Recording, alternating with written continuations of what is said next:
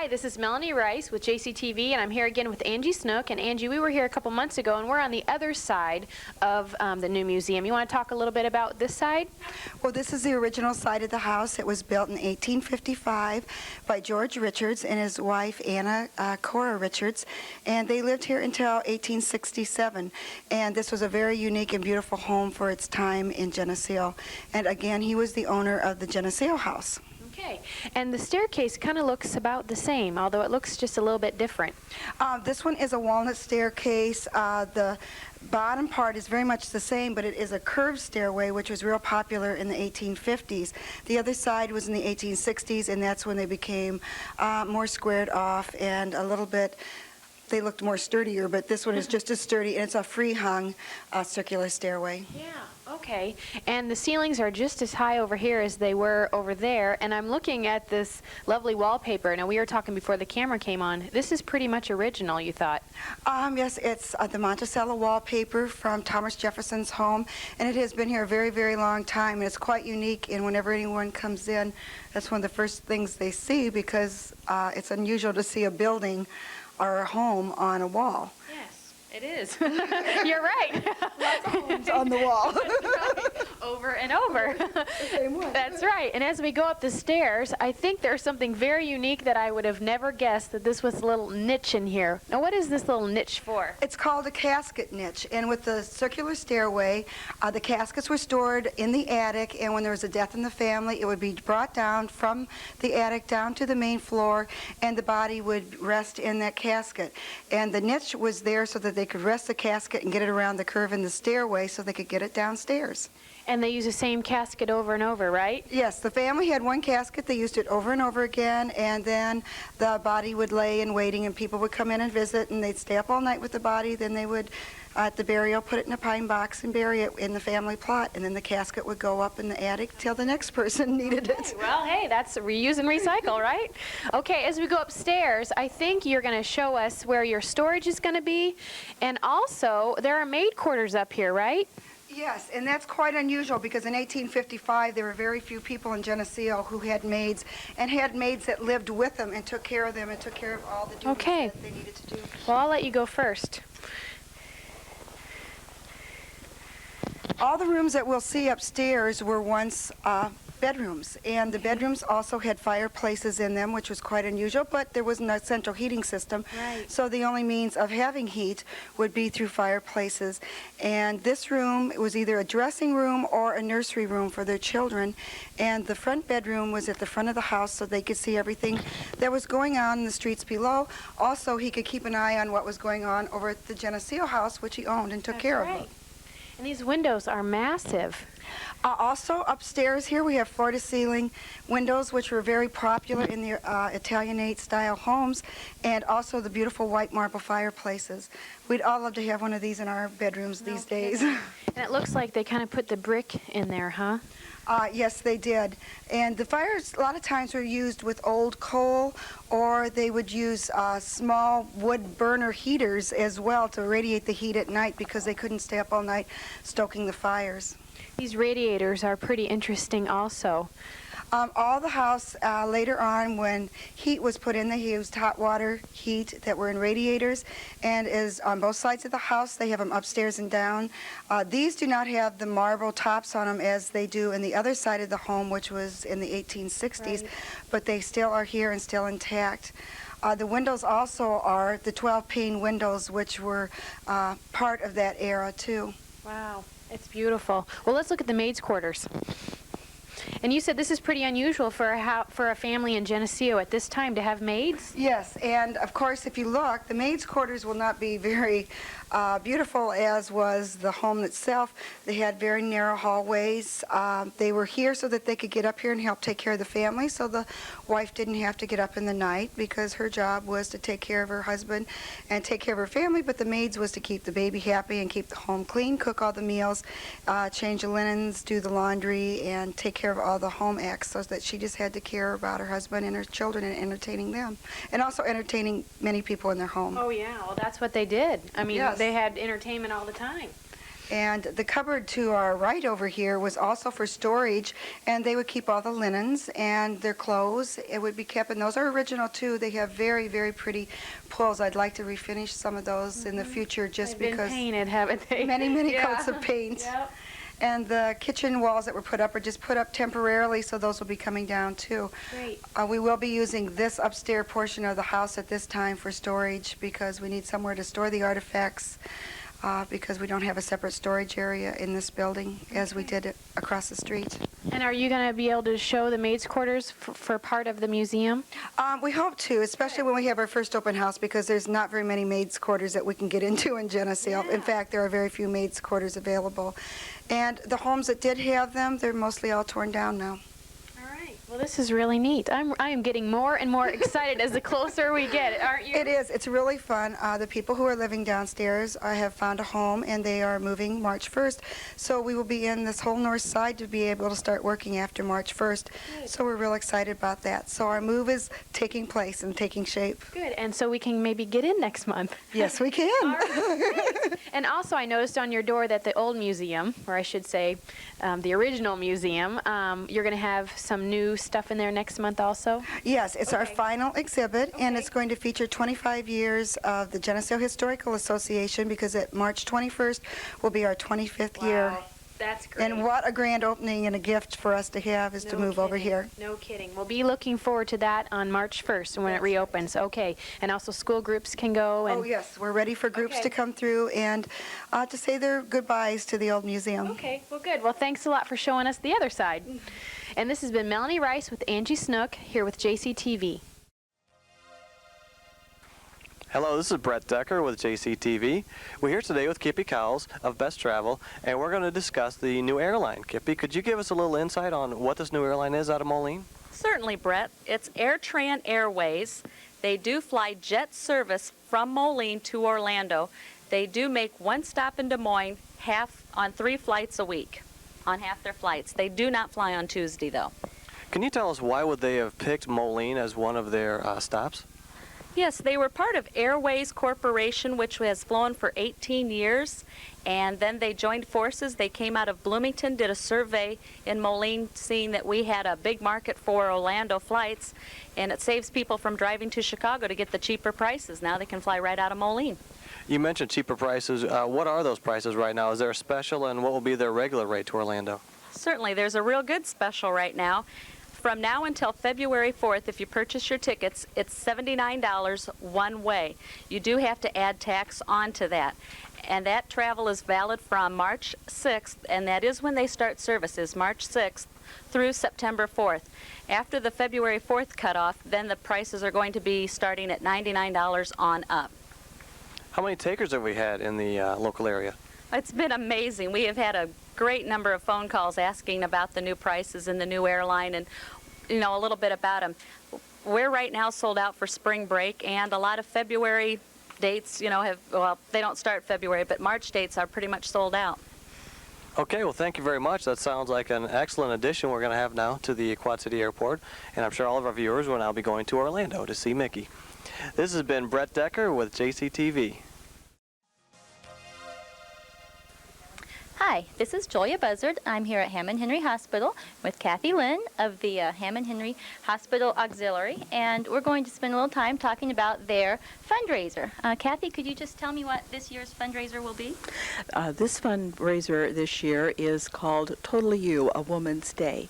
And this day is set aside on March 15th at the First Methodist Church in Geneseo as a day for a woman of all ages and of all interests can come and find all sorts of topics and things that she can see and do. It'll include guest speakers, mini sessions, potpourri room, a Victorian luncheon, and it will also include a keynote speaker, Lucy Mealy. Okay, great. Why don't you go ahead and tell us what the fundraiser is for? Where will the money go this year? The Hammond Henry Hospital Auxiliary has pledged $13,200 and over $200 to buy for the hospital 2 pieces of equipment. One piece is an AVOX meter, which takes care of carbon monoxide and detects it, and the other is a BiPAP, which provides respiratory support. Part of the proceeds will go for this as well as other fundraisers during the year. Great, that's a good cause. You've told us a little bit about what's planned for the day. Can you tell us a little bit more about your speakers? Our keynote speaker is Lucy Mealy, and she comes from Stockton. She writes for the Moline Dispatch. She also has had articles in the St. Louis Dispatch and the Chicago Tribune. She has written several books, including several cookbooks. She has appeared in plays, and she does several presentations. The one she's going to do for us is called The General's Lady, and this will be about Julie Dent Grant, Ulysses Grant's wife, and I guess it's going to be very humorous. She has various costumes that she will change into, and because of her emphasis on this Victorian era, we're going to have our Totally You Women's Day be a total Victorian day with decorations throughout the tables and in all the areas, all in a Victorian theme. Well, that sounds like a lot of fun. You mentioned a potpourri room. Could you tell me a little more about that? Potpourri room will be a group of displays that people can look at and items that they can buy. It will include items from Good Sense, Kathy Nelson's KK Framery, The Stitchery, Creation with Herbs. The Mustard Seed is going to bring some books down on the Total Woman, Health Information for Women, The Total Image, and the Bread Box from Moline. These will all be for everybody to view at any time that they're not in one of our mini sessions. Okay, and what sort of presenters do you have in those mini sessions? We're going to start out with a guest speaker, and this will be Dr. Lisa Arbisher, who is an ophthalmologist in Moline, and we hope that she'll be able to give some presentation concerning why she chose this profession, how she mixes her family as well as with her vocation, growing up as the daughter of a famous woman, and a little bit about her eye surgery and things that are happening now in the vision field and how different problems are being corrected. We also have mini sessions, and people will be able to come, and after the guest speaker will be able to choose the mini sessions they would like to come. We're very fortunate to have a representative from the Beardstown Ladies, so that will be one mini session. We have Creative Memories by Adela Satas, and she will be showing us how we can preserve some of those photographs and special items that we want to keep forever. We have sessions with Trooper Meyer and Trooper Abernathy on street awareness and self-defense for women, and also, which is kind of interesting, family from the family massage therapy in Moline, pressure point massage by Linda Inch. So people will be able to choose which one of those they want to attend. They can attend as many as they care to, as they'll be repeated during the day. Sounds like something for everyone. How do we go about, do we need tickets? Tell us how we can become involved in this day. You can get tickets by sending in $20 to the volunteer office here at Hammond Henry Hospital. That'll be 210 Elk, Geneseo 61254, or the money may be left at the office. Or if you want further information, you can call 309-944-6431 or 309-944-3378. When you send this in, then you will receive a confirmation letter, and then the day that you come, when you come to the registration desk, you'll receive your ticket for the meal, and it's going to be a Victorian luncheon. Great. Now remind us one more time, what day is this? This will be March 15th, 1997, at the First United Methodist Church in Geneseo. Okay, it sounds like quite a day. I would encourage anyone that's interested to go ahead and call those numbers, get your reservations early. For JCTV, this has been Julia Buzzard with Kathy Lynn. Hi, this is Melanie Rice with JCTV, and I'm here with Jackie Dickens here at the Community Center, which actually on Saturday night is a skating rink, isn't it? Yes, it is. All right, well, tell me a little bit about the times and the ages of the kids that come here. It looks like everybody's having a great time. The first session is 5:30 to 6:45, and that's for ages 10 and under. And the second session is 7 to 9, and that's for anyone. Okay, so 7 to 9 could be an adult also? Yes, again. Okay, do you have adults come and skate? Yes, we do. All right. I noticed most of the kids have their own skates, but can you rent them? Yes, you can. Okay. We have skates for them. All right, So how much money would it be to rent for skates? For a pass holder, it's 50 cents. For a non-pass holder, it's $1. Okay, and music playing all night? Yes, we do. All right. And you might remember when we were skating, do they have moonlight skate here too? No, we don't. Actually, I think we've thought about that, but we don't have that yet. Okay, So. most of these kids are probably too young to remember that. Right, right. Okay, anything else about the skating here at the community center? How long does it go? It'll go to the end of March, and I hope everybody comes out and enjoys themselves. And Okay, is there a cover charge to get in then? yes, for pass holders for the first session it's $1, and for non-pass holders it's $2. And then the second session it goes to $1.25 for pass holders and $2.50 for non-pass holders. Wow, so that's a pretty cheap family night. Yeah, it is. All right, it looks like you have a great crowd. Is this a normal size crowd? Yeah, we usually get anywhere from 100 to 150 or so. That's excellent. That is excellent. Well, if you're looking for something to do on Saturday night that is family style, come here to the community center and check out Jackie Dickens and her skating. Thanks a lot. This has been Melanie Rice with JCTV.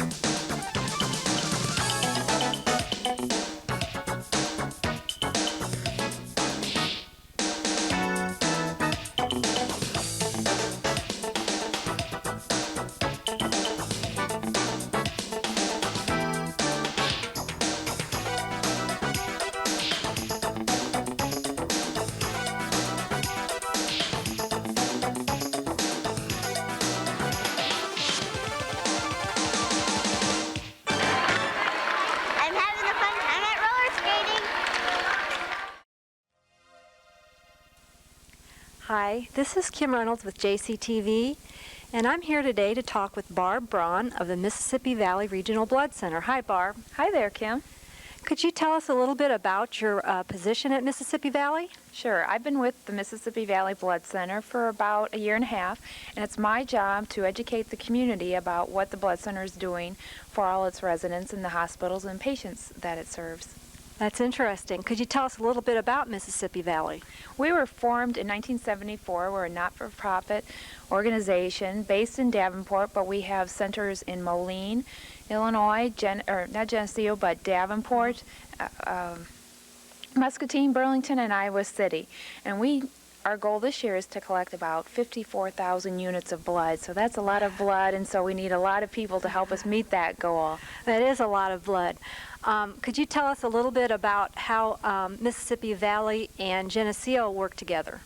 Well, we have a wonderful relationship with the residents in Geneseo. They host, many of the community groups host blood drives for us, and that enables us to collect the blood that Hammond Henry Hospital needs, because Hammond Henry gets 100% of its blood that it needs from Mississippi Valley. That's interesting. Could you also tell us a little bit about the procedure for donating blood? It's really a safe and simple process. The whole donation process takes about an hour. When you enter the blood center or a mobile blood drive, you're greeted by a receptionist who registers you. And it's very important that you bring your blood donor ID or a driver's license or some other type of identification. Then you're asked a series of questions, including about your health history and questions regarding risk behaviors in behaviors that may transmit diseases through the blood. Then you proceed to the drawing area, which takes about 5 to 10 minutes for the actual collection of blood. And then the best part is you go to the refreshment area where you can enjoy some refreshments and replenish the fluid that you've lost. And you're on your way within an hour to enjoy your normal activities. Yeah, that's pretty simple, but could you also tell us again to make sure everybody knows how safe it is? The blood supply is safer than it ever has been, and safety is our number one concern at Mississippi Valley. We test the blood for about 8 to 10 tests, different types of diseases, including HIV, AIDS, and hepatitis B and C, as well as cross-match and type the blood. We also protect donor safety and patient safety by going through all the screening questions that we ask our donors. And then, of course, we have a look-back system. So if someone decides they weren't particularly honest or had just remembered something about their behavior, they can call the blood center and identify themselves with the code on their donor sheet. That's very good to know. Also, I just want to let the viewers know, too, that when you donate blood, you're only using one needle, right? That's right. And from a person that was very scared of needles, I can't tell you enough that it's really, it doesn't hurt very much. If you'd pinch your arm, that's about all the pain that it would take. And I try to look at the pain as just something I have to endure to help save a life, because that's what you're doing. And we collect 1 unit of blood when you donate, and that unit of blood can help 3 to 4 patients because of the way blood is broken down. And with 10 to 12 pints of blood in your body, that's not really very much. And everybody has a waiting period too, right? Right, you're eligible to give blood every 56 days or 8 weeks. So you're able to give blood 6 times a year. Well, that's really good. And can you tell us again how important it is and why it's so important to donate blood? Well, blood outdates itself after 42 days, and so we need a constant blood supply as well as a constant donor base. And to help Hammond Henry Hospital maintain the blood that it needs, we need Geneseo area residents to help come to a mobile blood drive in their community or come to one of our centers. We do have a center in Moline, which is about 20 minutes away. So we encourage everyone, if they haven't donated, to try it at least once, or if they are currently a blood donor, to increase their donations throughout the year. And if somebody was interested in donating blood, where can they go besides Moline, or how can they find out about them in the community? Well, we run our announcements of the community blood drives in the Geneseo paper, as well as they can call the blood center at 800-747-5401 and talk to one of us and find out where there is a blood drive in their community. That sounds great. Barb, is there anything else you'd like to add about Mississippi Valley? I would just like to say that blood is needed 365 days a year, because we never know when a disaster or an accident occurs, and we never know who that person might be. It might be yourself, it might be a friend, a family member. And so to maintain a constant and adequate blood supply, we need everyone to pitch in. It is a community responsibility, and we find at Mississippi Valley we have a really committed donor base in Geneseo, but we'd like to expand that so we can continue to help patients in need, because it's not the blood center that needs blood, it's patients.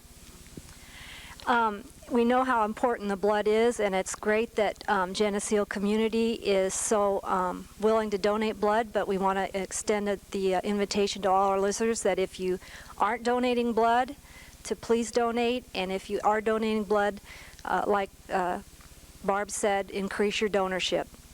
This is Kim Reynolds with JCTV.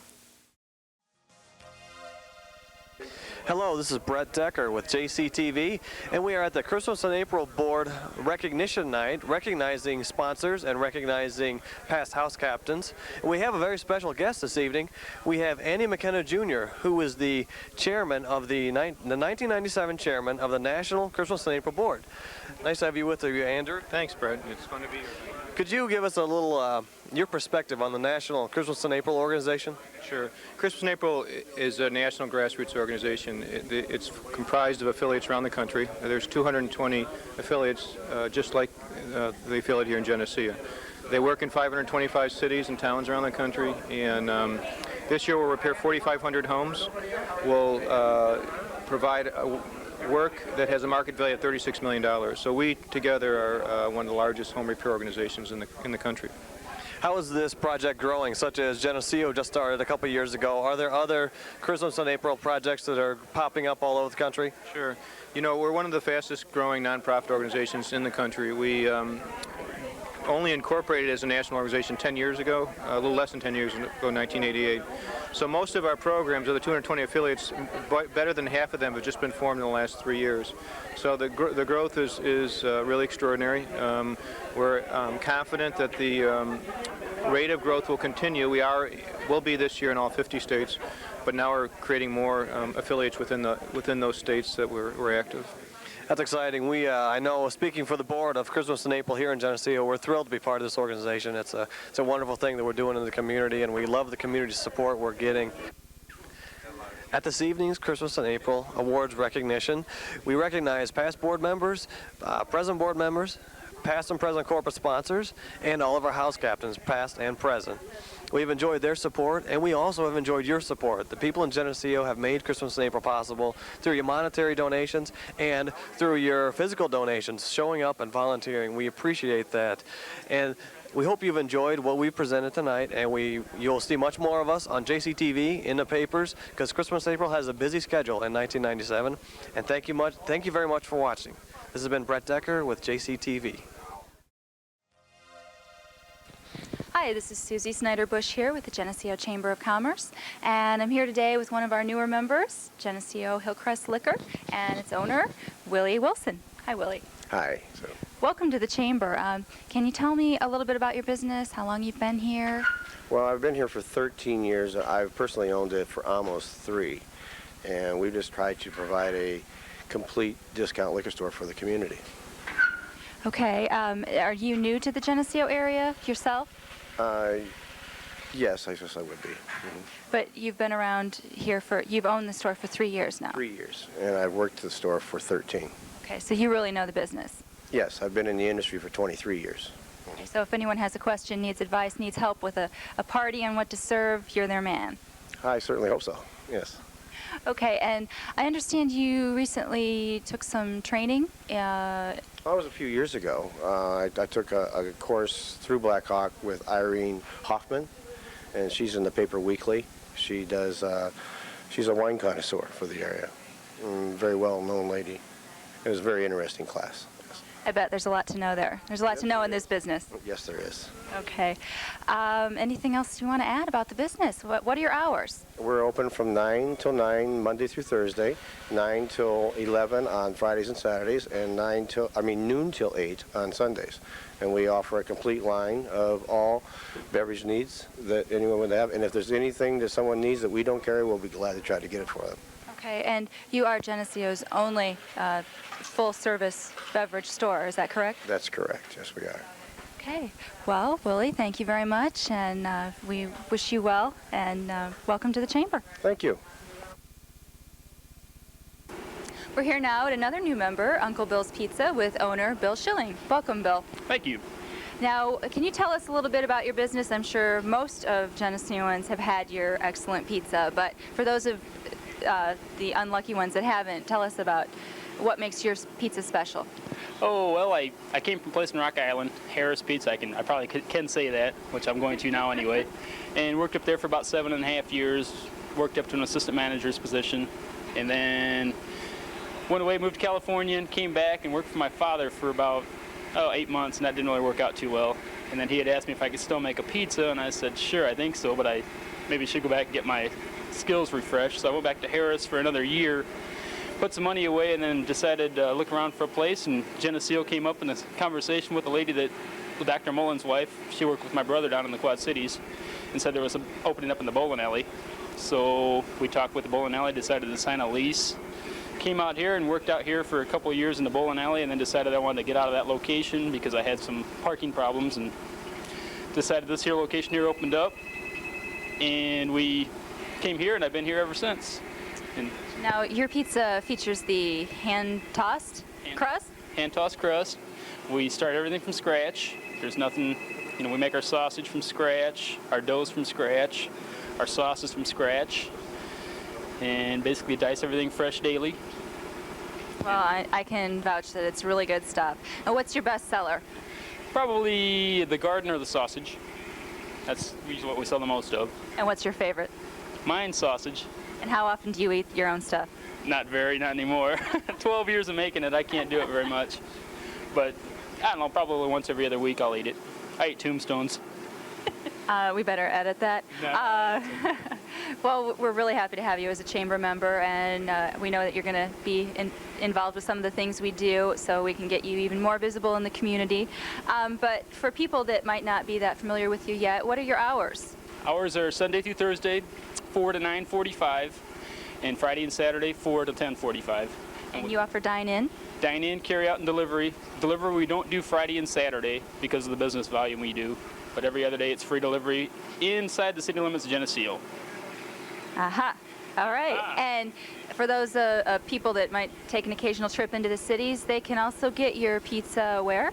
We have an Uncle Bill's number 2, and that's on West Locust, right across from Davenport West High School, probably about 3 blocks down from the fairgrounds in Davenport. Okay, and can they see you there? No. Come here.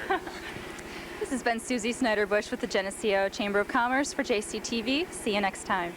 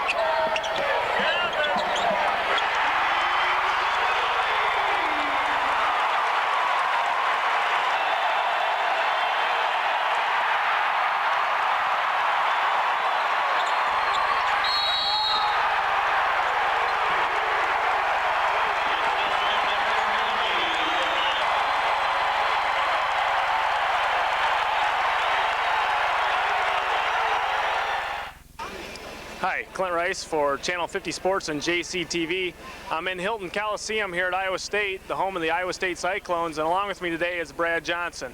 Brad Johnson is a former Geneseo High School football and basketball star, as well as now playing for the Iowa State Cyclones. He started his career in college at Indian Hills Community College in Ottumwa, Iowa, and now he's here at Iowa. Brad, I wanted to talk to you a little bit. Give me a little bit of insight what it's like, what the comparison is between going from high school like you had. I know the sectional game at Rock Island really sticks out in your head, but then playing at Indian Hills and coming and playing at this kind of level. I think it's just overall talent. I mean, high school, and then from the transition from high school to junior college was better talent-wise from there, and then when you came here, it was the same way. I mean, from compared to junior college and you come here, I mean, the talent-wise just gets another step higher, and it's just an extra incentive you have to do every time you go out and play. I can imagine that. Is there a turning point somewhere in your career where you decided you wanted to pursue basketball as your college sport? I think that it was pretty much set in my mind ever since I was a kid. I think. I mean, I love football and everything, but I think I just thought my sport was basketball, and I just was planning on sticking with that ever since high school. Sure. The other thing I wanted to ask you is I talked with Jim earlier in the week, and he said that you had left to go to Texas. How do you handle studying and away ball games and doing all that? Is that pretty hard to juggle? It helps in the games that we fly to, because like Texas, I mean, we flew down the night before, and I only missed one class, and we got back. I missed classes on Wednesday, of course, but we got back late Wednesday night. But coach is a pretty hard guy in our studies, so he made us go to class Thursday, and I mean, we just pretty much have to keep up with it. We talk to our teachers, and we give them like a piece of paper that tells us when we'll be gone and for what reason. So the teachers are pretty understanding of that. That's good to know, because I mean that's got to be tough trying to stay in school and continue with the sports as well. The other thing I wanted to ask you a little bit on is the intensity. The intensity level. I come in the stadium here today. I haven't been in a stadium like this in a long time, and today it was loud. How loud can it get? It's been pretty loud. I mean, today was not bad at all either. I mean, ever since the Big 12 season started, this place has been packed and been going crazy ever since the Big 12 has started. And Kansas game is probably the one that sticks out the best out of everything. But I mean, today was a good day. I mean, too bad we couldn't win the game, but those things happen. And I now we'll just have to look forward to playing Colorado and getting a big one then. Sure. Well, I sure do appreciate you doing this interview today, Brad. We're going to take this home and show it to all the viewers in Geneseo. We sure are proud of you. We wish you the best of luck and your teammates in the Big 12 tournament, and looking forward to seeing you again. Thanks a lot. I'm here with Judy now. I just got done with interviewing Brad. Judy, it's got to be a pretty neat experience for you to follow Brad to this level. I know you make most of the home games, but what kind of level do you feel that Brad's at now, and how excited are you about it? Well, we're extremely proud of him to be part of this team, and there are not a lot of young men that get a chance to play on a team of this caliber, sure. and we're just real thrilled to be here. It's like you say, I come out to most all of the games. It's getting to be a real long drive back and forth, but it's a once-in-a-lifetime experience, and so I just feel I need to be here and to support him. Well, good. We sure did enjoy coming out here today. I haven't been in an atmosphere like this in a long time, and I just asked Brad, I said, how loud can they get? And he said, well, they can get pretty intense. So we sure did enjoy the ball game today. I wish they could have come out on the better end of the stick. But what did you feel? Did you feel there was ever a turning point in Brad's life where he thought there might be a time where he really wanted to pursue basketball? You think he's always been that way? Well, he's always loved all sports. In high school, I think he really had a tough time deciding between basketball and football. He really enjoyed both of them, but I really think I don't really know what made him decide on basketball over football, other than the fact that football players are awfully big and you can get hurt. They run into you a lot. But I'm really happy that he chose basketball over football, and I just think it's a wonderful opportunity for him, and we're just extremely proud of him. Well, I sure did enjoy watching the ball game today. Iowa State come out on the short end of the stick, losing 74-69, but it sure was a great ball game, and enjoyed being here, and the atmosphere sure was great. Thank you for your time, Brad. It sure was fun, and we enjoyed being out here. We wish you and your teammates the best of luck, and we'll be glad to come see you again next year. For Clint Rice, Keith Kennett, JCTV, and Channel 50 Sports, thank you. Hi, this is Melanie Rice with JCTV, and I'm back with Angie Snook at the Old Museum, and she's got a new exhibit from March until June about 25 years of the Historical Museum. Angie, you've got a lot of neat things you probably haven't had out in a while, huh? Yes, we've got special things out this time. Some of our first artifacts ever given to the Geneseo Historical Association, and we'd like to preview them in this exhibit. Things that maybe some of the people remember giving but haven't seen for a long, long time, and we'll appreciate seeing them again, at least before we move to our new site. Okay, this bench looks pretty old. Where's this bench from? It's from Limler Bakery, which was next to the Ward Drugstore, which is now McClymon's Drugstore. And Mabel Brown gave us this many, many years ago, and it has been in storage. And we had it brought down from this exhibit. It's really beautiful. It's very heavy. It's a nice piece, and I hope we'll be able to use it in our new museum. Good. And this sat outside? I think it could have been outside, or it could have been inside part of the bakery while people were waiting to pick up their baked goods. And on the bench is something probably people wouldn't expect to see in a museum. They're bones, aren't they? Yes, they are. These are the favorite things that our children come in, the school children. These are mastodon bones that were found along the Green River in 1936. So they are right here from Geneseo, and they are mastodon bones. The further one is the larger one is a hip bone from a mastodon, and then there's a vertebrae from the neck of a mastodon. Wow, and you wouldn't expect to find that in, you probably would expect to just throw those away. I'm glad that someone kept them. We are too, because that's one of the highlights for our school kids. Okay, we're going to come around here, and I see there's 2 books that you guys have printed. Yes, over the 25 years, the Geneseo Historical Association has published 2 centennial history books that have been purchased by the people in the area of Geneseo. The last one was done for the sesquicentennial in 1986, and we still have those available. Okay, that's good stuff. And the quilts there look pretty old, too. What circa are they? The oldest one is from 1840, and it's kind of unique because they feel it was brought from here, from Ohio, in a covered wagon, and that it was given to the museum, and it's a real special pattern. It's a snowball with pine tree border, and it's a real early original border. Wow. Well, we're going to move on over here. We have this picture of the old gatekeeper's house, right, at Richmond Hill? Yes, it is, and this is the original Geneseo Historical Association. When the first group of people organized, they decided to start their first museum in the caretaker's home at Richmond Hill Park, and we were there until 1977, from 1972 to 77, in 2 rooms, which at that time we outgrew that, and so that's when we moved to the present location, the old Hammond Museum, or Hammond Library. Okay, and what about this picture here at the bottom? That is the original Rock Island Railroad station that is still in Geneseo. It looks a little different now, and a lantern and a brass spittoon that was from there. We also have some other artifacts that we hope that we'll be able to display when we get into our new museum too. So it's really kind of interesting. I think the clothes that are in the picture really date it. Okay, and a lot of these things you'll be able to just put out for the duration at the new place because it'll be big enough. Right, and we'll also be able to have special exhibits where we can just feature railroad items or bakery items or old store items where we haven't had the space to do it here. That's great, and you've got a lot of things that you want to show people. And here's the original deed to Geneseo, signed by the President of the United States. Yes, this is really exciting that we have the original deed, and at that time the President did have to sign it. It has the 3 original families that came to Geneseo. They were sent here from New York to find an area to make this town of Geneseo, and their names are also on it. It's Bartlett, Stewart, and Ward, and we haven't had this out for many, many years, and it's quite significant because without this deed we would not have the city of Geneseo. No kidding. Also, the paintings that we have are original oils, and they're done by Geneseo people from 1846 until 1896, and they're very primitive, and they're also, we will be able to have a lot of our artworks being on exhibit too, where we haven't had the opportunity to have art exhibits at this present location except at a special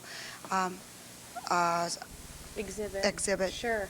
And there's a bowl there from a hospital that we used to have in Geneseo. It was the Geneseo Osteopath, and we don't hear much about it in Geneseo. We do have this given to us, and it was from the Geneseo Osteopathic Hospital, and it was given to us by the late Dr. Etta Chambers. All right. We're going to move on around here. We have some more items. I'm so excited about this exhibit. All of these, are they pen and ink drawings there? Yes, they were done by Jean Sieben, and she did them for us for our original fundraiser to move into the museum that we're in now. And there are different homes in Geneseo, and they're very recognizable to this day. Definitely. And they're still seeked. People still would like to have some of these prints. Also, along all the display areas are old newspaper clippings of different exhibits, different things that the museum was a part of over the last 25 years. And there's many people that are no longer with us that are deceased but have had a real helping hand in getting 25 years of success for the museum. Okay, and I bet a lot of people in Geneseo didn't know this, but you guys were in an international magazine, weren't you?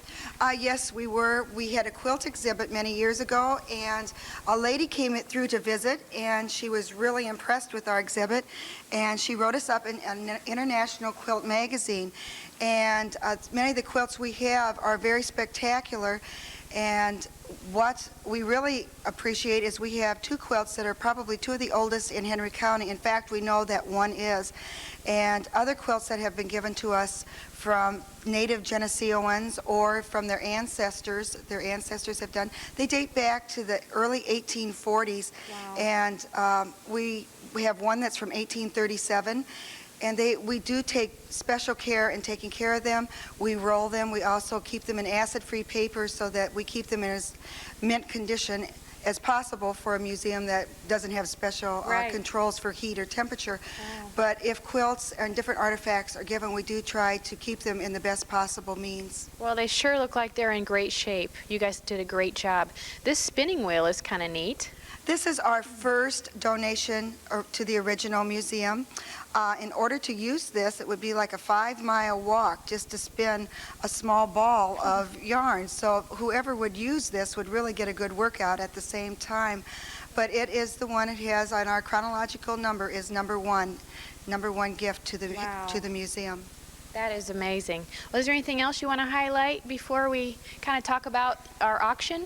Well, if you have never been to the Geneseo Historical Museum, this is the time to come, because as of June 1st, we will no longer be in this building. This will be the last exhibit, and we really hope that people will come in and see it and say goodbye to it. For those who visit us almost every Saturday or Sunday, we will be changing all the exhibits when we move into our new location, and even the Geneseo exhibit and the history exhibit will be changed too.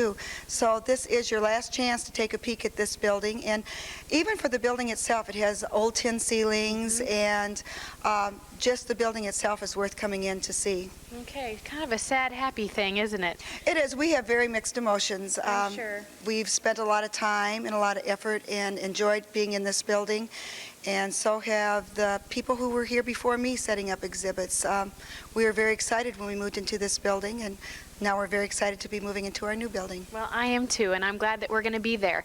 Now, Angie and I kind of want to talk a little bit about a fundraiser that the JCs are going to help with. If you remember last year, we did an auction for Christmas in April, and we're going to do one this year for the Historical Society, and it will be on April 6th, which is a Sunday evening. So please tune in, and if you have any ideas about maybe things you'd like to donate or any ideas at all, give us a call at the JC number, or maybe give the Historical Society a call, or Angie. Maybe we can get that on the air. So we'd appreciate anybody's help. Well, we really appreciate what you're doing for us, and the help is needed. We have a long way to go as far as getting the building ready. We are happy with how our fundraiser is going, but now we have to start thinking about painting and decorating and all the hard work and the moving. Right. Okay, so if any of you, want to donate your time, let them know. Time is as good as money at this point. That's right. All right. Well, thanks a lot, and please come into the Historical Museum and take a look at what the hard work they've put into 25 years of the Historical Society. This has been Melanie Rice with JCTV. Hi, we're the Geneseo Junior High JCTV reporters. My name is Nathan Raschke. Devin Verhecke. Philip Mason. Dean Froling. Today we'll visit a class in progress. It's a change from the old shop classes to a technology education class. It's taught by Mr. Stein. We're going to be interviewing the teacher of the class, Mr. Stein. What's the difference between these classes and the old shop classes? Well, we're trying to expose the students to as much of the technologies as we can. They're allowed to use many different software programs on computers and try to get them onto the current technologies. We don't have the project-based shop like we used to have. Do you think this is a better learning experience for the students? Yeah, I think it's much more relevant to where we are right now in education for the majority of the students. And all 8th grade students take this class and are exposed to it, the boys and the girls, so I think it's a much better experience for them. Did you have to take any special classes to be able to teach this kind of class? Yes, I've taken graduate level classes and also undergraduate classes in computers and technology education. Hi, I'm here with a couple of kids working on a project. And what are your names? I'm Stephanie Tumeyer. And I'm Josh Watson. And what module are you working on? This is computer graphics animation. Tell me about the activity you're working on currently. Well, we do simple animations on the computer, and we go through through steps, and we end up making animations. And what have you learned so far about this module? Well, we're only on our second day, or our third day, so we haven't done very much. But yesterday we learned how to draw pictures on the screen and make them move, and pretty much that's all we've done so far. I'm back with Nikki and Nathan, and they're doing aerospace. What do you like about this module? That we get to build an airplane. I think it's a lot of fun because it's hands-on and you don't really read out of a textbook or anything. I'm here with Crystal Martins and Ian Malmstrom at the Electronic Publishing module. What have you learned so far from this module? That's a good question. We learned how to turn on a Tandy, how to use Print Shop. Crystal, ask Crystal. We learned how to put pictures and change the words around in the card and make greeting cards, signs, and posters and stuff like that. Well, I hope you enjoyed today's visit to the Technology Education Room. This has been Nathan Raschke, Devin Verhecke, Dean Froling, Philip Mason, reporting for JCTV. Hello, this is Brett Decker with JCTV, and we're going to talk about the theater today. As many of you may know, the Geneseo Theater is owned by Central Trust and Savings Bank. The operations of the theater have currently changed, and right now the Geneseo Park District is operating the theater, and I'm here with Sean McGee and Darcy Van Dorn, and we're going to ask them a couple questions about the theater and what's been going on. Sean, can you tell us a little bit about some changes that have happened to the theater since the Park District took over? Well, we're trying to keep with the same tradition that the Greenwoods had established, and before them, the operators of the Geneseo Central Theater. We're trying to keep it a community-based theater, looking for a great product and good movies and low prices. That's our main goal, and the changes have been minimal at this point, but we're trying to make a smooth transition, and changes will come along later. Darcy, tell us about some of the operational aspects. How many people are working for the theater right now? How many nights a week do you guys run? We currently have 12 staff working with us right now, an excellent staff. They're all wonderful.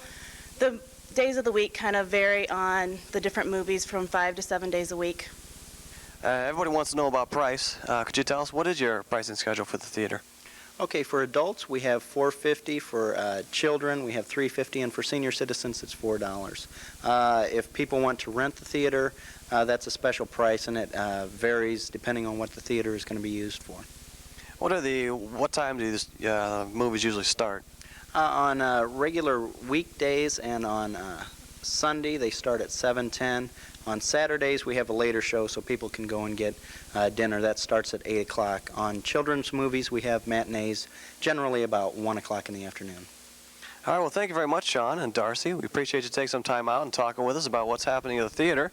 And hope everybody comes out and sees a movie, and keep watching because the theater may have a facelift in a little while. This has been Brett Decker with JCTV.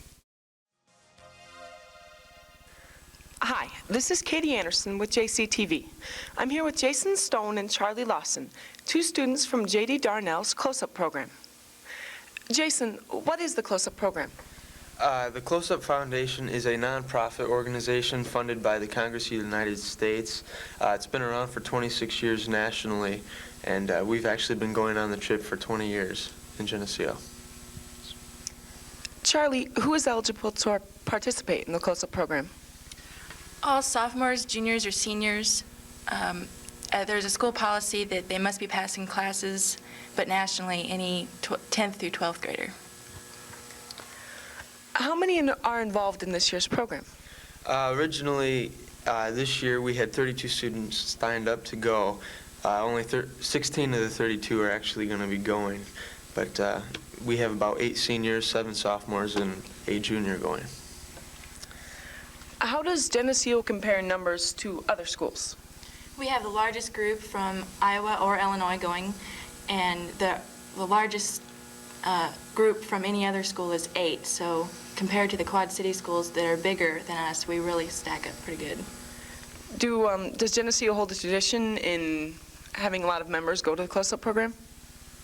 I think that they do. I think we've had a lot of people show up from Geneseo because it's really a great program, and people from Geneseo really enjoy going, so we do stack up pretty well. What is the cost of this year's program? The cost of this year's program is $1,109. In the past, it's been lower, but they up the price every year to accommodate travel expenses, food expenses, and anything else that would be taken care of. What does the money paid go for, Charlie? It covers just about everything, airfare, hotel, charter buses to and from Chicago, and then also private chartered buses while we're in D.C. Admission prices, there's a 24-hour nurse at the hotel where we stay. There's insurance on us from the time we leave the deck to the time we get back. It covers just about everything except souvenirs. How does Geneseo students raise the funds to cover the cost of the program? We've done a lot of fundraising this year. We've sold pizzas, we've made pies, we've sold candy bars. We did a raffle for a Longenberger basket donated by Miss Cindy Gonzalez. And We've also gotten grants from different organizations, and also businesses have donated their money also. Can people in the Geneseo community or area help to cut the cost of the students? Definitely. They can support our fundraising, but since that's mostly over, businesses can still donate, individuals can donate, and if they're interested, they can contact the high school, and they'll be put in touch with Mr. Schneider. If they want to send a check, they should make it payable to Close-Up Program, and send it to the high school, and it will get to Mr. Schneider, and then go for us. How many years has Geneseo been in the Close-Up program? Geneseo has been in the Close-Up program for 20 years consecutively, so ever since we started going, it was pretty close to the beginning of the program, and we've really enjoyed it since, so we've been real actively involved in it. Where will you and the other students be staying while in Washington, D.C.? Well, we're not sure yet. We'll find out closer to the time that we leave. It'll be one of 3 places, either Silver Springs, Maryland, Alexandria, Virginia, or in D.C. proper. Will the students have free time to visit local sites while in our nation's capital? Yeah, we will have time. There's a day, it's called Capitol Hill Day, where we get to tour Capitol Hill, take tours of the different buildings around there. And then there's times throughout the week where we get time to go to different places and look at the things that we'd like to look at. So. Will you have an opportunity to meet any politicians while on the program? Yes, on Capitol Hill Day, we will meet with Illinois senators and representatives, and the other politicians are fairly accessible while we're out there. Will this year's group be going to Washington? When will this year's group be going to Washington? Okay. This year's group will be leaving on Sunday, April 13th, and returning on Saturday, the 19th. We leave sometime on that Sunday morning from the deck here in Geneseo. We'll go to O'Hare Airport in Chicago, and we'll fly to D.C. from there. So. How does Close-Up group travel while in our nation's capital? There are privately chartered buses that take us most of the time. Otherwise, we will get a chance to ride the metro system, and there will be walking tours. Can a student go more than one time on the Close-Up program? A student can go more than one time. If a sophomore were to go this year and really enjoyed it, they could go their junior or senior year as well. So yeah, you can go more than once. All right. Thank you, Charlie and Jason. This is Katie Anderson with JCTV. Hi, this is Melanie Rice with JCTV, and I'm here at St. Malachy's Catholic Church with Jesus, Mary, and Jane Diericks, and we're going to talk about Stations of the Cross. Jane, you want to talk a little bit about it? Yes, thank you. Stations of the Cross will be presented by our St. Malachy's Youth Ministry on Palm Sunday evening, that's March 23rd at 7:30 here in our church at St. Malachy's. And what it is a series of Stations of the Cross which trace Jesus' journey to the cross, and it's a really great way to start Holy Week, and so we're really excited about it. Our teens are all here practicing, and they're very excited about it. We just feel it's really spiritually significant to begin on this note, and especially with our teens being able to be a part of it. Okay. And Jesus, Aaron, you have a very huge role, don't you? Yeah, I guess so. Well, I would say that you do. How many practices have you guys had? Just one so far, but we have one every Sunday until middle of March. Okay, this probably takes a lot to kind of get together, doesn't it? Yeah, it's hard to make sure everybody's going to be here because everybody's kind of busy. Well, yeah, that's true. That's very true. Well, thank you for coming. I appreciate it. And Katie, you want to talk a little bit about your role? I'm Jesus's mom, and I follow him through the journey and along with everyone else. All right, and you probably have a very huge part too, don't you? Yeah, pretty. Yeah. Is there a lot of talking that you have to memorize? No, we don't talk. Okay. There's speakers who do like a voiceover. All right. They talk and we don't. So you just get to act. Yeah. Isn't that nice? Okay, great. Is there anything else you want to add about this? Well, I don't think so. Just want to thank JCTV for coming, and we just want to invite everybody to come to the for the community and for our church also, but just for everybody to come. Great, and this is something that we didn't do last year, right? Exactly. We didn't do it. We haven't done it now for 2 years, but it has been done for many years at St. Malachy's. Exactly. But this is the first time in 2 years. We skipped last year. Okay, well, that's all right. It'll make it more special. We're glad to be back. Yeah, well, I'm glad. So if you get a chance on Palm Sunday, again, the time is what, Jane? 7:30. Okay, 7:30 here at St. Malachy's for Stations of the Cross. This has been Melanie Rice here at St. Malachy's with JCTV. Hi, Susie Snyder-Bush here from the Geneseo Chamber of Commerce with one of our newest members, DNN Family Video, and owner Kathy Olinger. Welcome to the Chamber, Kathy. Can you tell us a little bit about your business? Sure. DNN Family Video is a family-oriented video store, and we also have available for customers if they would like popcorn, pop, and some candy. We also have the flavored pops as well as the other regular like Pepsi and Diet Pop and that kind of thing. We have family specials for those interested in a couple of videos for the family on a weekend with pop and popcorn. And one of the things that we do is reserve movies. So if people are interested in a particular movie, they can call ahead of time or even that same day. And I can let them know if it's due back in or if I've got it, I can pull it, that kind of thing. And how long will you hold it for them? Well, I will hold it till about 7 o'clock that evening, and then I'll put it back on the shelf, unless they specify they're coming in at a different time. And that's one of the things we try to do is work with our customers so we can be a little more service-oriented that way. Well, I know that's a great service, and I know you've done that for me before, and I really appreciate it. Can you tell us how long you've been in business? We opened in September, a lot smaller then. We've added quite a few more videos to our store. Something we're working on right now is videos previously viewed for sale, as well as the tape cleaners and that kind of thing. We're going to have available very soon. What kinds of movies do you have for rent? Well, the new releases, we get those in, of course, every week like other places. But one of the things I'm gearing towards is a lot more family-oriented. Movies for family as well as children. Some are just really for the interest of children, like Barney. But we have a lot of the family videos in as well. And that seems to go over real well, the family movies. And I know I enjoy those very much myself. Well, you're the kind of place where parents can trust their kids can come in, and you're not going to rent to them if you don't think they're the right age, right? No, in fact, we allow the parents to specify whether they want their children to rent movies or not. And if they do, if they only want PG movies or G movies or PG-13 or no R or call first, and sometimes the children don't like that, but I say, sorry, but I have to call your mom. I know in at least one instance you've not rented a Sega game also. Is that true? Yes. Yes, that's true. The parents were trying to get him to do his chores and that kind of thing, and I was aware of this, so yeah. And also, they didn't want him renting movies at that time. Well, I think that's a great service. You're the perfect kind of neighborhood video store where parents really can trust that their kids are going to not rent anything not appropriate, and if they're grounded, they're going to stay grounded from that kind of stuff.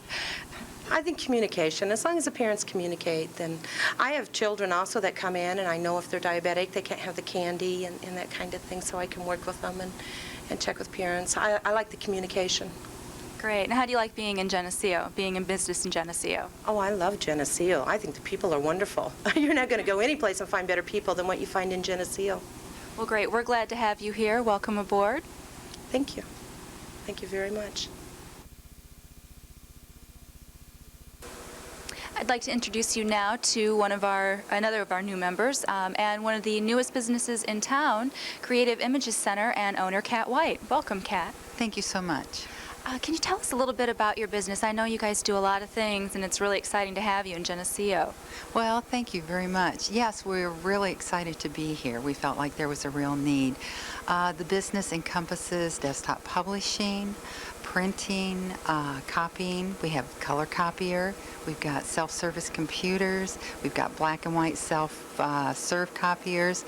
We also have the Kodak duplicator, which does 6,000 images in an hour, and it collates and staples. That's incredible to have this service in Geneseo, I've got to tell you. Now, do you have audio services as well? Yes, Lord Stewart Productions has joined us, so we're able to do the telephone, while you're waiting and different things like that for audio production. Great. Now, you said you have self-service computers. Can you tell me a little bit more about that? Yes, we've got a Macintosh, and we also have a DOS machine to where if someone would like to come in and sit down and they say they don't have a color printer at home, they're able to print out their own piece and then make copies of it if they want to. Or say the computer quit at home, you know, they can bring their disk in and output what they need. And you do design services as well. People are probably familiar with your work, although they don't realize it, but you've done many publications for the Chamber and other organizations around Henry County as well. Yes, I have. I've been working as a graphic designer in the county for over 8 years. I've been a designer for over 10 years. It's kind of dating myself, but but yes, we've got the creative services and desktop publishing, and we're happy to sit down with clients and look at their projects and offer suggestions for them. If their businesses grow, our business will grow. Yes. What are your hours? And are you available especially by appointment? Our hours are Monday through Friday, 8:30 a.m. to 5 p.m. Or you may call us, and we're open by appointment. If someone needs to come in on a Saturday to discuss a project or need assistance with it, we're more than happy to help them. Or in the evenings, as long as we can schedule things. Well, Kat, we're so happy to have you in Geneseo, and as a member of the Chamber, good luck to you, and we'll see you around town. Definitely. Thank you so much. This has been Susie Snyder-Bush with the Geneseo Chamber of Commerce. Thanks for watching, and we'll see you next time.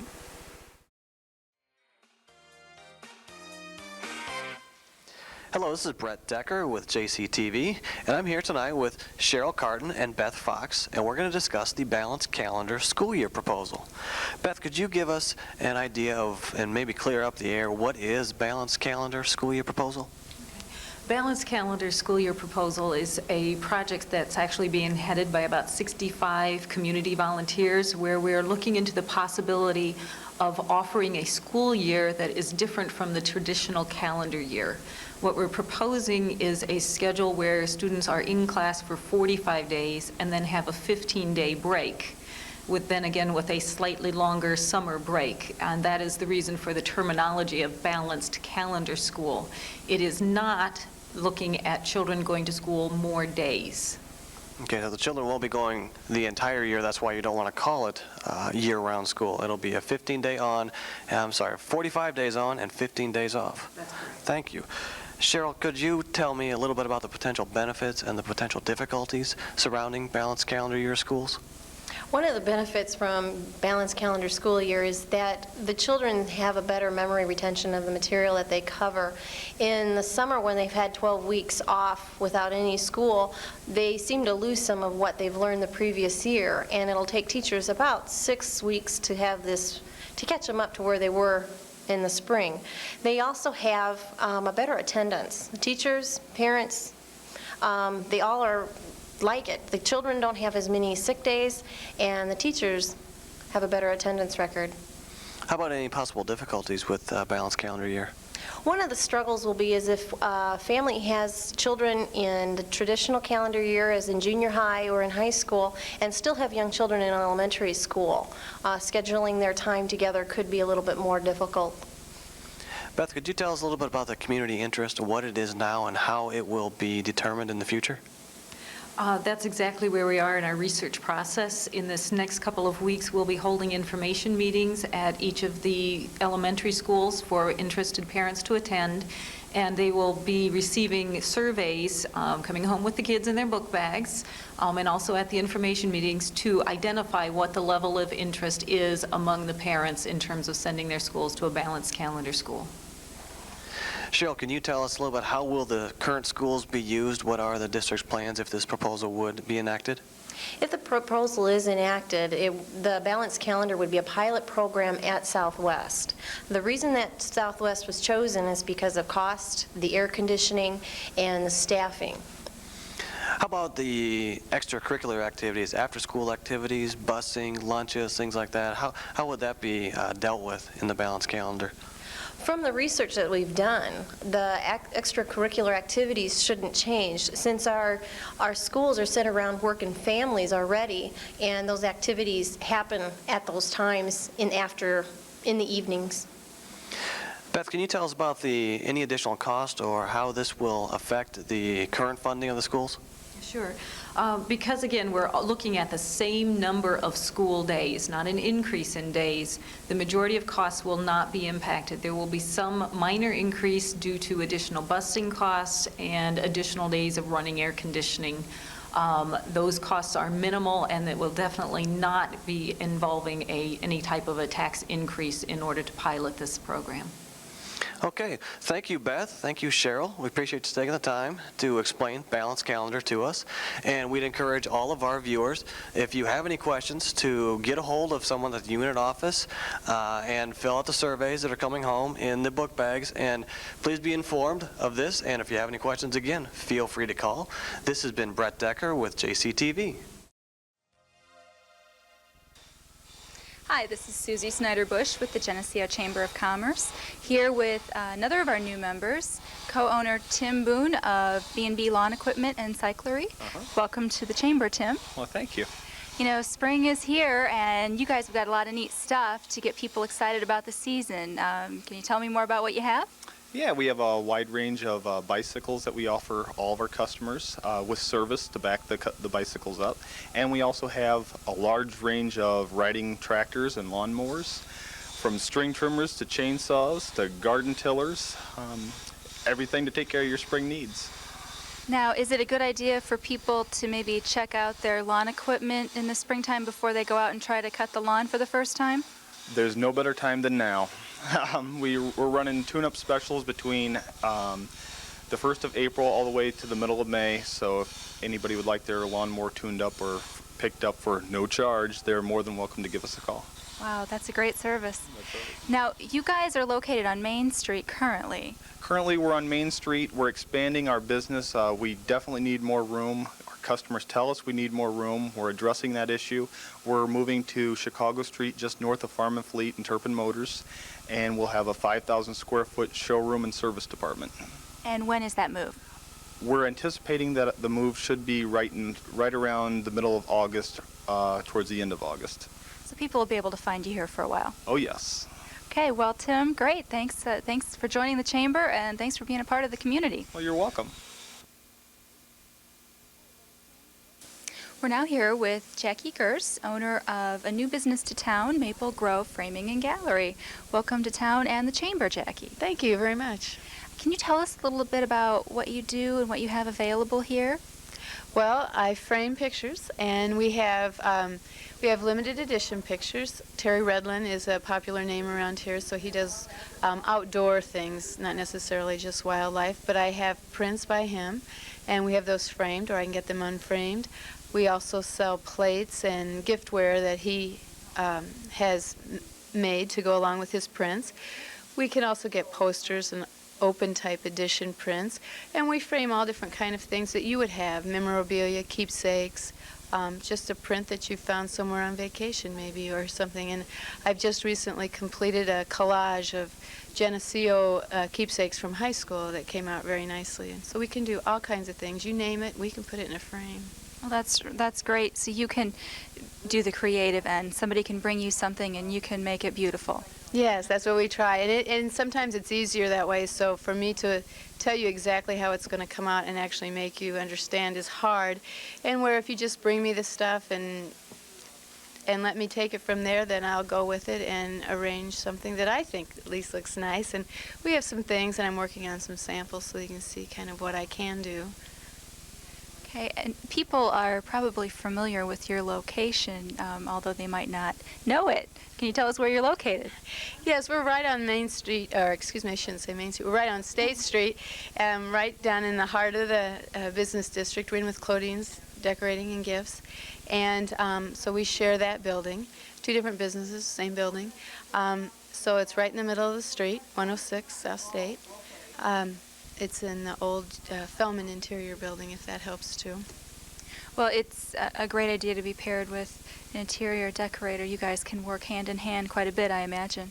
Yeah, it's two areas that go quite well together. You know, when you're doing your interiors, pictures, you gotta have something on the wall. So it works very well. And she's always here to add she's here, I should say, occasionally to add her input in case someone wants it. But pretty much we can hold our own too. So, but yes, it works well together. What hours are you available? I'm generally here 9 to 4, Monday through Friday, and 9 to noon on Saturday, although if 9 to 4 or 9 to noon doesn't work with someone's schedule, I'm very flexible and more than willing to stay. If someone needs to come in, all they have to do is let me know, and I'll work around their schedule. Okay, well, Jackie, thank you, and welcome to the community, and good luck. Thanks so much. Geneseo will be participating in an exciting new event this spring, and here to tell us about it is Sherry Weber of Geneseo Campground. Hi, Sherry. Hello. What can you tell us about this event? What is it, and what's going to happen? Well, it's the Country Lanes Festival. It's happening the first Saturday in May. That is May 3rd. The time of the event is from 9 to 5, and in Geneseo we're going to have a Taste of Geneseo from 11 to 2, a quilt walk all day in the downtown area with quilts displayed in the shop windows. We're going to have a Hennepin Canal tour and a wildflower walk by the Boy Scouts. Okay, now this is a county-wide event, is that right? That is correct. There'll be about 6 other communities in Henry County participating as well. I would try to name them, but I'd forget somebody. That's okay. Well, it doesn't really matter because Geneseo is going to draw the best crowd, right? That's right. We hope so, anyway. Okay, now is there any cost involved? No cost involved to the visitors. They can come and participate in anything that they'd like and just stop by. So tell your friends and neighbors and come on out. And this is going to happen rain or shine, right? It's a rain or shine event. The only thing that may not happen if it rains is the Taste of Geneseo. Okay, great. Thanks, Sherry. Thank you. And good luck with the event. This has been Susie Snyder-Bush for the Geneseo Chamber of Commerce. We'll see you next time. This is Kathy Sheets reporting for JCTV from Geneseo Junior High, and I'm here with Mr. John Du Bois from Central Trust and Savings Bank. What is your involvement with the project business?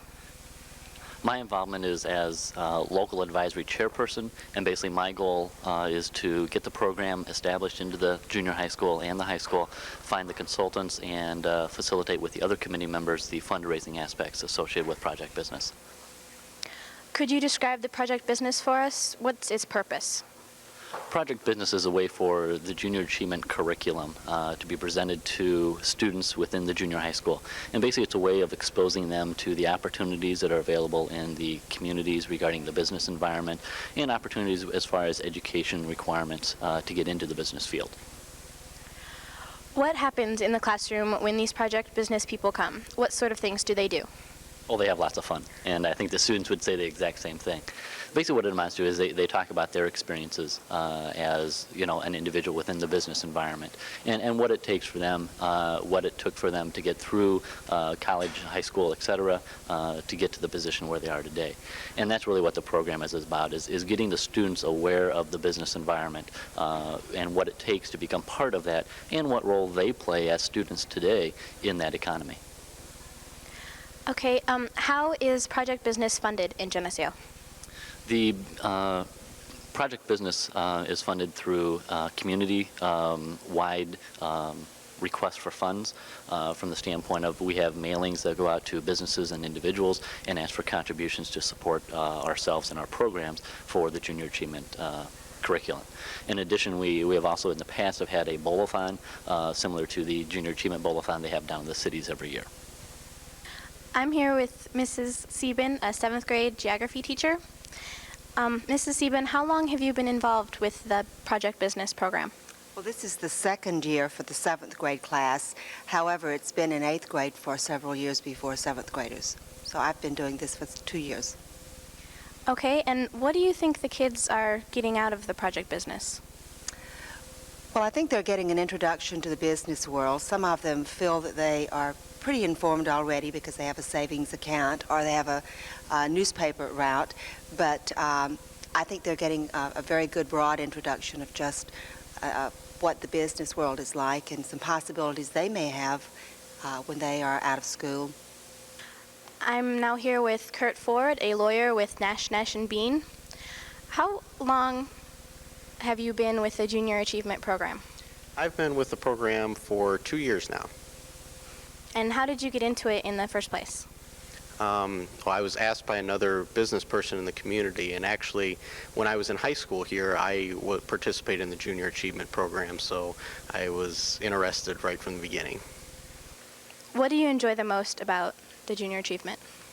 I think just being able to talk to the kids about business, to tell them a little bit about what I do, and to try to get them interested in different careers and different things that they might want to do when they're out of school. How do you get the kids into it? Do you have any tricks of the trade, or? Really just trying to break them up into small groups where they talk to each other, and then going around to those groups and trying to deal with them more on a one-on-one basis rather than with the whole class. I hope you've enjoyed learning about the Junior Achievement Program here at the Junior High. I'm Kathy Sheets reporting for JCTV. Hi, I'm Deanne McCullough with JCTV, and we are here with Penny at Pegasus Gifts, fine gifts today. And Penny, these Beanie Babies, is that the correct term? That's the correct term. We're now the Thursday before Easter, and give us an update on the status of Beanie Babies here today as in comparison to what they were yesterday. Well, yesterday we got about 828 of them in. Today we have nothing. Yesterday afternoon, in about 3 hours, we sold about 500 of them, and the rest went off this morning within the hour, the first hour that we were open. They're very popular. Everybody collects them. Everybody wants them. Kids, boys, girls, and adults. So out with Elmo and with Beanie Babies, I mean, these were popular at Christmas time, were they not? Oh, yes, they were, and they're still popular. We're just amazed at what people buy. I mean, how many people buy. We're just amazed. How many are there total? I mean, how many different Beanie Babies are there? There's probably close to 100 of them. Some of them are also retired now, which makes them more valuable. They're on the internet, and people buy them on the internet and pay a little bit more for them. I'm maybe putting you on the spot. What is a retired one? I mean, what are the first retireds? What are the names of them? Yeah. Oh, I think the first retired ones were the dinosaurs. There were several different dinosaurs. We never had a dinosaur in the store. And the price? I mean, are they already up in value? I think they are already, and people are paying for them because they want them. It's like any collectible item. When it's not available, you want it more, and most people are willing to pay the price for it. I consider myself to not be that far removed from kids' toys, but I guess I was kind of stunned to hear Beanie Babies were up and coming, you know? And I had what I thought was a Beanie Baby when I was a first or second grader, but apparently not then. You say these are ones that have just come out in the last year. Beanie Babies have been around for a while. They've become very popular in the past few months. They've become very popular. Hype, everybody has to have one. They're an inexpensive item where kids can save up their allowance and buy one, or parents or grandparents don't feel bad pinched by money to buy one for each of their grandchildren or family members. Yeah, they are very reasonable. Very reasonable. Okay, go ahead and tell us some of the ones that you've got, some of your friends and some of your favorites. My favorite is Waddles, right over here. As a matter of fact, I have him sitting in my kitchen right now. I just love him. Snort the Bull over here. You could wear it on your shoulders. This is Stripes. We have down here on the table, we have different bunnies or koala bears, Gracie, and this guy is an alligator. There are so many different kinds. They come in all different kinds of colors, and they're kind of squishy. They have all the little beads inside, and they're very squishy, and you can hug them. You can stuff them in your pockets. Kids put them in their backpacks. They've taken them to school. They've had Beanie Baby Day at school in different classrooms. They have teachers. We've had teachers come in looking for Beanie Babies because all their kids have them, and they wanted to know what it's all about and to have some themselves. We're now here at Mackey Super Value, and from Beanie Babies to vegetable friends, and I'm here with Fred Mackey. Fred, tell us about your vegetable friends. Well, this is something we tried on a pig in a poke type of deal. We saw it at a buyer's fair, what we call a buyer's fair, where you see different upcoming things, and it just caught our eye. So Super Value, being the biggest wholesaler in the world, has a franchise on this, and we decided we would try it. and the reception has been phenomenal, just phenomenal. And as far, what's your favorite one? I like the mushroom, and I won't tell you why again. That's between you and me. That's between you and me. There you go. But they all sell pretty much the same. My grandson wants a corn, my other grandson wants a Mr. Broccoli, but they all sell. Probably a lot of people are coming in and just buying one of everyone. They're almost turning into collector's items. Yeah, I mean, they're really neat. You know, I'd never heard of them to walk in, but then also to pick up the book.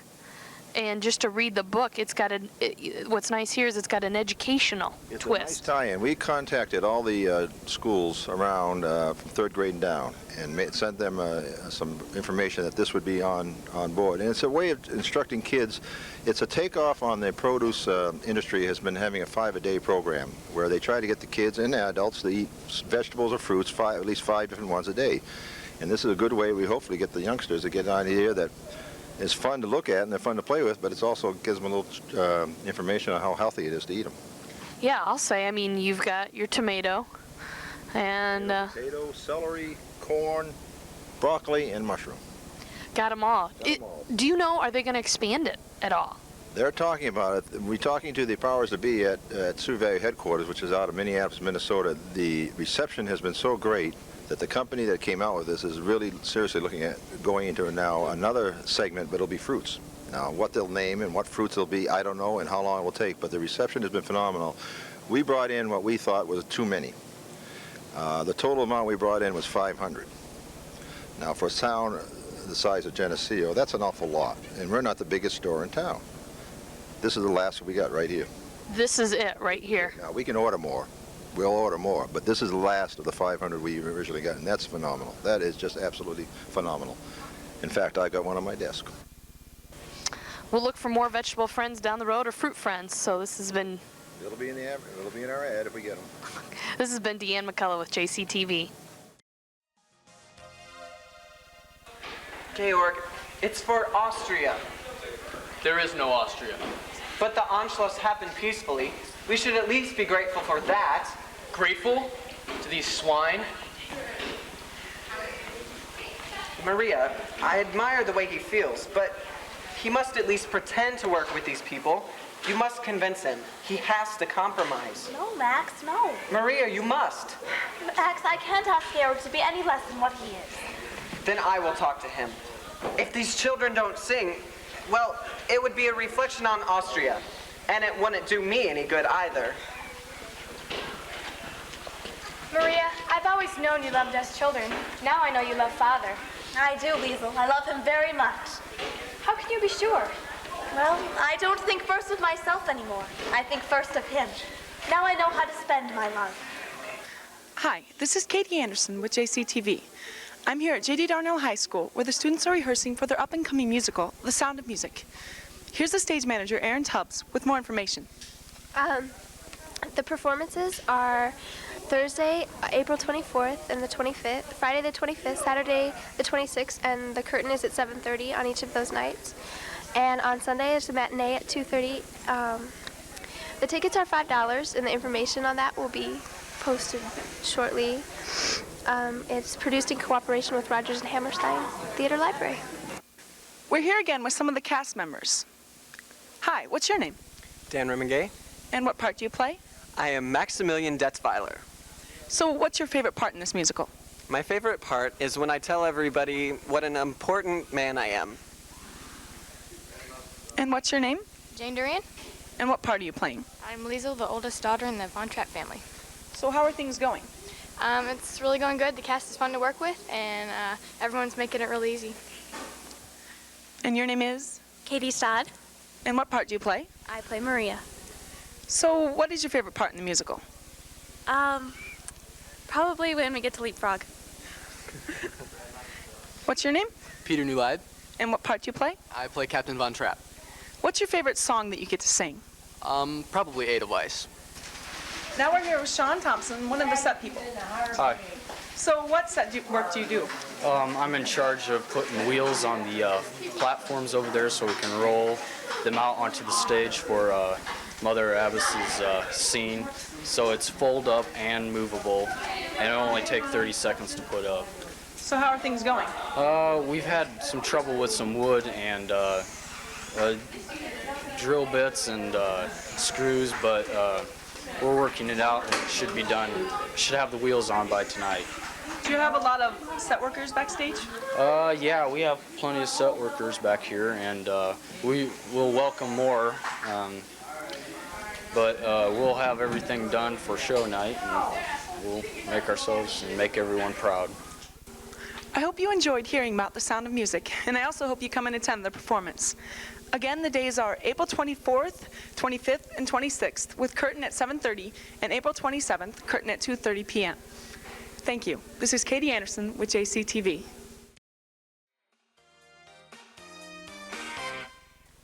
Hi, this is Melanie Rice with JCTV in sunny Country Manor, and I'm here with Carrie Schlinwine and Dee Menendez, and they are in charge of the Bike-a-thon this year.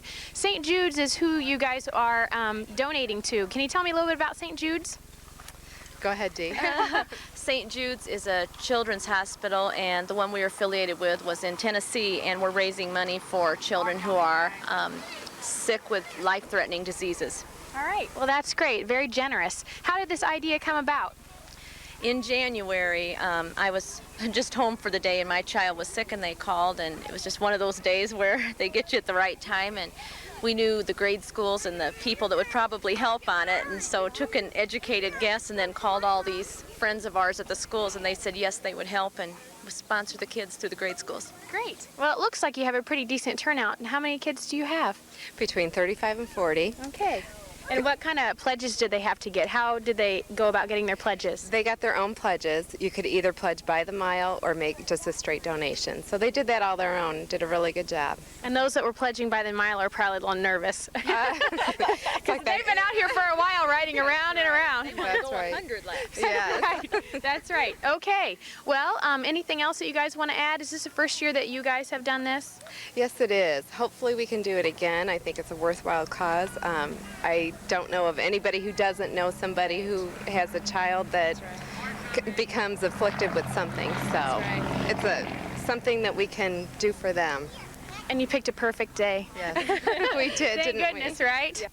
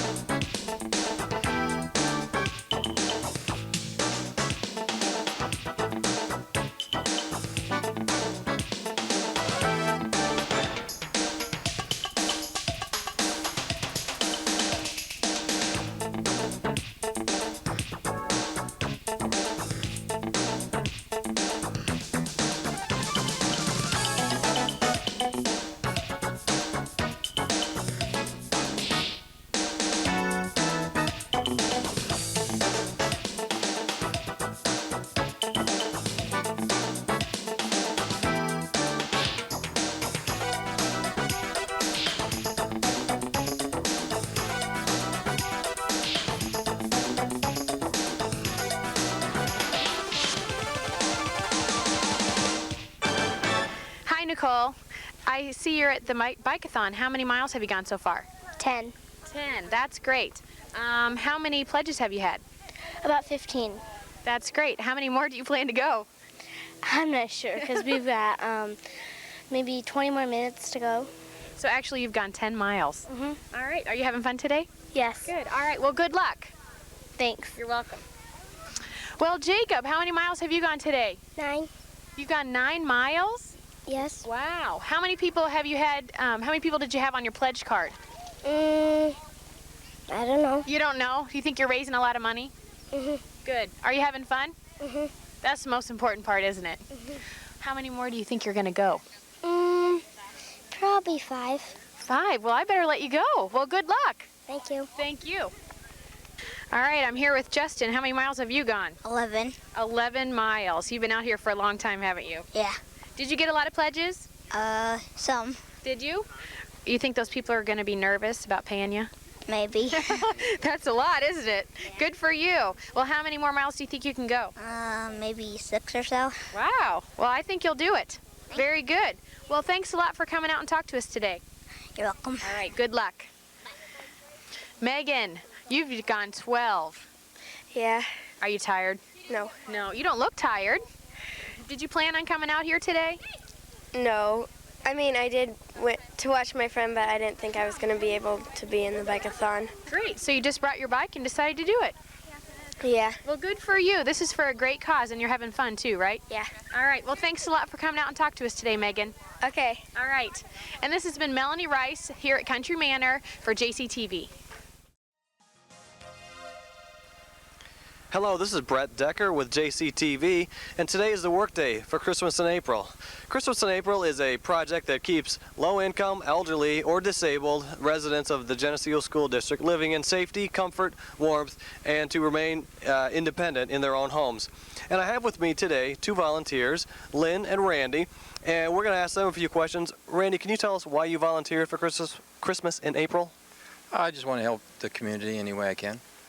Lynn, how about you? I've done it last year and this year, and it's just a good way to make yourself feel good here and to also help people that don't need help. You know, and it's not just a big thing as far as trying to do the community thing, but just try to do what's good here. Makes you feel good and help people. Randy, how long have you been involved with Christmas in April? How many times have you volunteered for the workday? This is my 3rd year. Okay. So you've been at this every single year because it started 3 years ago. I guess so. Why would you advise anyone else to get involved with Christmas in April? What do you get out of the volunteering? It does make you feel good to help other people, and again, I think any time you can help the community and help others that need help with their house or whatever, it's good for the community, and it helps you feel good. How about you, Lynn? Oh, I just think it's just a great thing for helping people. And like I said, it feels good here, but also when I get done helping today, I say that I helped. And if somebody says, that's no big thing, I say, yeah, but did you help? It feels good. So that's why I do it. Well, thank you very much, both of you. Christmas in April is rehabbing many homes in Geneseo today, and our volunteers range from the high school all the way up to the retired. So you don't have to be skilled to volunteer for Christmas in April. There's jobs as simple as painting to as complex as electrical wiring, siding, and plumbing. So anyone is welcome to volunteer. If you'd like to volunteer next year for Christmas in April, please contact any of our volunteers, any Christmas in April board member, or the First Presbyterian Church, and they'd be happy to point you in the right direction. And we love to have you volunteering next year. And this has been Brett Decker with JCTV. This is Dallas Drummond reporting for JCTV, and I'm here with Mrs. Ward at the Junior High Medieval Times, and we're going to ask her questions. Okay. Can you explain the concept behind the Medieval Times? Medieval Times is part of our Great Adventures Club here at the junior high. Every semester we do a project here, and then we go on a field trip. Okay. Approximately how many students are involved in this? 200. How are the students chosen to do this? Well, so far I have chosen the projects with the help of teachers and input from students. We tried to pick topics and things that we could find a lot of materials on, such as last year we did a circus workshop. In the fall we went to ballet, and then we went to the skating rink. And then this is our big spring project, and we thought it would be fun to do the Medieval Times. And then we're going to the Medieval Times restaurant in Schaumburg next Wednesday. Okay. What do you think the students are going to learn from this experience? Already I have learned a lot, so I hope that they've learned as much as I have. I've learned a great deal about the medieval time period and all the customs, some of the traditions that we carry forward into our legal system, our customs, our traditions from the English heritage. So I've learned a great deal, so I think that the feedback that I've gotten from the students that they've learned is just as much. Well, how was the experience funded? Right now we've gotten a GEEE funding. We've also gotten a PTA scholarship or grant last year and this year. And then the children are asked to come up with about between $10 and $15 each project that we do. Okay, well, thank you.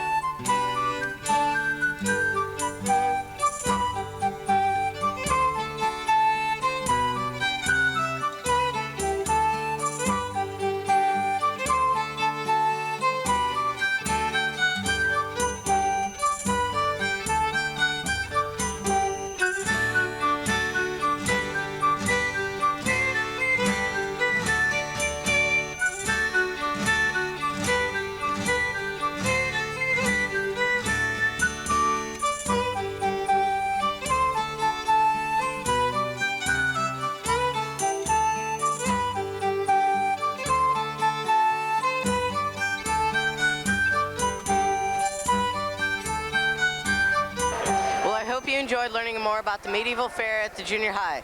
This is Dallas Drummond reporting for JCTV. This is Melanie Rice with JCTV here with Angie Snook in front of the new museum. And Angie, you guys have done some things this spring. I noticed that you cut some of your trees so you can see the building a little better. Yes, we were given the opportunity to get the trees cut, and now you can see our building. And as you see here, we also have a new improvement, although it doesn't quite look like it yet. Well, what is this new improvement going to be? Well, it's a pool. No. What it is we've gotten the Abraham Lincoln statue that was from the stockyards in Atkinson. Originally it had been to the Chicago stockyards and moved to Atkinson, and it's a gift to the museum from a family in Geneseo, which will be announced later who they are. That's great. So the Lincoln bust will be right here on the corner. Yes, and the big hole is because it sits down in a big cement, has a cement bottom to it, and then on top of that is another marble pillar, and then the actual bronze bust of Abraham Lincoln sits on top of that, and it's approximately 12 feet high. Originally 15 and a half feet. Oh my goodness. Well, I know that June is approaching, which means you'll be moving in soon. How is that going? We're preparing now. We've been preparing inside the house, getting it ready. We're getting storage areas ready. We'll be working on the gardens. Also, after this month, we will be packing up all the things in our old museum and getting them ready to transport across the street. Okay, do you know when that will be? We will be starting the first part of June. We don't have a specific date because we're working on getting everyone together and movers and help from the community. Okay, good. Do you still have enough volunteers, do you think? We can always use more volunteers. Okay, and the last time we were together, we were trying to raise money, as most of you may have or may not remember, have watched. How is the fundraising going? We're still collecting funds. We still need funds because, as you can see, we do need improvements, things that we have to do. Our fundraising, as far as for the plaques and getting your name of recognition on the plaques, runs through June 30th. But of course, we will always be collecting donations. There will always be things for us to do. But we're very, very happy with the donations we've gotten. The people of Geneseo have been very, very generous. And every day when I'm somewhere, someone thanks us for doing what we're doing and for the people of Geneseo. Well, that's great. And I know you have a lot of things planned. Do you have any sort of open house planned in the near future? Probably not until September or October, but we may this summer give some tours on maybe a Saturday or Sunday just to see the house so you can kind of see a before and after look. Okay, great. Are you taking any school groups? We're taking them through the old museum, but we aren't taking them through the new museum yet. Rosalie Theed will be leaving here on May 14th, and so we'll know after that if we'll be able to take other tours through the whole house before and after. Great. Well, it really sounds like things are falling into place for you guys. They really are, and the beginning of the new museum is very near now. Well, good. And when we talked about it last year, it wasn't so near, was it? No, and reality has hit. Yes, it has. Okay. Well, thanks a lot for coming out on this beautiful day. And this has been Melanie Rice with Angie Snook here for JCTV in front of the new museum. Hi, Susie Snyder-Bush here from the Geneseo Chamber of Commerce at the home of Betty and Jill Hartman. The home also serves as Geneseo's first bed and breakfast, and Betty and Jill have been gracious enough to let us into their home today to give us a tour of what they've done and what they have to offer. Thank you, ladies. Thank you. Well, if you're ready, can we get started? Sure. Okay. Can you explain the room we're in right now? This is the living room. This is a place where they can come and sit and read the paper in the morning and conversate at night and bring guests in if they want and visit and stuff. And we eventually hope to have a little table in here that they could play games or something to get acquainted with the other guests in the bed and breakfast. So Now, I'm guessing the room didn't look like this when you moved in. What have you done to the room? well, we have the carpet is new, the furniture is new, and the curtains. The curtains used to be dark blue drapes, and it was kind of a baby blue carpet. And in the entryway, we added a wood floor and the half walls that you see there, and then just the decorating touches. So, with lots of plants and. We left the original fireplaces. Those are the original fireplaces in both the living room and dining room with the original tiles. And this is the original staircase. And I understand all the plants are real. Most of them, yes. Well, they really add to the charm. And I know this film is not doing the home justice because it is very light and airy. It's a very pleasant place to be. Well, what room is next? The dining room is next. We also added new carpet in here. The area rug here was cut out and placed in the middle of the other carpet, so it's all one now, and it's just a real nice added touch to the room, and the area carpet matches the living room carpet, so it ties in very nicely. And this is the second original fireplace? Right, correct. And how old is the home? It turned 100 years old last November, so it'll be 101 this year. So. Okay. And so that tile is from when the house was built? Correct, yes. Okay. Well, let's go into the first of the guest rooms. Okay. This is also where the guests will have breakfast in the mornings. And what's on the menu for the breakfast? Oh, lots of fresh fruit, juice, French toast, egg casseroles, good coffee cakes. Are you morning people? Are we warning them? Morning people. Are you morning people? Yes, I am. I am. I like the morning. Once she gets up, she's a morning person. That's good. You have to be in this business, don't you? Right, you do.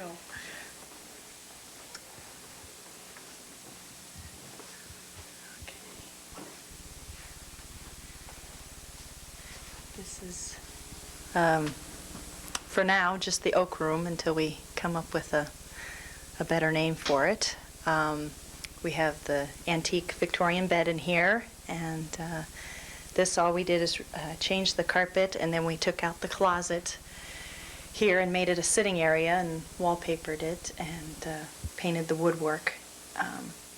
It was more of a light wood, so we painted it to match the rest and added the ceiling fans to all the rooms, and then the armoire. And then we did a lot in the bathroom. Took out a cabinet that kind of hung over the tub, and then my mom wallpapered it, and we painted the cabinets and put a new countertop and a new sink in there. So this room was a lot of fun. I really, really liked this room. Did you work on this first? Yes, this was the first room done, and our first guests from Alaska stayed in this room, so. When did you officially open? April 1st. April 1st was our first official day of being opening. Well, you have done a lot in the time you've owned the house. Yes, we moved in December 1st, so that's a lot of, 3 months? 4 months of work. 4 months of working, so. We're not quite done. We still have some added touches and decorating to do, but, that'll come. We don't want to do everything now and not have anything to do later, so. Right, what would you do with all that time? Right. Can we see the kitchen? Sure.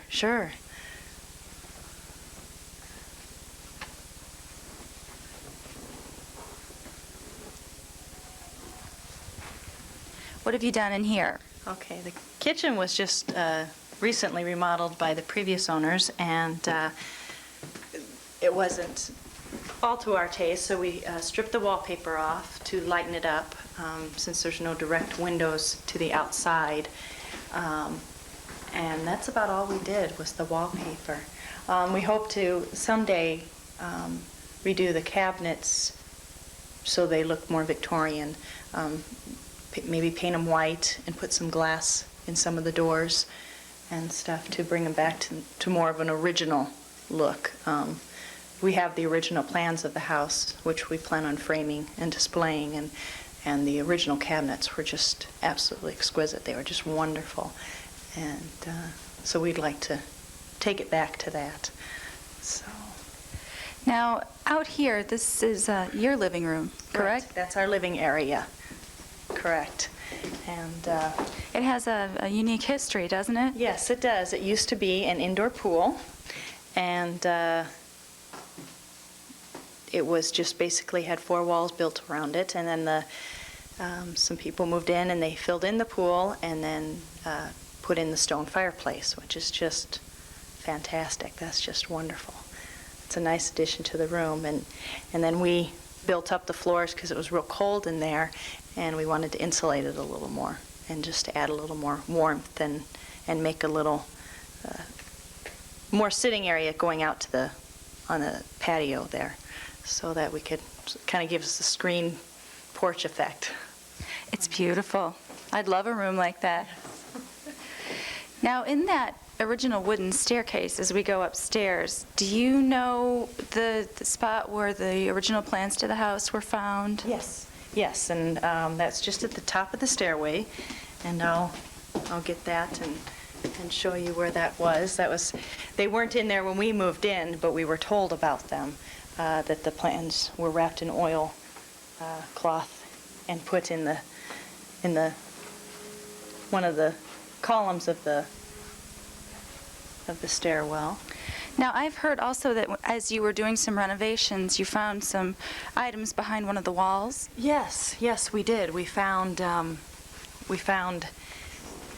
oh, there it is. Okay. Right in there. Oh my gosh. And the knob just comes right out, and it just slid right down in there. And we've talked to a lot of people that have had older homes and said that's very common that they did that. But the plans there hid other things too. And other things too. So, and in the wall we found an old toothpaste container, and I can't remember the brand name of it. Do you remember? No, it was pretty old though. And an old letter, and a fan, and a Fisher-Price toy, and I was thinking there was something else. But do you think those were time capsule items or just forgotten? Well, I think they just kind of probably slipped down from behind, up in the attic. The attic kind of opens up down into the walls, and so we think that's probably how they got in there. We're assuming that's our, best guess. You'll probably never know. And this is a nice sitting area. Yes, this is going to be the library, and I'm in the process of building some bookshelves here for books. They can come out and read the paper in the morning, and we eventually plan to have a refrigerator here and coffee up here, and Mom's good homemade cookies for them to have in the evenings and such, and just a place so they can find out what the weather is out on the porch up here, and just another place to sit back and relax. And right now we have a desk right here until we can get desks into each of the room so that they can come out and work if they want to. So. Okay, and now this is the suite I've heard so much about. Yes, this is the suite. This is called the garden room, and it's going to end up looking like a garden. We're going to do a lot of florals. The bed will eventually have lace draped around it to give it a kind of a enclose it a little bit,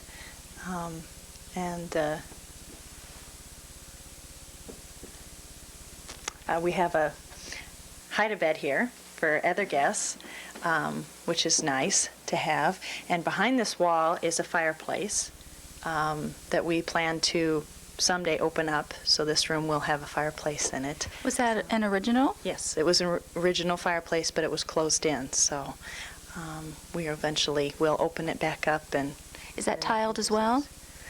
I don't know. I don't know how much they took apart when they covered it up or not. It'll be kind of a mystery when we knock it out and find out what's behind there. So we didn't know it was there until we had already started, almost finished our decorating. So. Oh, how'd you find out? The original plans? No, Eldon Zimmerman, who lived here at one time, said that it was there. Okay. Now this was a closet, correct? Well, actually, this was actually another bedroom. Oh, it was? Yes, this was another bedroom. I think some owners used it for a nursery or such, and it had a door going out into the hall. And so we decided to close off the door and make this all one big room, and make it a kind of a big airy bathroom. And we put in the whirlpool tub, and we hope to someday put a column and a trellis up, to make it, to wrap vine around to make it more of the garden look. So, and we'll add to the vanity, and the chairs are little rocking chairs, and they're real nice, real comfortable, and such. So I could envision a bride getting dressed in here. yes, actually we have a bride staying here in the end of May, and her bridesmaids will be up on this upper floor, so that'll be a lot of fun. And we hope to do little things for guests, special guests like that, extra little things for them, and just to make their stay special. So that's something we want to do. We want to be different and make them feel at home, and that they're not just guests, but they're friends and family, and that they can feel warm, and that they're not feeling like they're in a hotel. It sure has a warm feel. It really does. Now, this room is a little more masculine. Yes, this was more my father, who passed away about a year and a half ago, or just over a year ago. He loved staying in bed and breakfast with my mother, and I think he would have really enjoyed this. He was a native of this town, born and raised here, and knew everything about everything. And it was a tea room when he was a little boy, and we have heard from friends that they remember coming here with their grandma or their parents and stuff. And Mrs. Deming, the original owner, ran that. But we decided to go with the Scottish theme. My father always loved Scotland and the Ireland and England and that whole area, and so we decided to go with the plaid and to just give something for the businessmen that stay here, so they're not all in frills and flowers, and so they have something where they can have their own place.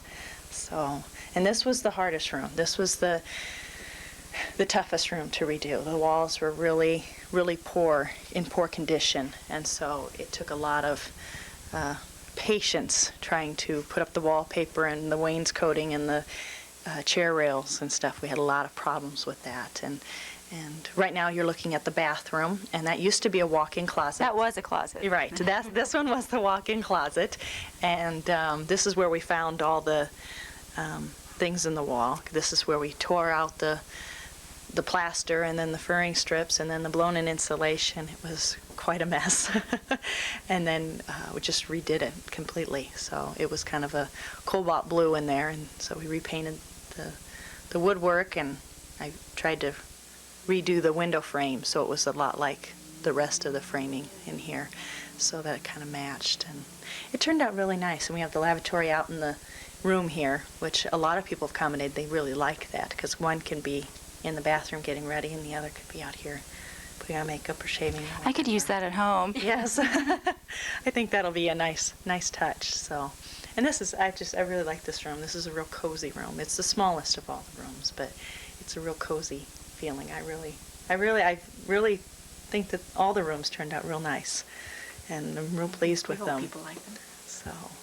Now, your rooms are available almost every day of the year, or every day of the year? Every day of the year right now. Yes. And do you want to touch on the rates briefly? We have, this room is $65. We do have a special rate for businessmen, or businesswomen also. Sorry. The oak room downstairs is $75, and the suite is $95. And if we have singles staying in, we will give a discount for singles. Okay. And give us your phone number so people can call in and make reservations. 944-0288. Okay, well, thank you so much. This is really a beautiful home, and I'm really impressed with all you've done. I know you had a lot to do, and you've done a lot in a short time, and you've proved to be very talented at it also. So welcome to the community, and welcome to the Chamber as well, and we wish you a lot of luck. Thank you very much.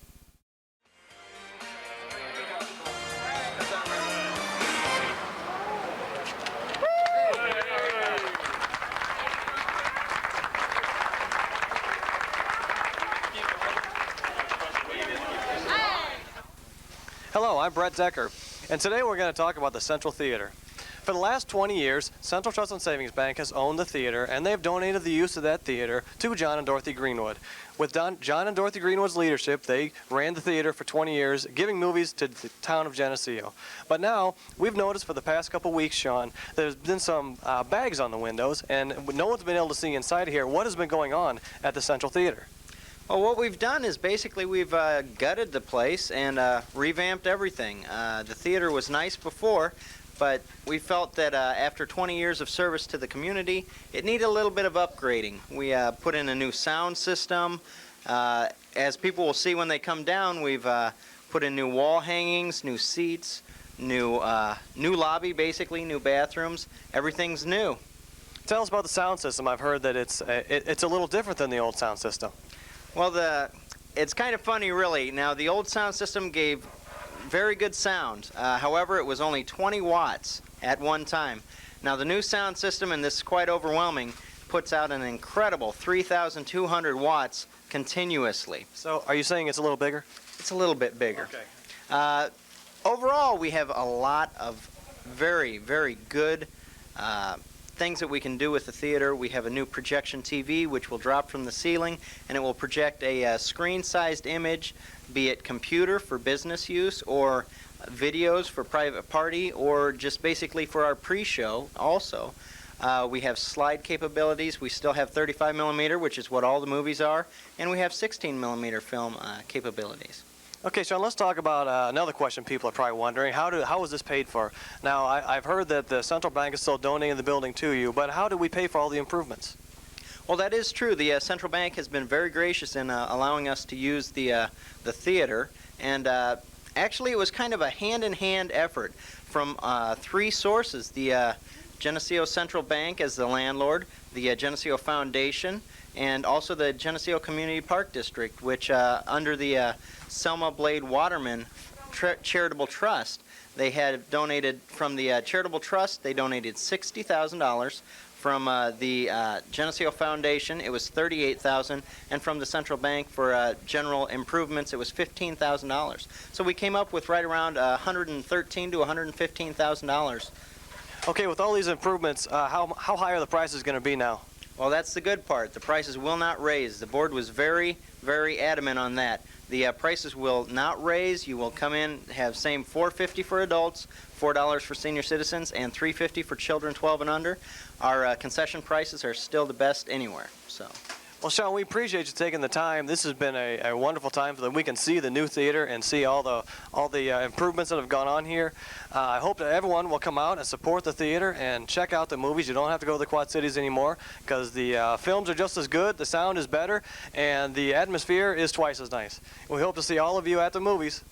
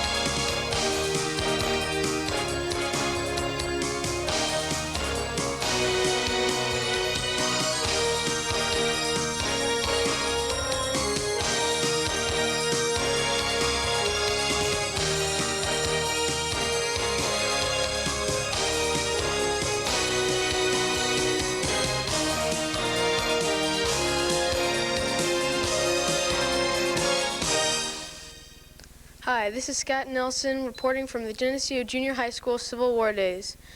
I'm going to interview Mrs. Anderson about Civil War Days. What is Civil War Day? Civil War Days was an event that was thought of by the teachers at the junior high. We wanted to introduce the Civil War in kind of a fun and unique way to a lot of the students. We were fortunate enough that we applied for a GEEE grant and got it. We also got a grant from the PTA, and the students contributed, and it's really come together nicely with a lot of community effort, a lot of community people involved. Okay. Who is involved with Civil War Day?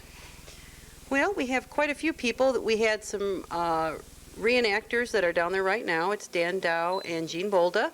Margaret Klingler is talking to some of the students about herbs right now as we're down there, and I think we'll probably go around. Catherine Lodge was very kindly got together her quilting club, which I think you'll see later in the segment, and of course Bill Menendez, who many of you know, is going to talk about some of his Civil War artifacts down there. In the afternoon, the children choose a 5th, 6th, or 7th period, and they've chosen from 18 different workshops that they can go to, so we have quite a few people involved. Okay. And what do you hope to accomplish with Civil War Day? What we're all hoping to accomplish is that the students, of course, learn a little bit and learn a little more about the Civil War in sort of a fun way, and also sort of an immersion process where they get to be in a lot of the Civil War stuff and learn to understand it a little better. Hi, I'm Andy Lord, and I'm here with Katie Parker and Amanda Quickle at the American Legion. And I noticed that you two are dressed a little bit different than normal, and so why? Well, we had the dresses, and we decided since it was Civil War Day, we decided to dress up. We just had the outfits, so we thought this would be the perfect time to wear them. Okay, and what's your favorite part so far today?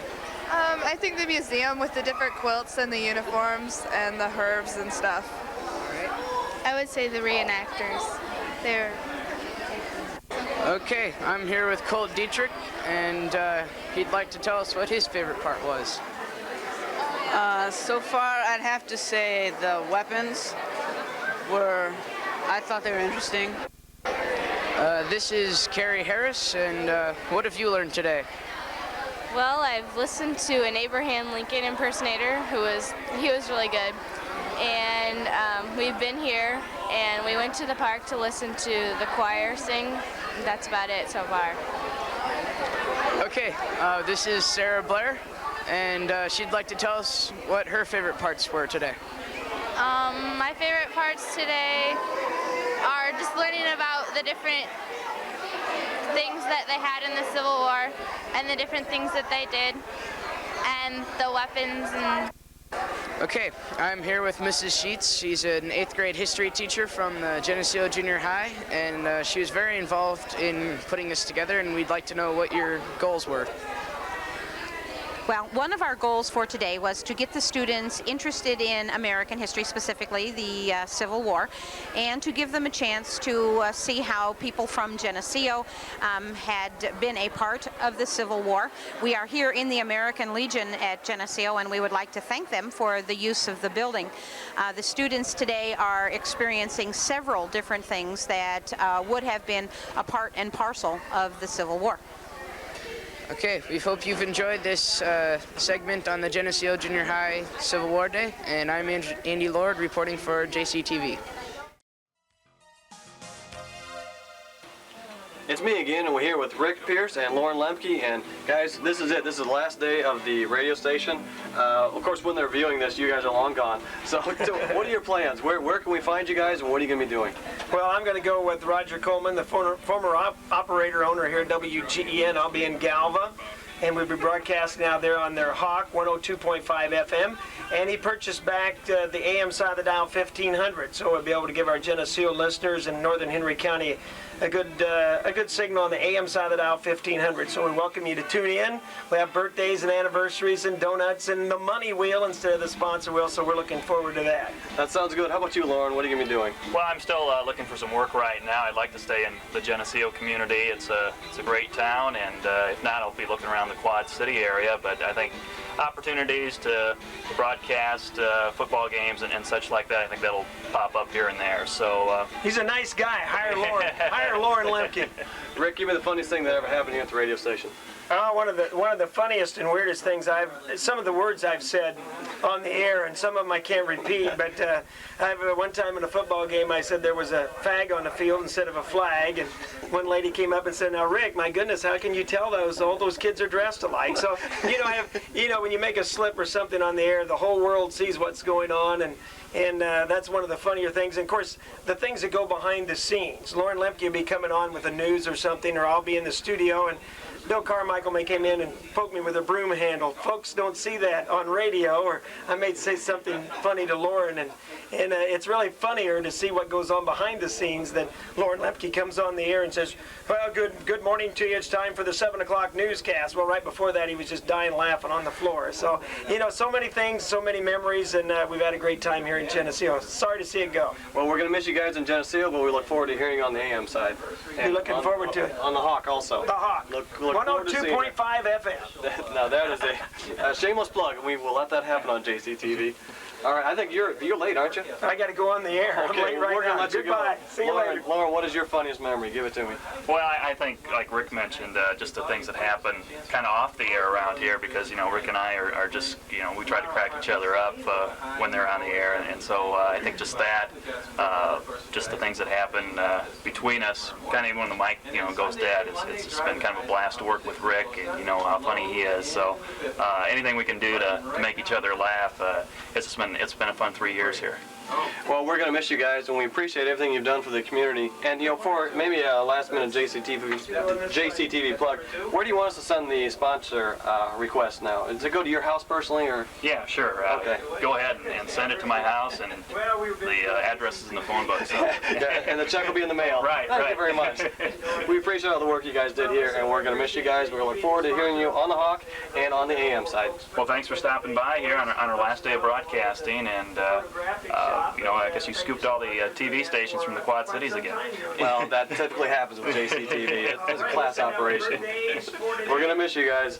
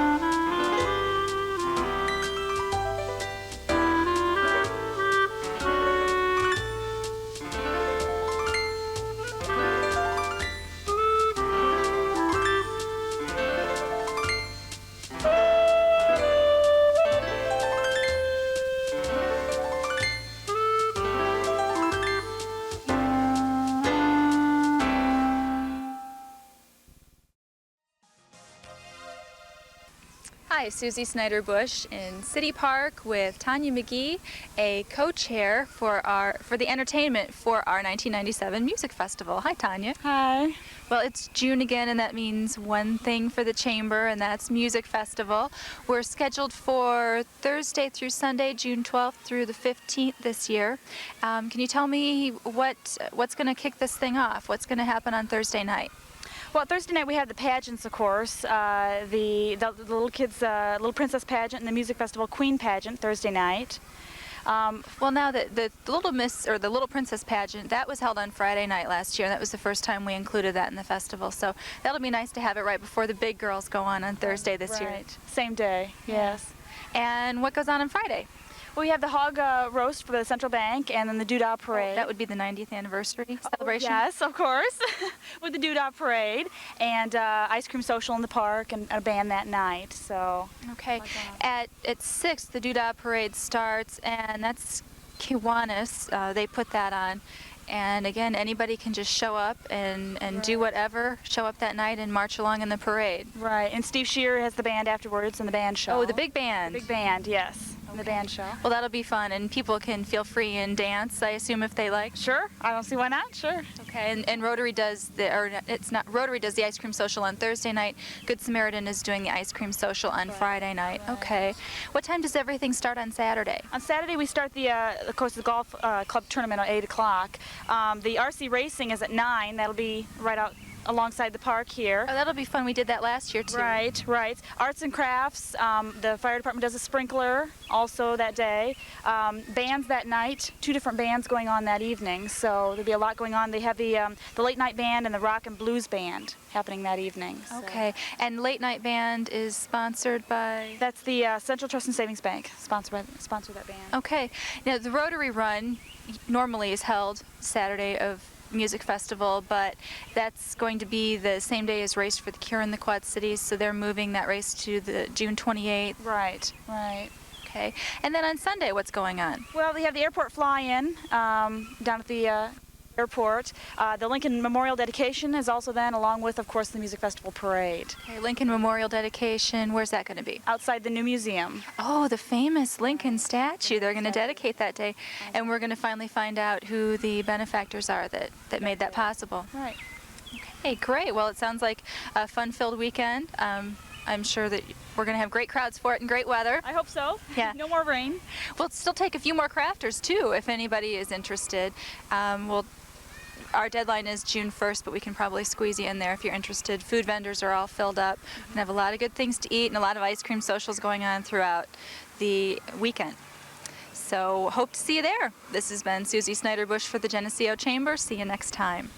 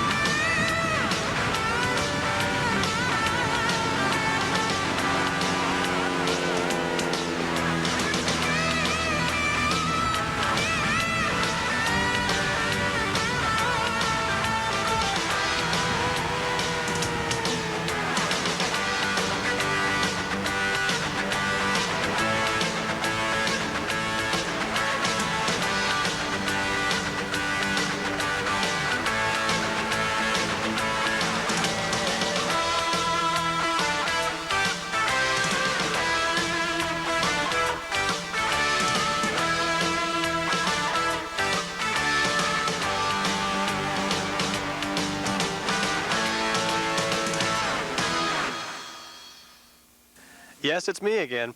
I'm with Bob Johnson, president of Jump Geneseo Incorporated. And you may be asking yourself, well, what is Jump Geneseo? Is that a Chinese circus that come to town? Is that a tumbling outfit? No, it's parachuting. And Bob, why don't you give us a little background of why did you start Jump Geneseo and how did you come up with the idea in the first place? Well, we started jumping in '92, and here in Anawan, they closed down in October. We decided we needed a place to jump, and we were going to start going to Rock Falls, and we decided we'd give it a try here. So we got a plane, we got a hangar, we started getting FAA approval probably near the end of October and got opened up January 1st, actually. Okay, and I said you needed a place to jump, but can also people come out here and learn how to jump? Oh yeah, that's how we're going to support our habit, is by teaching. We're all certified by USPA. We have 2 instructors, 3 jump masters, FAA parachute rigger. We've got everything we need, and we are teaching every weekend. Tell us, how does someone, what if they want to learn how to parachute? They're in the audience today thinking, that sounds like fun. How do they do it? Who do they call? They call us here at 944-0363. Leave a message, because we're only open on weekends on Wednesday nights. We'll call you back. We'll set up a time. It's $150 for the first jump, $30 a jump thereafter. $50 non-refundable deposit, because some people decide not to show up after they've thought about it for a while.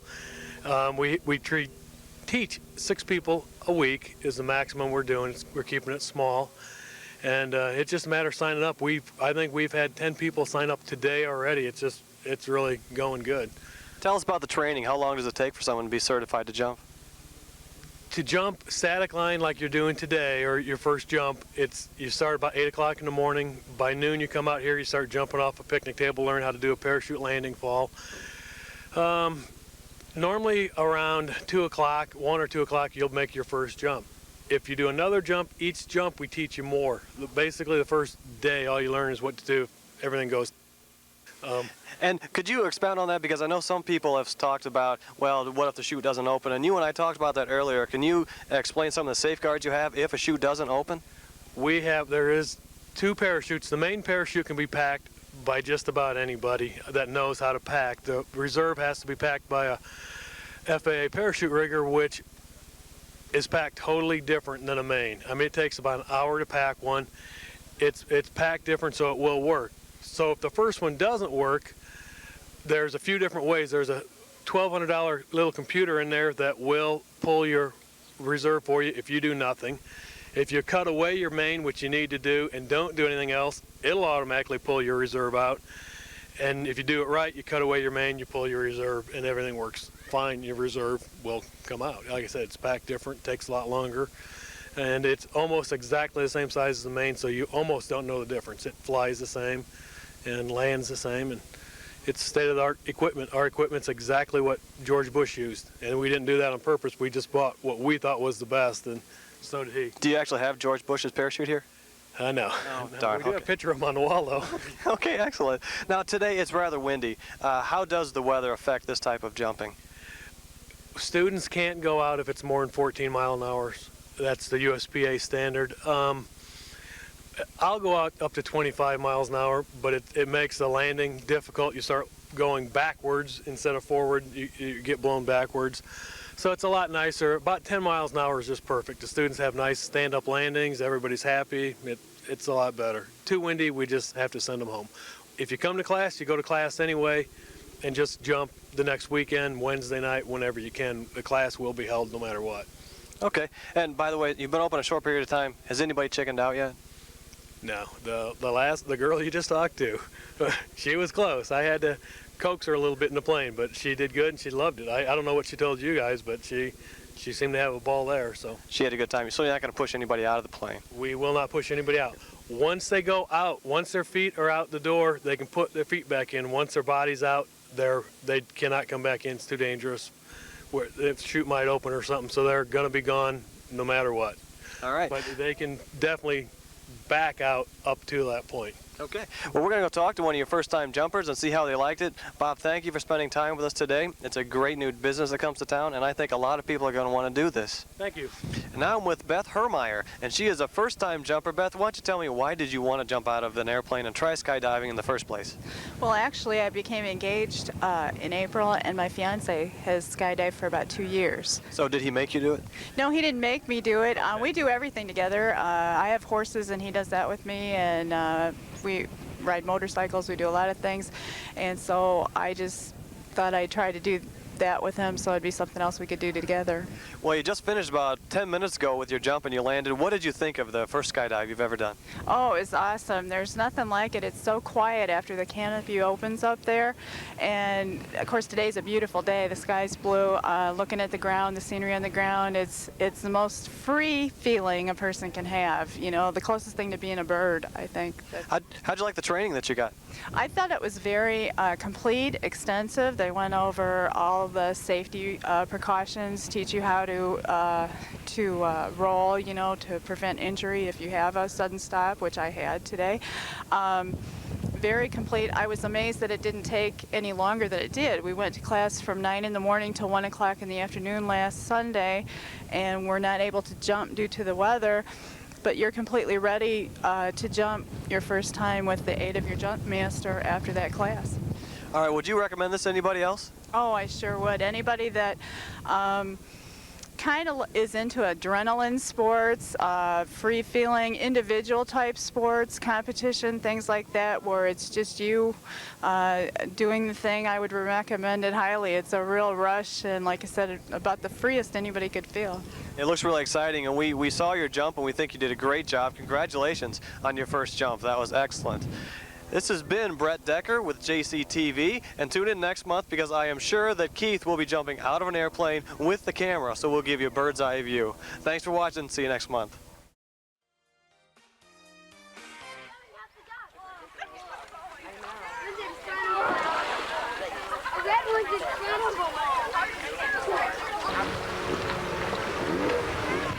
Most of them are gonna win. And one's winning.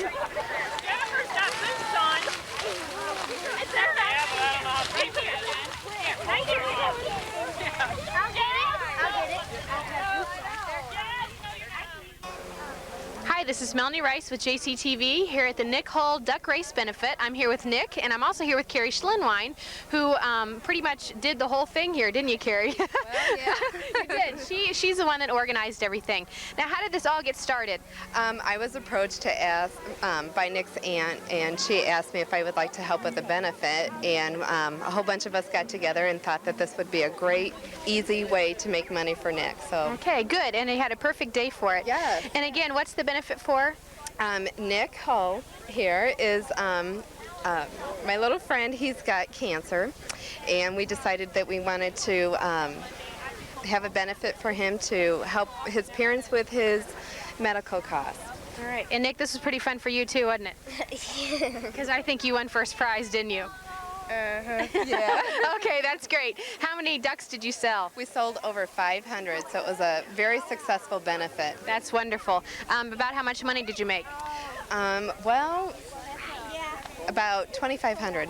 That's excellent. A little bit more, but about that, so that's great. And you had a lot of people kick in a lot of money then just in general, didn't you? Yes, we did. We had both banks donate money, JC's, Northside's PTA, they all donated money, and that helped with the prizes, and that was great, and we're very thankful to them. Good. Okay. Well, is there anything else that you want to add? Can people still donate money if they choose? Yes, they can. They can donate money in Nick's name at Central Bank for the Nick Hull Trust. So we encourage you to do that. Good. So if you didn't get a duck, you can still donate money. Okay, good. That's right. All right. Well, this has been Melanie Rice at the Nick Hull Benefit here at the Canal with JCTV. Hi, this is Lauren Lemke with JCTV. I'm joined by Reverend David Esche, president of the Christmas in April Project. Geneseo has recently received the Governor's Hometown Award for the Christmas in April Project. David, congratulations on the award. Thank you, Lauren. This is something that the community needs to be congratulated for, not just the Christmas in April Board. This Christmas in April project is special because it's all volunteers and all the materials have been donated from businesses, and so it makes it special on that one-day workday. We do our work, and most people show up for the one work day on the last Saturday in April. For board members, we work all year round in preparation for that, and some of our skilled people work a few weekends ahead and a few weekends afterwards in order to finish up all of our projects. Now, the project in Geneseo has been happening for 3 years, but the award from the governor is for the work that happened in 1996. We worked from January till December in 1996. It overlapped a couple of our work years. We did some work on 5 homes and the food pantry here in the spring, and then also 6 homes in our winterization projects. And tell us about how you applied for the award, and tell us about the process of receiving the award recently in Springfield. The award is a lengthy process. In January, we were encouraged by our local city administration to apply for the award. We picked up an application. It took us about a month to fill out that application, send it in with supporting material, pictures, photographs, news stories, budgets, list of our board members, results of what we had done, sending it in and waiting to hear. We found out early in March that we were among the top 5 finalists. We had 2 judges come and visit us in the community. And then we visited with them for an hour and a half. And then they were back off to Springfield. And about 6 weeks later, we heard that we were among the top 3, and it was time to come on down to Springfield. And then what took place down in Springfield? You came home with some hardware. We were invited to an evening reception and banquet and awards presentation by the Department of Department of Commerce and Community Affairs. They sponsor this on behalf of the governor. And we are a part of 700 to 750 folks. 64 different communities were represented there in their volunteer projects. After dinner, they just started at the smallest population categories and went through the largest. There are 8 population categories. And then within each of those population categories was 4 separate areas. Economic development is one possibility, or youth involvement, or senior involvement, or just a general community volunteerism program, which is the category that we were in. We were fortunate to be at the top end of our population category. We were in a town, we were judged against towns from 1,901 to 6,000 population. I think the next time around we'll be in the next category from 6,001 to 12,000. And you received a plaque and a rather large road sign. The plaque is about 12 by 15, and it is very specific to Geneseo and the Christmas in April program that won it in the size category. The road sign, which will sit outside of one of the entrances of town, is about 3 foot high by about 4 or 5 foot wide, and had to come home in my car. It was quite a treat for my wife and one of the other wives. Okay, and right behind us here is the Christian Activity Center. That was a project in 1996 where work was done not only in the spring, but also some more work done in the fall. During the winter, January, February, March of 1996, the food pantry had some problems with their water and heating system. It exploded. We had to redo some work that we had done in 1995 on the interior. We built a loading dock on the south end of the facility and replaced a number of windows that we hadn't been able to repair and replace a number of windows from the previous year. Okay, and here in 1997, I think there was 9 projects, and these projects are for homeowners that have low income or also maybe physically disabled and can't work on their homes. You've done enough of these interviews that you could almost do them for me. You got that right. We did 9 homes here. Our mission is to work in partnership with the community to provide safety, warmth, and independence for our low-income, elderly, and disabled residents. It's all on a volunteer basis. Last year we had, between the spring and the fall projects, about 150 volunteers that helped us during that time. We had probably about $6,000 worth of donated materials. We purchased about $12,000 to $13,000 of materials in order to do the work we did on the 12 different homes. And what's coming up here for 1998? Still not too early yet to start planning. In 1997, we were able to do 8 homes like you mentioned. The board just did a recent evaluation of how much money we spent, how much resources we had, and I think our plans may be to scale back the number of homes so that we can do more of the work on the one work day. We're probably looking at 5 to 6 homes. We may spend the same amount of money, but have just enough work so that with a couple of preparation weekends and the main work day, we can wrap things up. We've been putting a little bit too much pressure on house captains to come back by themselves with a very small crew, or even with their wives or kids, to come back and finish up some of the things they've got that were left undone. Well, keep up the good work, and congratulations again on the Governor's Hometown Award for the Christmas in April project, David. Thanks very much. Again, this is an award for the entire community. The criteria were not only our results in the work of our volunteers, but the broad participation from the whole community, from youth through seniors, the banks, the corporations, the churches, the civic clubs, the high school organizations, and I think that's really what it was that won it for us. Thank you. Thank you.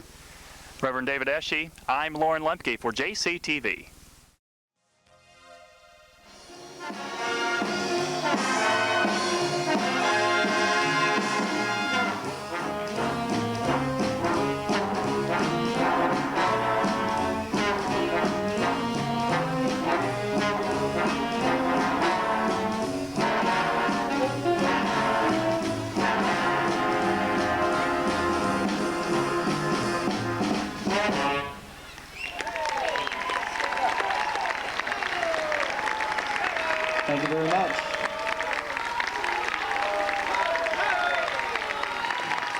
Thank you. We would like to thank... Hi, this is Julia Buzzard with JCTV. I'm here in the City Park with Steve Shear of the Steve Shear Big Band. Steve, why don't you just give us a little background information on your band? How did you all get started? Well, we were all members of a dinner theater. The Richmond Hill Players did the 1940s radio hour last fall. It was the November dinner theater, and that featured a cast of characters and a story and also a live big band on stage. And then when it was all over with, we just decided to keep the band going for our own enjoyment, and so we play about once a month for an audience in town just for relaxation and fun. What fun. About how many members are in your band right now? Well, it varies. We've got about 15 instrumentalists, and then we've got 4 or 5 different vocalists that sing with us, too. Are most of your members professional musicians, or is this just anybody that thought it looked like a good time? No, everybody's got a day job, so to speak. We've got several band directors in the group. We've got a farmer, we've got a banker, we've got an insurance man. It's just people that have done a lot of music in their lives and have a great deal of talent. And by putting the show together in the fall, we were able to find each other. Most of the people are from here in Geneseo and several from the Quad Cities, so everyone is from the area. Okay, that's great. You say you play about once a month. Where is that? What time? Can people come out and listen, or is it just a practice? Oh, sure. We call ourselves a rehearsal band, meaning just that we don't rehearse in between when we perform. We read all the music on the spot, and it usually goes pretty well. We play at the Winner's Circle, which is in Geneseo on Orange Street. And we usually play the the third Wednesday of each month, but we've interrupted that schedule for the summer. We did this performance for June, and then for July, I'm going to sneeze. I'm going to get past it. Okay. We did this performance for June, and then for July we're performing here on the 22nd. It's part of the Summer Concert in the Park series. And then sometime in August or September we'll probably be back at the Winner's Circle. And normally what we do is get a mailing list together and send out announcements to people who enjoy listening to us. Okay, do you have an address you'd like to, or a phone number someone could call if they'd like to get on that list? Sure, if you'd like to get on the list, the phone number is 944-5991, and I'd be happy to add anybody to the list and send them a card when we're going to play again. That's great. Say someone's watching this, they play an instrument, they'd like to sit in. Is your group full? Do you take new members? How's that work? Well, on the Wednesday nights when we're reading, anybody's welcome. If they're a good reader and would like to come and give it a try, we've got several high school students that have played with the band, and some people just would like to come and be a guest and play jazz. We do it for our enjoyment, so I know that when somebody comes and asks to play that they're interested in the same thing. Hey, I asked, you said most of your members come from different professions. Are you a professional musician yourself? Not a professional musician. I'm a band director. I teach at Rock Island High School. Okay, great. Well, I want to thank you for taking out a little bit of your time to talk with us. Again, it's Steve Shear of the Steve Shear Big Band. This has been Julia Buzzard in the City Park for JCTV.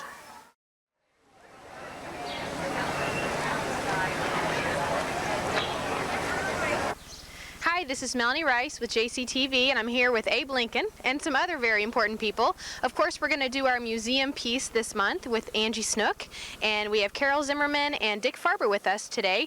Abe Lincoln was dedicated during the music festival, wasn't it, Angie? June 15th on Father's Day was the dedication ceremony for Abe Lincoln, and it was a generous gift from the Zimmerman family, and Carol's with us today. All right. Carol, how did this all come about? Well, the family and I wanted to give something special to the museum, and we couldn't think of anything, so I called Dick and told him the problem, and he said, "Oh, have I got a deal for you." And this was the deal. All right. And so then I told my children about it, and they thought it was great, and so we did it. Well, that's wonderful. And Mr. Farber, were you pretty excited about this? Oh, absolutely. Yeah.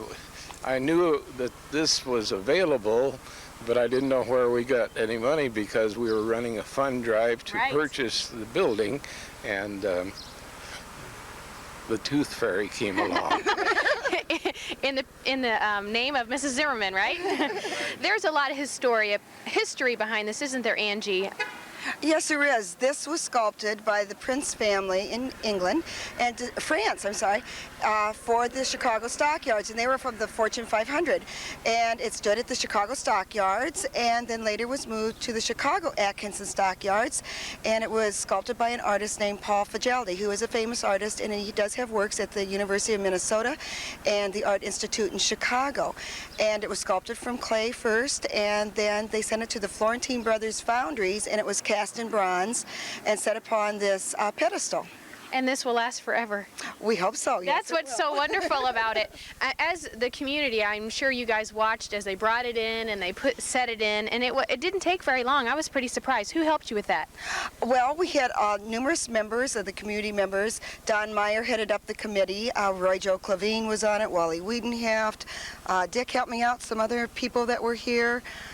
Well, the contractor, you know, Cataline, he had moved it to the Atkinson yards, and so he was familiar with it, and so he was responsible for bringing it down from Atkinson. That's great. Well, we had a real deadline, too, to meet. It had to be here by May 1st, and we were running out of time, and the frost wasn't out of the ground, and our contract said that it had to be here, so Catalines were wonderful by putting it on the back of a truck and storing it for us so we'd have it here on time. That's great. And Mike Vandemore, too, was a big help. Okay, well, a big thanks to all those people. Oh, they cleaned it, too. And Mark Vandemore also did all the, ordered the plaques for it, too, and kept it all a real big surprise for the city of Geneseo. Sure. Well, we didn't know what was going on. I mean, I sort of knew, but I mean, everyone, it was pretty much covered up. It was great. Is there anything that you wanted to add? I know you talked about during the dedication ceremony. Is there anything that you kind of like to recap for JCTV? Well, there are so many things that fell into place all at one time. It was kind of interesting. It was in the fall that we actually signed a contract, and I took a 10% check for the statue up to the people who owned it, Sorensen and Rudnauer from Atkinson.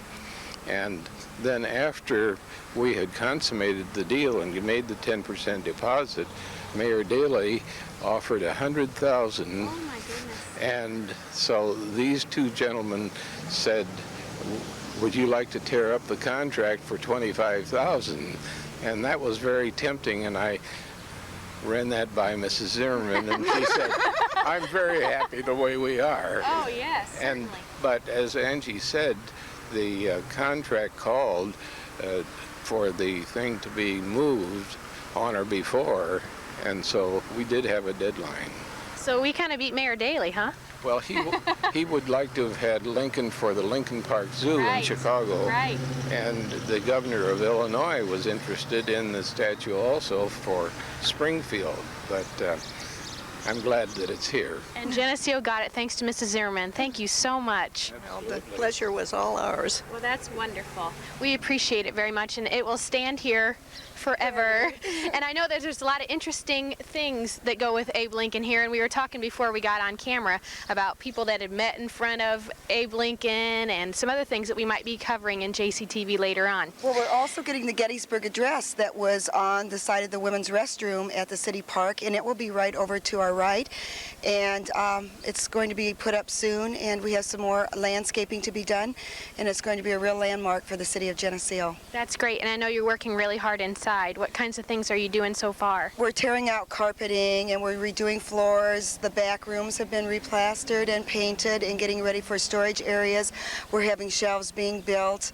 We're starting to pack things away, and a new numbering system is going to be on the computer, because every piece of every article we move, all 15,000 have to be relogged also on the computer. So we have a real big job ahead of us, but we've had a lot of volunteers, and it's going smoothly. Good. Okay, and people can still donate money. Oh, always, always, always.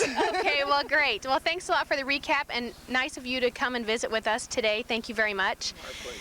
And this has been Melanie Rice with Abe Lincoln and three very important people here with JCTV.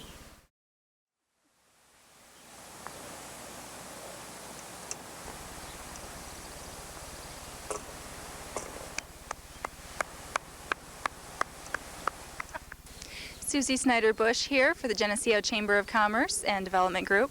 I'm with Nate Olson today. He's a member of our golf outing committee. We're at the beautiful Maple Bluff Golf Club, the location of our second annual golf outing, which will be when, Nate? On Tuesday, July 22nd. Shotgun start at 12 o'clock, but join us out here at 11 o'clock for lunch and prep and buying your mulligans and various things to get started. Okay, and is lunch included in the registration price? Lunch is included. It's $50 a person, teams of 4. We ask that you put A, B, C, and D players, and we'll demonstrate that a little later. So it's all inclusive of the $50. For someone who might not know, could you describe what a mulligan is? Sure. A mulligan is when you hit a bad shot and you want to hit it over again. We golfers say, oh, take a mulligan. So you get a second chance, but you have to pay for it in this tournament. So you buy a coupon and then you redeem it when you want to take that shot. Correct. Okay, and are we going to have contests on holes, like longest drive, longest putt? Good question, and I believe we are. We're going to have closest to the pin on a couple of the par 3s, and we'll have a long drive contest for both the men and the women, and they'll be throughout the course to make the day a little more fun. I heard something mentioned about a happy cart. Can you tell me what that is? Well, a happy cart, of course, is just a little liquid beverage to keep us all going throughout the day. And that's free too, right? That is included in the price. That's correct. Okay, well, that sounds like a bargain to me. Well, it should be a great day. We'll have a lot of fun out here. And that is what we want to stress, too, that we're having a lot of fun rather than this being a real serious, big money-making competition. Is that correct? Absolutely correct. As I mentioned earlier, we'll have what we call A, B, C, and D players, and that is because we want to put a group of people that are just coming out to have a good time, enjoy the weather, the fellowship, and just a great day out on the golf course. Well, that's great for the golfers, but what about for our chamber members who don't golf? You would ask. Actually, it's a great day because we start with golf, but then at 6 o'clock we get together for a picnic over at the park downtown, and it's completely free to all chamber members and their families, and just we hope we'll get a real good crowd, and that also is free to everybody.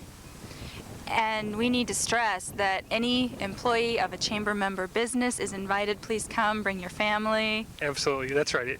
Any chamber business that is a member, every employee of that organization is also welcome to join us because they're actually a member as well. So yes, we hope that we'll get a real good turnout this, again, Thursday, July 22nd. The golf starts at 12 and the picnic starts at 6. And that's a Tuesday night, so there will be an ice cream social in the park for dessert. That's right. Perfect time in Geneseo in this wonderful community of ours. Well, I'm sure we'll be as successful as we were last year with the golf outing. Hopefully we'll get more participants, and hopefully you've enticed people to come to the picnic too. Could you do some demonstrations for us and show us what maybe an A-level player might be as opposed to a C or a D-level player? Well, I'll do my best. How's that? That'd be great.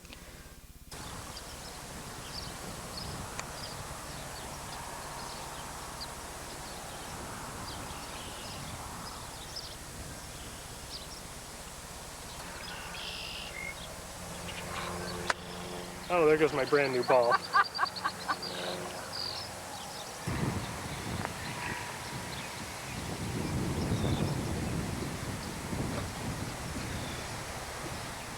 Practice.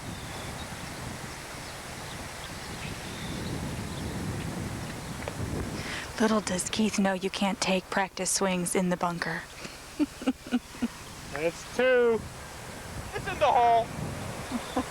Check again. We hope to see all of you out here on the 22nd. If you need more information on how to register, please call the Chamber office at 944-2686. This has been Susie Snyder-Bush for the Geneseo Chamber of Commerce. We'll see you next time. Hi, this is Kim Reynolds with JCTV. We're here at the Geneseo Estates on Chicago Street, and we're going to talk to Susan Pierce today. Susan, welcome. Thank you. Could you tell me a little bit about your background here? Okay. I started in the capacity of a manager on June 9th, and Geneseo Estates, the estates itself is 50 individual retirement apartments. Then outside of the complex that we're in right now, there are also what we call villas, and those are sort of like duplexes for purchase. Could you tell us a little bit about what the purpose of this facility is? I like to think of it as an independent retirement village. The people that are coming here are able to take care of themselves. They need to be in good health. They need to be able to live independently. But they like the concept of living in a group atmosphere. When they pay their monthly rent, everything is included in that except their telephone bill. We offer 2 full meals a day. We offer housekeeping service for them once a week, linen service where we'll actually change their bedding and put it back on for them, free transportation on our, we have a brand new 15-passenger van. Everything but their telephone bill is included in their rent. So they live independently, but it's a group setting where they can just get a little bit of looking after. Sounds great. A nice little community setting. Could you tell us a little bit more about the facilities and the services that expand on that? Sure. We have a regular-sized dining room, and it looks like a hotel dining room. Our meals will be a typical salad bar, things you would normally find on a salad bar, a full buffet with your choice of entrees, just like you would get if you went to any other buffet. We offer round-the-clock staff on duty so that if someone needs assistance during the night, there are emergency pull cords in the bedrooms and in the bathrooms, and those ring right to the front desk. Someone will respond to help those people. That's really nice. Could you tell us a little bit about the concept of this village and the history of it? Don Fike is the president of the corporation, and he is from Galesburg. They own several facilities throughout Illinois, and the concept was many of these people are hiring a lot of things done at home. As they begin to age, they're finding they can't do their maintenance as well as they used to be able to, and many of them live alone and don't care to cook for themselves and things like that. But they're not at all ready for a nursing home. This would be an alternative. I feel that there are probably many people in nursing homes that don't medically need to be there, but they couldn't stay home anymore. This would be the place for them. This sounds really neat. I'd like to see if we could go take a visit with somebody. Would that be possible? Certainly. We have Mike and Helen Stencil that moved in about 3 weeks ago, and they're very happy to be here, and I'm sure they'd like to talk to us. Great. Let's go see what they have to say. Hi, Helen. Hello. How do you like this place? Well, we just love it. It's very, very nice. You have a nice set of furniture here and everything fits in nice? Yes, brought it all from our country home, and it fit right in here just like it should. I know it's a little empty here now in the estates, but a lot of people are supposed to start moving in. Are you guys community oriented? Well, I hope we are. We've lived out in the country for a long time all by ourselves, but I think we're going to enjoy having people around us. How are you enjoying this life? Love it. I love it. You love it? Yep. Would you recommend this to everybody? I sure would. I think it's great. Great. What a cute apartment the Stencils have. Are they all 2-bedroom? Actually, we have everything from a small studio apartment where your living room is actually also your sleeping area. Then we have 1 bedroom, and then we also have 2-bedroom, 1 bath, and 2-bedroom, 2 bath.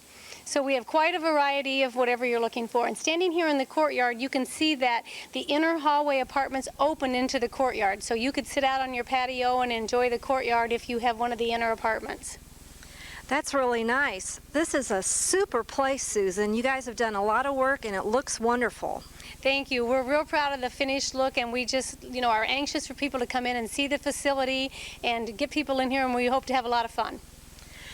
And I think everybody that sees this should take a chance and come over here and take a look and see what we have here on Chicago Street at the Geneseo Estates. This has been Kim Reynolds with JCTV. Hi, Clint Rice for JCTV. I'm outside the Northside School with Jamie Kennett. Jamie Kennett is now a 2nd grader at Northside Elementary School here in Geneseo. Now, Jamie's written a poem, and the poem has made it to a very interesting place. Can you tell us a little bit about that, Jamie? Well, the book is called Anthology of Poetry of Young Americans, and Mrs. Sankin was my 1st grade teacher last year, and I was a good reader and writer, so she decided that I should do this, and it got printed, and we got copies, and that's pretty much about it. Well, that's great. How long did it take you to come up with the poem that you've got published in this book? Well, it took me just about a day to think it up, and then we mailed it in, and it got picked, so. Well, that's great. Can you recite the poem for us?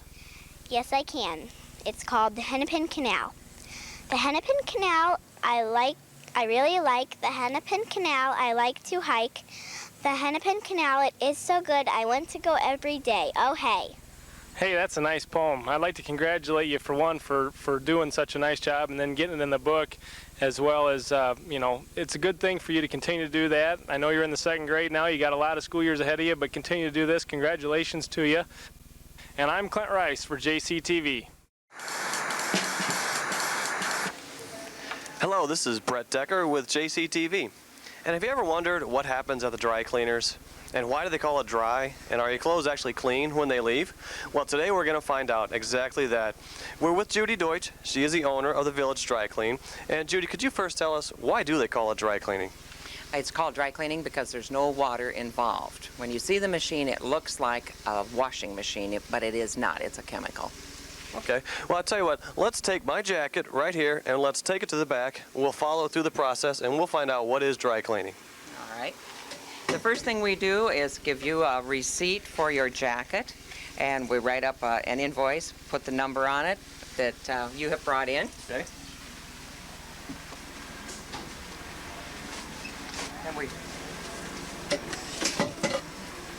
Then we bring it back to this check-in counter, put a number on it. This number stays with your jacket through the entire process. So that number never comes off, even in the machine. That's correct. It never comes off. We have different colors for different days and numbers, you know, coinciding with the number on the invoice. Then we put it in a bin, whether it would be a light or a dark, just like the laundry at home. Okay. But we're going to take your jacket with us. Okay, let's assume now that my jacket has a spot right in the front. I spilled ketchup all over it. What do we do now? All right, this is the spotting board area, and this is where we treat special stains with exact chemicals. So if you have a ketchup stain, we use one chemical. If we have a white powdery stain like is on this vest, then we use something else. This is done prior to the dry cleaning process. Okay, now my jacket has been treated. As you can tell, see, there's no more ketchup stain. So it has been fully treated. Now what do we do? Now you can put it right in the machine. Watch this. I'm a dry cleaner.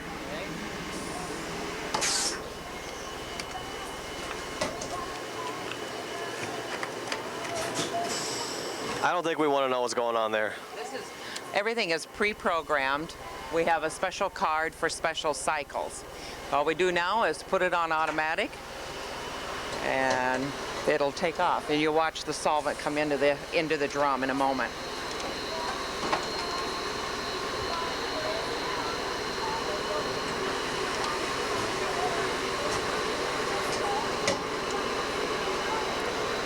So that's the solvent. Yes, that's correct. That is not water, it's solvent. Is there any water in the solvent? No, there is none. The whole process takes about 40 to 45 minutes from dry to dry. Then when it leaves the dry cleaning machine and it's in dry, we put it on the slick rails and it goes to the finishing department. We have 2 form finishers. One is for jackets and dresses, and you'll see in a minute that it'll blow steam through the top of that jacket, and then it's finished on the press itself. Why is it blowing steam through the jacket? It eliminates the work on the shoulder area, and it also blows the wrinkles out of the sleeves. And okay. She just finishes the body on the press. And most people don't have this machine at home. That's correct. Okay. Wish we did. But if they did, they wouldn't come to the dry cleaner. This is true. Okay, Trudy. Then Trudy has a pants finisher over here, and she's going to do the same thing. It'll blow steam through the top part of the pant, and then all she has to do is finish the leg on the press. I see. That looks like the cartoons when the Wile E. Coyote gets air blown into him.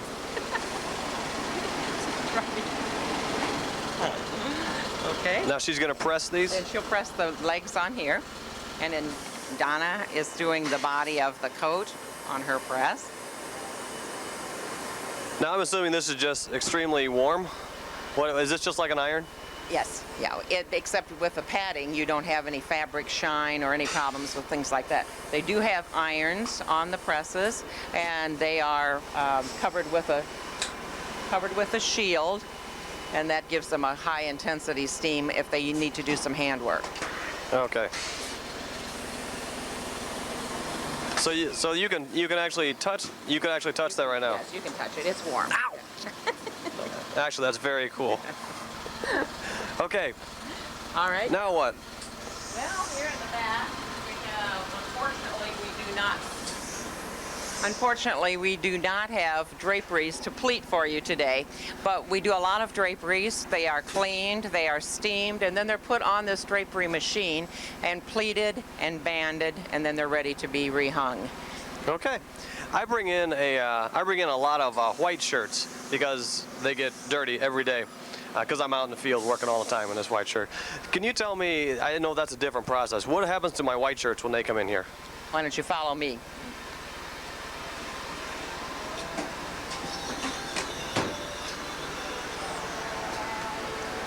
The shirts are laundered, and they're treated with the starch of your choice, light, medium, heavy, or no starch at all. I like heavy.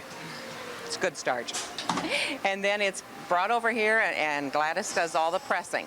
She presses first the collar and the cuff on one machine, then it goes to the sleeve press, and then to the body press. And so in 3 different movements, we've done a shirt. And then it's finished on the cone, as she's doing right now.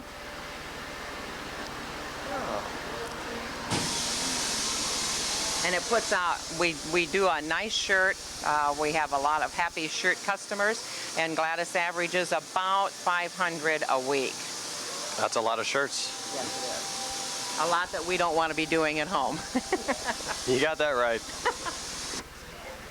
So okay. Everything is right here, the finished bagging. And this is where it ends. Yes, and this is where it ends. Right. Well, thank you very much, Judy. We really appreciate that.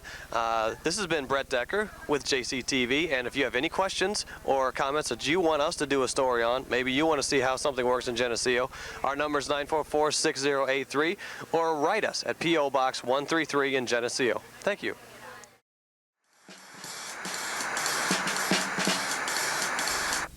Hi, Clint Rice for JCTV. I'm reporting here from the middle school here in Geneseo. The new middle school is going up and the construction seems to be going great. Along with me today is Dr. Harold Ford and Roger Carlson. Now Roger Carlson, he's with Williams Brother, and he's the head contractor of this entire project here. I'll start with you, Harold. How's progress going for you so far this year, and how much has the weather been a problem, if any? Well, if you ask me, it's been going very well, and the weather's not been a great problem. I think Roger might disagree a little bit because it does get sloppy out here.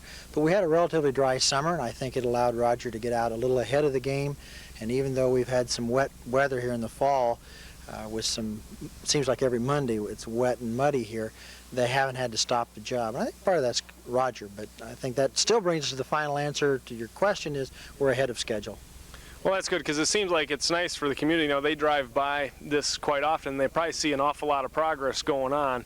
And from the aspect of what we see so far, there's a great structure going up, and it looks to be a great aspect to our community. Is there anything that has changed from your original plans, or has anything happened that you couldn't do, or anything like that? You know, that's what's been amazing. We have a contingency fund to allow for some of those things to happen, and we've spent almost none of it. This building that you're seeing behind us right now has had almost no changes since we actually started from the drawing stage forward. It is as you had seen it on the drawings when we were looking at this a year ago. So no, we haven't had very many changes. It's been going along very smoothly. What is the actual deadline for this project? Depends again on who you talk to. Roger's deadline on his contract says August 15th. If it's August 15th, we're in real trouble to get school started. So I think the deadline's really a little earlier than that, maybe a month earlier. Well, maybe we'll talk to Roger for that question. Roger, how's progress going from on your end? I know you've got many people to look over, and there's a lot of things going on here. But August 15th seemed like a good date to you. And have you been set back anything because of weather or downtime of any sort?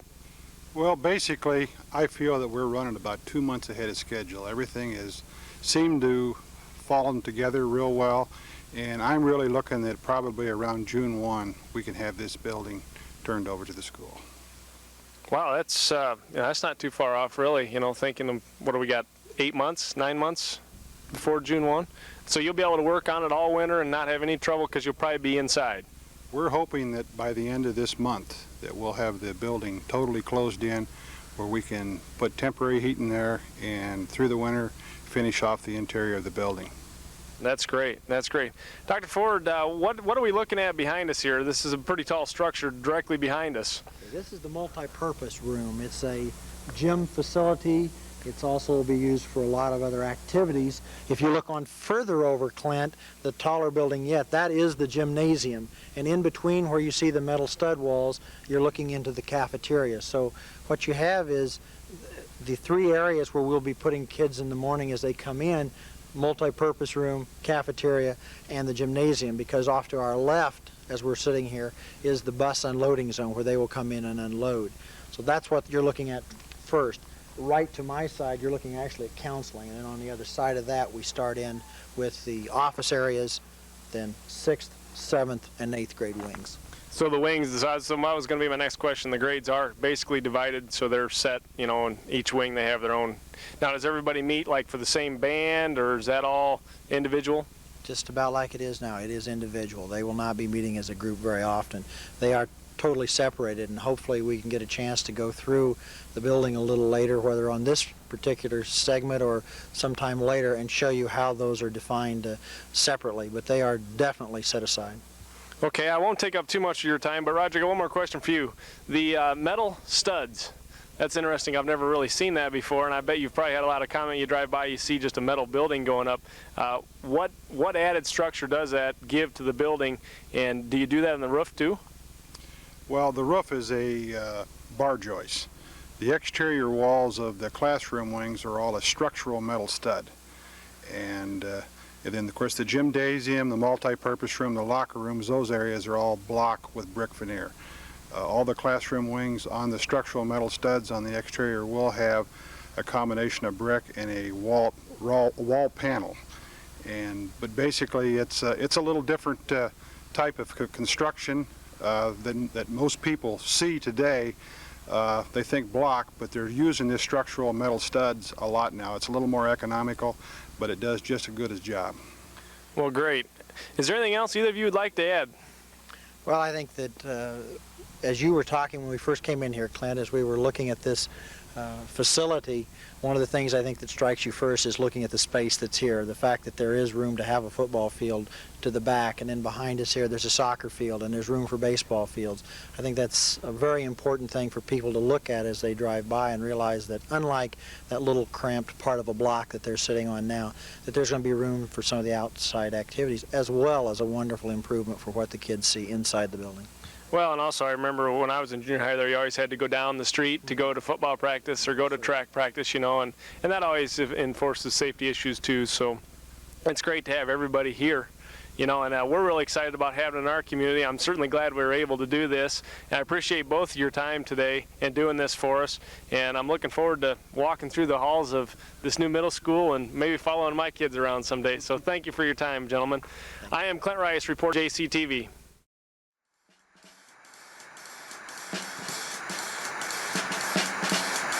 Hello, this is Brett Decker with JCTV. Recently, CNN did a segment on the revitalizing of communities due to the strength of the farm economy. And ironically, Geneseo was selected as one of those communities. We're here with Roger Goodrich, who was selected as someone to be interviewed from Geneseo. And Roger, can you tell us, how did CNN come up with Geneseo as a revitalized community? I was a little bit surprised when CNN called, but what they had done was they had called John Deere and asked them a few questions, and the more they probed into this story, pretty soon it was evident that what they really needed to do was come out into an urban area like Geneseo that was definitely in some pretty prosperous times and come to the heart of the story. How did the other participants get selected? We recommended a farmer that has done quite a bit of business with us and enjoying some good times.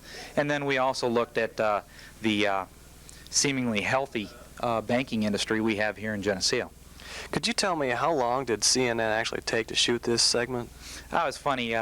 I thought maybe I would probably be involved in a 10-15 minute take, but they were out at our dealership for about approximately a half hour, 45 minutes, and the balance of the shooting for that 30-second segment took about 4 hours.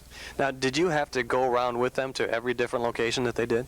I definitely wanted them to take a pretty favorable light of Geneseo, so I wanted them to see and catch the highlighted areas, and so yeah, we took them around and showed them what we thought were the good sites.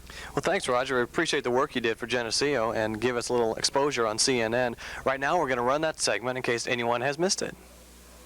These are good times in the western Illinois farm community of Geneseo. When Mother Nature treats us favorably in the rural community, those dollars come into town. The evidence is everywhere. New cars and trucks line the parking lots. Renovated storefronts line the streets. We've had 3 good years of good prices and good yields. Confidence in the future has been a scarce commodity in farm communities since the debt crisis of the 1980s, which put 1/3 of the nation's farms in jeopardy. Now that's turned around. With the terrific exports we have and the markets that have developed for our grain that are being produced, we have a lot of potential, upside potential in the market. Katchnick spent $200,000 the past 2 years on a new grain hauler and grain drying machine. At the local John Deere dealer, the store can hardly keep tractors in stock. Over the past year, we've had an explosion of sales, nice problem. Sales are probably up somewhere close to 35% in certain product groups. The price of land is the bellwether for the farm economy. Around here, it's averaging $2,500 an acre. That's up 30% in just the past 2 years and fast approaching the peak of the early 80s. The banking industry, also hit hard in the 80s shakeout, is moving back to rural America. Geneseo has 1 new bank and 2 more coming in. Most people are more optimistic. You still want to make sure that it's a situation where they're going to make good decisions, that they can stand down times, and we're all aware that that can happen, and it's more than likely going to happen at some point. Agricultural experts warned lenders must resist the temptation to overlend and farmers to overextend. The lessons learned a decade ago. Cece Rogers, CNN Financial News, Geneseo, Illinois.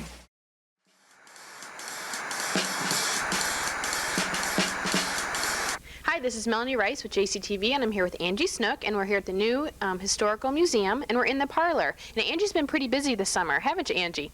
Yes, the Historical Association has moved from our old site at the old library building over to our new building, and we are finally in here, and everything is moved from the old site and is over here now. Okay, and there's nothing left, right? There's only a couple things left in the basement, but the attic is cleared, and the main part of the old museum is cleared too, and so we're just got the cleaning left. That's great, and this place looks wonderful. We're standing in the parlor, and if you remember, if you were in the museum or watched JCTV, it was pretty crammed, wasn't it? Well, we can't believe how much space we have over here and how many extra and new things we can put out that we've had in storage for such a long time. And I know the Presbyterian Church would be interested in knowing that the light did get moved. It's beautiful in this room. It did. All 191 prisms were washed and cleaned and put back up, and it was actually a very easy task, although there was not a ceiling light in this room, so one had to be made through the upper story down into this story. And it went real smoothly, thank goodness. And it works. And it works, and I was assured it will not fall down. Good. I'm sure everyone's appreciative of that, too. You have some lovely pieces here that I don't think, I mean, we saw, but we really didn't see because there are so many other things. You want to talk about some of those? Well, one of the chairs that is over here to our right, which is a parlor chair, was always in storage in the attic, and probably only seen a couple times over the last maybe 15, 20 years in an exhibit. Also, the clock that's there was on a pedestal on the wall, but it was never really seen. It was kind of just hidden back in a corner. The parlor table also is something that has been in the attic. The McBroom Bible is also on the table, and we're going to set up an exhibit around the whole house here about the McBroom family and the history of the house itself. Good. And the organ over here, I mean, it looked so small, and now it's so big. Oh, the piano, yes. I'm sorry, it's the piano. The piano over there was just kind of put in a corner, and here it's a real focal point. Also, we have another new organ that was donated to us by the Clavon family that we also have put in our parlor, and we're hoping to have all this working by Victorian Walk and having our music, our chamber music as always. Also the corner cupboard in the far corner. This is kind of unique because this is the only corner we have in this whole house. You're kidding. It's kind of strange that we have windows in every corner, or the space is so limited to only maybe 18 inches that that is the only corner that the corner cupboard could go in. Well, that's all right. It looks fine. It looks great. That's right. It works great. I know that we have some other things over here. Now, you guys said you're going to be probably opening in November, right? Yes, we are. We're planning on opening sometime in November. We're not sure yet. Depends how our exhibits come together. But we are going to have a special invitation opening for all the people who have helped us, the JCs, the Lions, Lionesses, the Key Club, the people that really gave a lot to help us move. Also for the people who helped us with monetary amounts of money to help us move into this building, and who have continued to support us with their money and also with helping us move and clean. Sure. And they're still taking donations, right? We will always have an endowment fund to keep going. Okay, great. Okay, well, do you want to move on to the dining room here? Sure. Okay. Is there anything else in the parlor that you wanted to show off? We do have a painting above the fireplace, and that was just given to us from the Helen Leonard estate. And of course, the paintings aren't hung yet. They're just kind of sitting where they will be hung. They'll be hung higher. But we've got some beautiful paintings that have never been on display before, and some new ones, so we're really excited about that. One of the things we do need is parlor lamps, Victorian lights that we could use in our bedrooms that we'll have on display, and also in our parlors and our dining room and library area. We do not have any old antique lights. So if someone would like to donate a lamp, do they give you a call, or the Historical Society a call? Or? Yes, they can either give me a call or the Historical Association a call, and we'll be glad to look at them. There's also a tax write-off if they do have a lamp or anything that they give to us. Okay. Now, do you have a separate line in your house for this? You probably need one by now, don't you? I get a lot of calls. Sure you do. Okay, we're going to go into the dining room, right? Well, this was originally a library, and on our library shelves, we were given by Nash and Bean the Joe Shaw law books, and we're real excited about getting them. We even have more that are underneath. At the present time, we have the Shaw books out and some of the Freeman books, and these are the earliest law books that were in Geneseo, and it was really a privilege for us to get them and be able to display them here. The picture that's above the fireplace is of George Shaw, who I believe was Joe Shaw's father, but I have to research this just a little further, so if I'm wrong, don't anybody call. It'll be taken care of in the next few weeks. That's right. It's an oil painting. It was done in 1840, and this has also been in the attic, and we'll now be able to display it. It's a wonderful oil painting, and we do have it preserved under glass, but if you get in here to see it, you'll be able to see it more closely in the detail work in it. Also, the table is a beautiful old leather-top walnut table that we had in the office, and I can uncover a corner of it. Sure. Oh, yeah. It has the fruit pulls, the black leather top, and the cherry and walnut wood. It's a beautiful piece, and it has never been on display either. We've always kept it kind of undercover in the back room, and now's the time that we want to share it with the public. Also, the chairs by the fireplace are the ones that were donated from the Geneseo house by the Dick Farber's family. So there's a lot of really new and interesting things for people to come and see.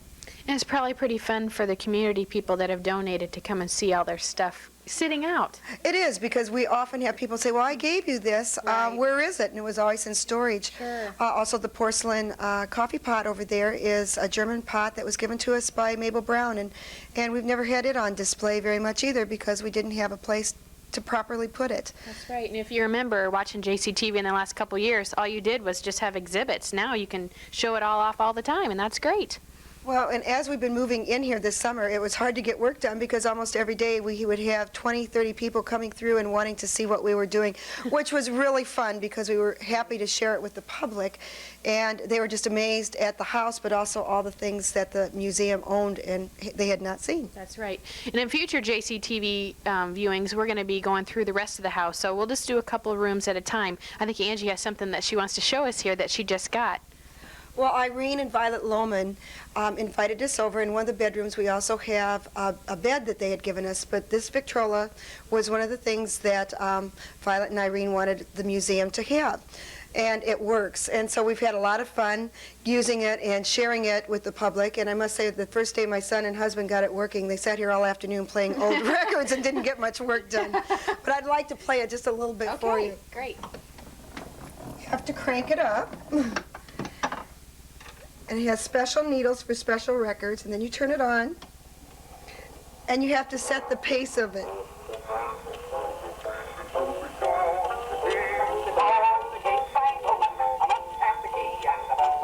So you have to know what the song sounded like before. Yes. And some of the familiar records are really fun. I'm sure they are. And this would have been a real cherished possession to someone to get. Oh, yeah. And the needles only work for so long, right? Usually only about 15 rounds or 15 different plays, and I thought it was kind of ironic. They have a little bag of new records or new needles here, and there's 100 of them for 10 cents, so they were pretty reasonable at that time. Now they're very difficult to find. I'm sure. But we're thrilled, and on Victorian Walk we're going to be using this, and I think the public will really enjoy hearing what the Christmas carols were like from the Victorian era. Speaking of the Victorian Walk, you're going to have a big exhibit here, aren't you, for that? Yes, we've already got all our white candles for all the windows, plus I have also purchased the decorations for the open stairways and for the mantles. So I'm excited about already starting to decorate for Victorian Walk. Okay, well, and I know that you'll be working very hard for that. Do you have to turn off all the candles yourself, Angie? I'm hoping to get something to help me with that. Okay, well, good. Well, I know that you worked really hard this summer, and you're continuing to work, and if you get a chance, people can just stop by and see what's going on, can't they? Sure, and I have to thank all the volunteers, because we have just had numerous volunteers, people calling, people helping, all kinds of retired men in our area that have come in and taken down shelves, painted, stripped floors. We have just, the community has gone above and beyond what we ever anticipated, and we tremendously thank them for their generosity and for their time that they've given to us to make this all possible. Well, and they'll be able to see it, I mean, really, every day, and this is just wonderful. Thank you. You're welcome. Good job. This has been Melanie Rice here in the museum for JCTV, and we'll be back next month with a couple new rooms.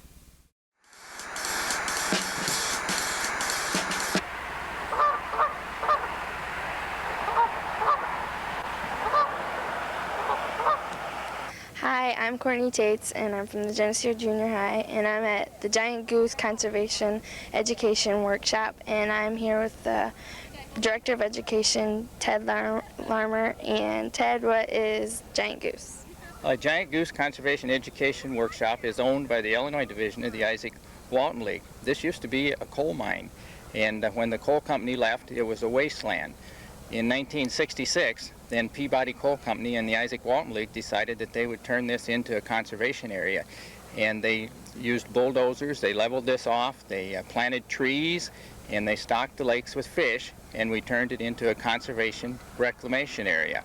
We use this for a lot of education trips. And today we have the Geneseo Junior High School with us, and we're going to have a full day of educational experiences here at the Giant Goose Workshop. Hi, I'm Troy Anderson, 8th grade student at Geneseo Junior High, and this is Mr. Kent Wolf. Why are the 8th grade students out here today? Well, we've been coming to Giant Goose for about 5 years now as part of our ecology unit that we do. We deal a lot with the natural resources and strip mining and soil sciences, and this is a perfect place to come because we get to take a look at the land reclamation that has been here and how you can take land that has been mined and convert it back into a nice usable area, a nature preserve. All the 8th grade teachers help with different activities. The students move through 8 or 9 activities throughout the day as they are here, ranging from some fun games to doing some cane pole fishing. We also have the fisheries biologist that will come out from Henry County and a soil scientist that come out, and they give presentations to the students. Lois Wall, who is with the Henry County Soil and Water Conservation District, organizes those people and brings them out for our day.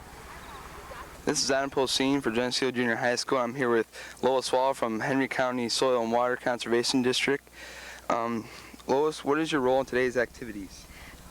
My role today is I worked with Kent Wolf, the junior high teacher, and helped get some of the speakers for today's activities, and also I'm going to be doing a session. All right, what other educational programs does your office offer?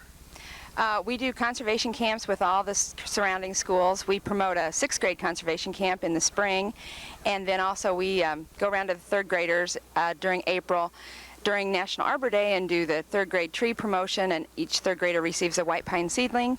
I also go into schools, high schools, and talk about soil survey in Henry County, and anytime anyone wants an educational program, they call our office and we are glad to help them out and go talk to their students. All right, what activity are you going to do today? Oh, today our office has designed a new game. It's called Conservation Jeopardy, and it's set up just like the television show.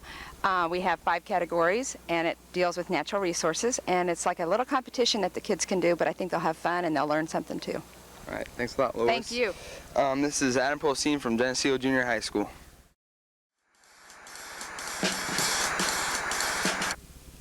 Hello, this is Brett Decker with JCTV, and I'm here today with Dave Ward, the president of the Geneseo Community Chest.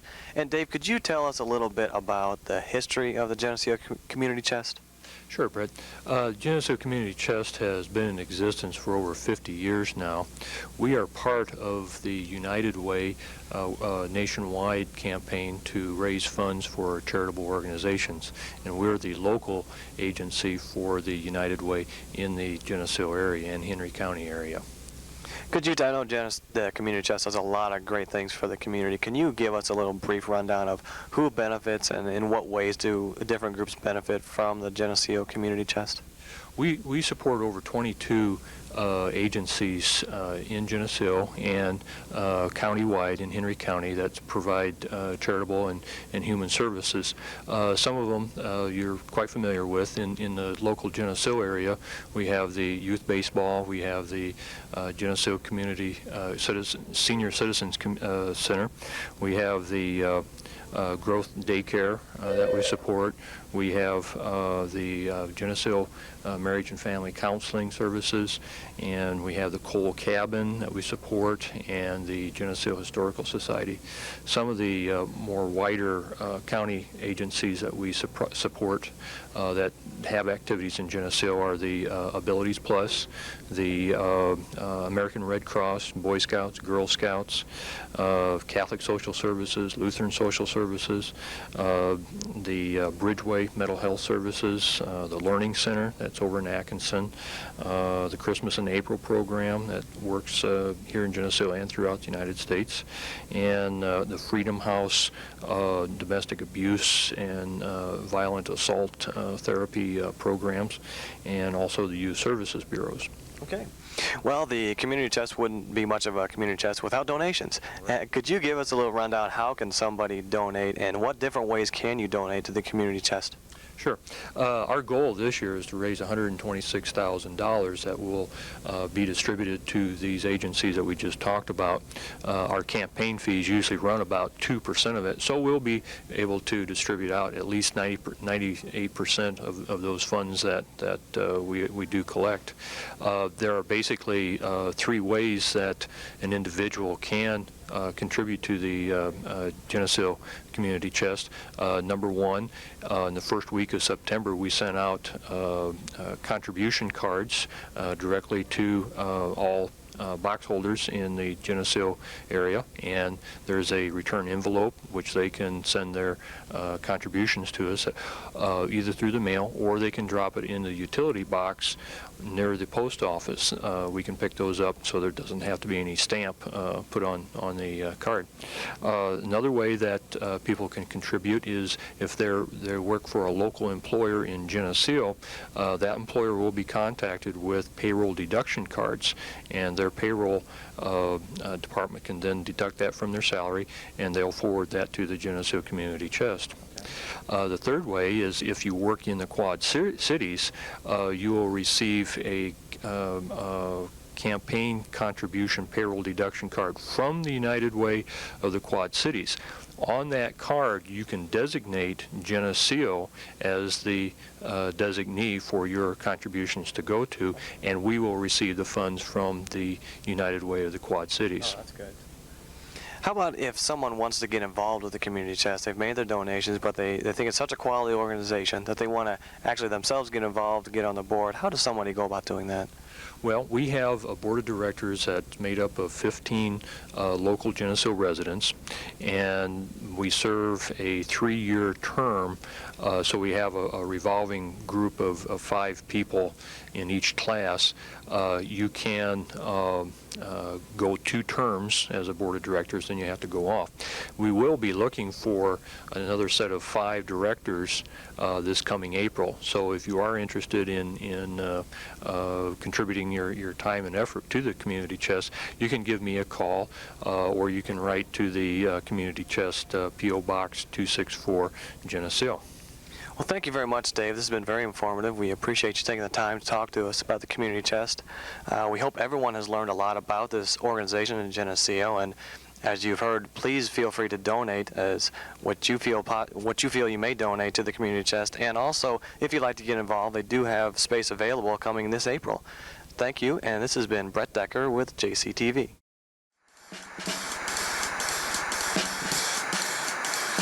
This is Melanie Rice with JCTV, and I am going to talk about the Tutoring Center. TLC, or the Tutoring Learning Center, is in its 4th year of existence here in Geneseo, and it services elementary students 1st grade through 6th grade, and we are looking for volunteers to be tutors. It's only 1 hour a week. It's from 3:30 to 4:30, and it only meets, like I said, 1 hour a week, and most of the time the kids are in 2nd or 3rd grade and they need extra help with reading or the math facts. So if you're sitting there thinking, oh, I couldn't tutor anyone, you could. I mean, it's really easy, and the kids really appreciate it. It's mostly just supplemental help for their lessons that they learn at school. So if you're interested in being a tutor at the Tutoring Center, please call the JC number at 944-6083 and leave your name and your phone number, and I will get in touch with you, and we'll have you work at the Tutoring Center. Thank you.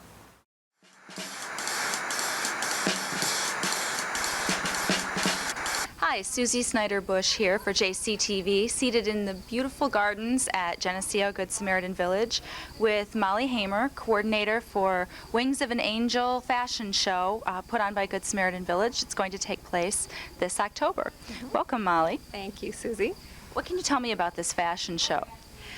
The purpose of having the fashion show is a fundraiser for a much-needed lift van that is going to be purchased for the residents here at Good Samaritan. It's about a $50,000 item, and there have been several fundraisers over the course of this year. There was a chili supper in February, and one of the ice cream socials at the park in June was in an effort to raise funds for this. This is probably going to be our largest fundraiser, and it will take place at the Geneseo Country Club on October 18th. And it's a fashion show that's going to incorporate everything from infants, your son, who is just a few months old, all the way up to some of the residents here at Good Samaritan. So it's going to be a very nice event, and we're hoping to raise $2,000 to $3,000 for Good Samaritans. I know Harrison's really looking forward to wearing his outfit. Where are the clothes coming from? We have 5 participating stores. Village Dry Clean is going to provide tuxedos. Elmer Stencil is an auctioneer, and he's volunteered his time, and he's going to be auctioning off some beautiful items that have been given, and he's going to be in a tux. And then we have 3 men, Rick Pierce, actually a local celebrity who works for WHHK in Galva right now, and Andrew Applegate, our administrator here at Good Samaritan. Then we also have ladies' fashions from Movers and Shakers in Moline, and Bridal Trousseau in Moline, Casual Corner in South Park, Moline, and Totally Kids, which is a children's store in Princeton. So those are the stores that are participating and providing clothing. Okay, so we're going to have all ages in this show, so there really is something for everyone. Mm-hmm. There's going to be an auction going on as well that day, is that correct? Yes, that's correct. We've had tremendous support from local businesses with regard to items given for the auction. We have about 30 items or more actually at this point. Some will be given as door prizes and others will be auctioned off. The larger items, we have an Afghan, an area rug from Co-op, some orthotic Birkenstocks from Dr. Nelson, the podiatrist here. We have gift certificates and that type of thing for door prizes. So we really expect to have some beautiful things that people will either have a chance to win just simply by coming or have a chance to auction for. And I understand local artist Sheila McGee has created some special sculptures for the day. Mm-hmm. She has created a limited edition angel. It's going to be about a 10-inch statue. And our theme this year is Wings of an Angel. So this statue will be for sale that day only for $15, and half of the proceeds will go to Good Samaritan. It sounds like a great day. Are there going to, there will be lunch involved as well? Mm-hmm. Yes, Good Samaritan has a food service company, and for special events they send a chef. So we have a chef from Chicago coming down to Geneseo that day to prepare our luncheon. It's going to be a pasta and chicken dish, and it'll be very fancy and very nice. Tickets are $20. And another thing I wanted to mention is that for this particular fundraiser, an application has been made to Aid Association for Lutherans, and they are going to match funds for the event. So we're very happy about that too. And if someone wants to go to this, how can they get a ticket? Here at Good Samaritan, the tickets are for sale. The office hours here are 7:30 to 4:30, and the phone number is 944-6424. So they can either phone or come into the office and pick up a ticket. We have about 146 seats, I think, and most of the models are getting friends and relatives to come and sit at tables, but we do have tables that are open to the public too. Okay, well, good luck to you and your goal, and I'm sure you'll be very successful. Thank you very much. We're looking forward to it. This has been Susie Snyder-Bush for JCTV. Hi, this is Katie Anderson with JCTV. I'm here in the high school auditorium where students are preparing for the upcoming play, You Were Born on a Rotten Day. Here's Amy Wojak with more information. Hello. J.D. Darnell proudly presents You Were Born on a Rotten Day by Christopher Segal, produced by special arrangement with the Dramatic Publishing Company of Woodstock, Illinois. Showing times are Friday, October 10th and Saturday, October 11th at 7:30 p.m. in the high school auditorium. $3 per person, and tickets are available at the door. And now we're here with some of the cast members from the play. What's your name? My name is Laura Barrick. And what character do you play? I play an English teacher, Agatha Johnson. And how is the play going? It's going pretty good so far. And what's your name? Amy Lallman. What character do you play? I play Susan B. Masters. I'm the principal of the high school. So what's your favorite part about this character? That she's a real outgoing principal, and she's trying to do everything to help the school stay together. She's trying to do everything that she can to make the school so that everybody enjoys it there. And what's your name? Lindsay Parrish. What character do you play? I play Yvonne Smith, and she's a student teacher. Is it a fun part to play? Yeah. And what's your name? Lynn Palmgren. What character do you play? Connie Constellation. Is it a fun part to play? You bet. Hi, I'm Amy Magnuson, and I'm reporting for JCTV. I'm here talking with some of the crew members from You Were Born on a Rotten Day, the fall play that's going to be starting. Hi, what's your name? Chris Sanders. And what does the crew do exactly? Well, we build the flats and the set so the players, the actors have a place to do their play on. Mm-hmm. Okay. Hi, what's your name? Beth Carton. And why do you do this crew thing? Well, I think it's fun because you don't have to worry about getting up in front of the people, but you're still involved, and it's just a lot of fun. Yeah. Hi, what's your name? Kim Carton. And what do you learn from doing crew? Well, you learn that it takes a lot of work to build a set, but you also learn that it's a lot of fun to work on the set and to watch it progress, and then to see the actors act on it on production night. We hope you've enjoyed learning more about the play You Were Born on a Rotten Day, and we hope you can come out and see it. I'm Amy Magnuson for JCTV.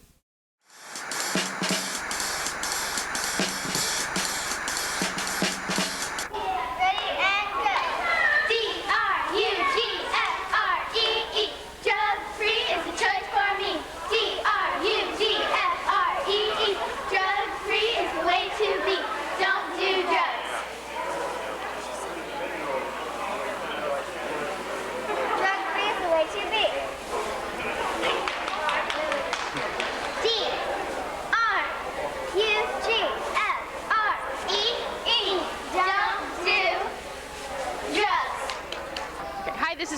Rice with JCTV, and I'm here at Southwest School with Caroline Nagel and Mary Beth Peterson, and they're going to kick off Red Ribbon Week, which is happening next week. You guys have a lot of activities planned for Southwest, don't you? What are some of them that you have planned?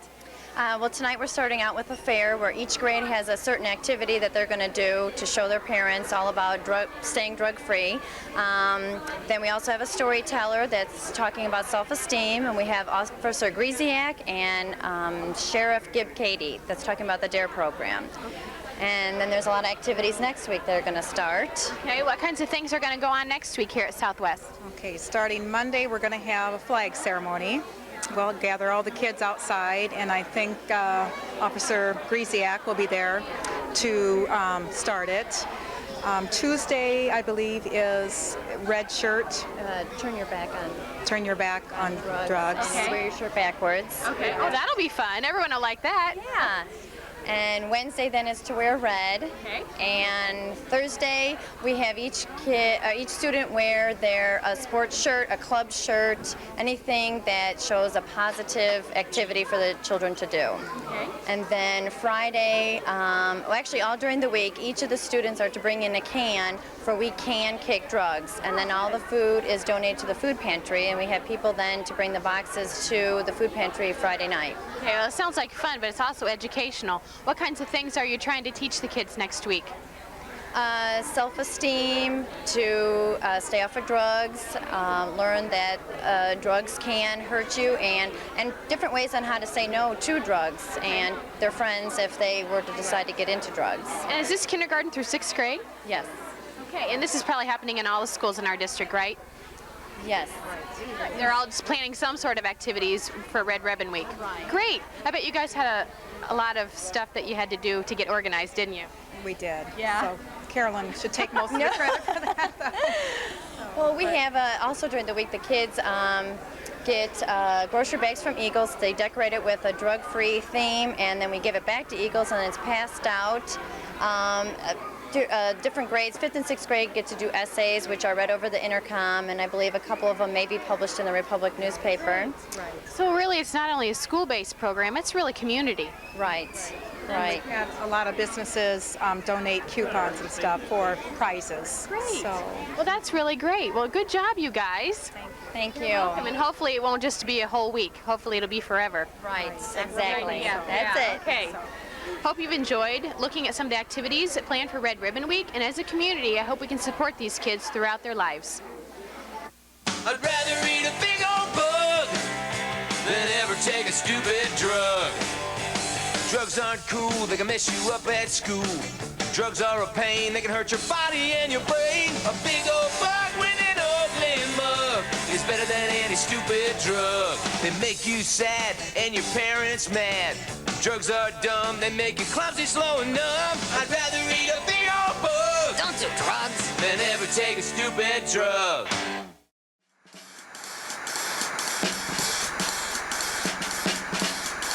Hi, Clint Rice for JCTV. I'm at Walmart here in Geneseo with two ladies from the Geneseo Junior Women's Club, and they're here today to talk about the Walmart Giving Tree. First, I'll start with Lynn Tierlink. She is the founder of this project. Lynn, how long have you been doing this? This is our 8th year. Now, through these 8 years, how much has it grown? A lot. It's probably grown at least a third, 30% at least. Okay, give us a little bit of information what the Giving Tree is and how it works. Okay. From schools and agencies in our community, we acquire children's wishes and needs for Christmas from needy families, and we transpose the information onto the angels and place them on the tree for the public to come and select an angel and take it and do shopping for the angel. They can do it here at Walmart, or they can do it at a store of their choice, and return the things here for us then to start to gift wrap for them. The tree will be set up in the lobby, the entrance of Walmart here, on Friday, November 14th.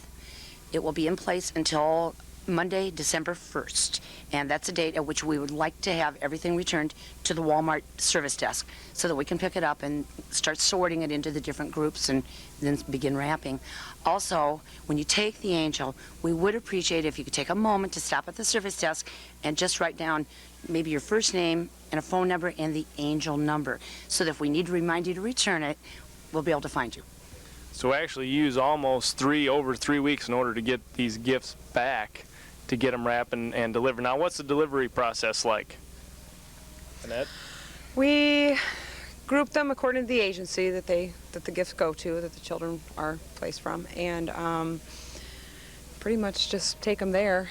We have them stored, and then we pick them up there and take them to the different agencies' dropping point. So the agencies deliver them then to the home, so you guys don't have to be running all over the countryside looking for addresses and dealing with that kind of thing. Right. And we like to keep it anonymous. So, you know, actually we never know who any of the children are. Oh, well, we don't ever get the children's names. No. Oh, okay. Well, that's good. It's all an ID number, basically, is what you're telling me then. Exactly. Oh. It's like boy 12 and his needs, and girl 5 and her needs. And then just we color code it according to the agency. Well, that's good. That's real good to know. Is there anything else you two would like to add before we close this off today? I don't know if there's anything I've forgotten. Just come and get an angel. We appreciate your support. Yeah, we couldn't do it without you people, the public, supporting this project. It wouldn't be a project without you guys taking angels and making Christmas for needy children. All right. Well, that's thank you to Lynn Tierlink and Annette Bickett here at Geneseo Walmart. The angel tree, like they said, will be on display soon. Please come out, join the community in helping out these needy children. There's a lot more out there than we realize. We do need to help these people as much as possible. We thank you for coming with us today, to the ladies, and I am Clint Rice for JCTV.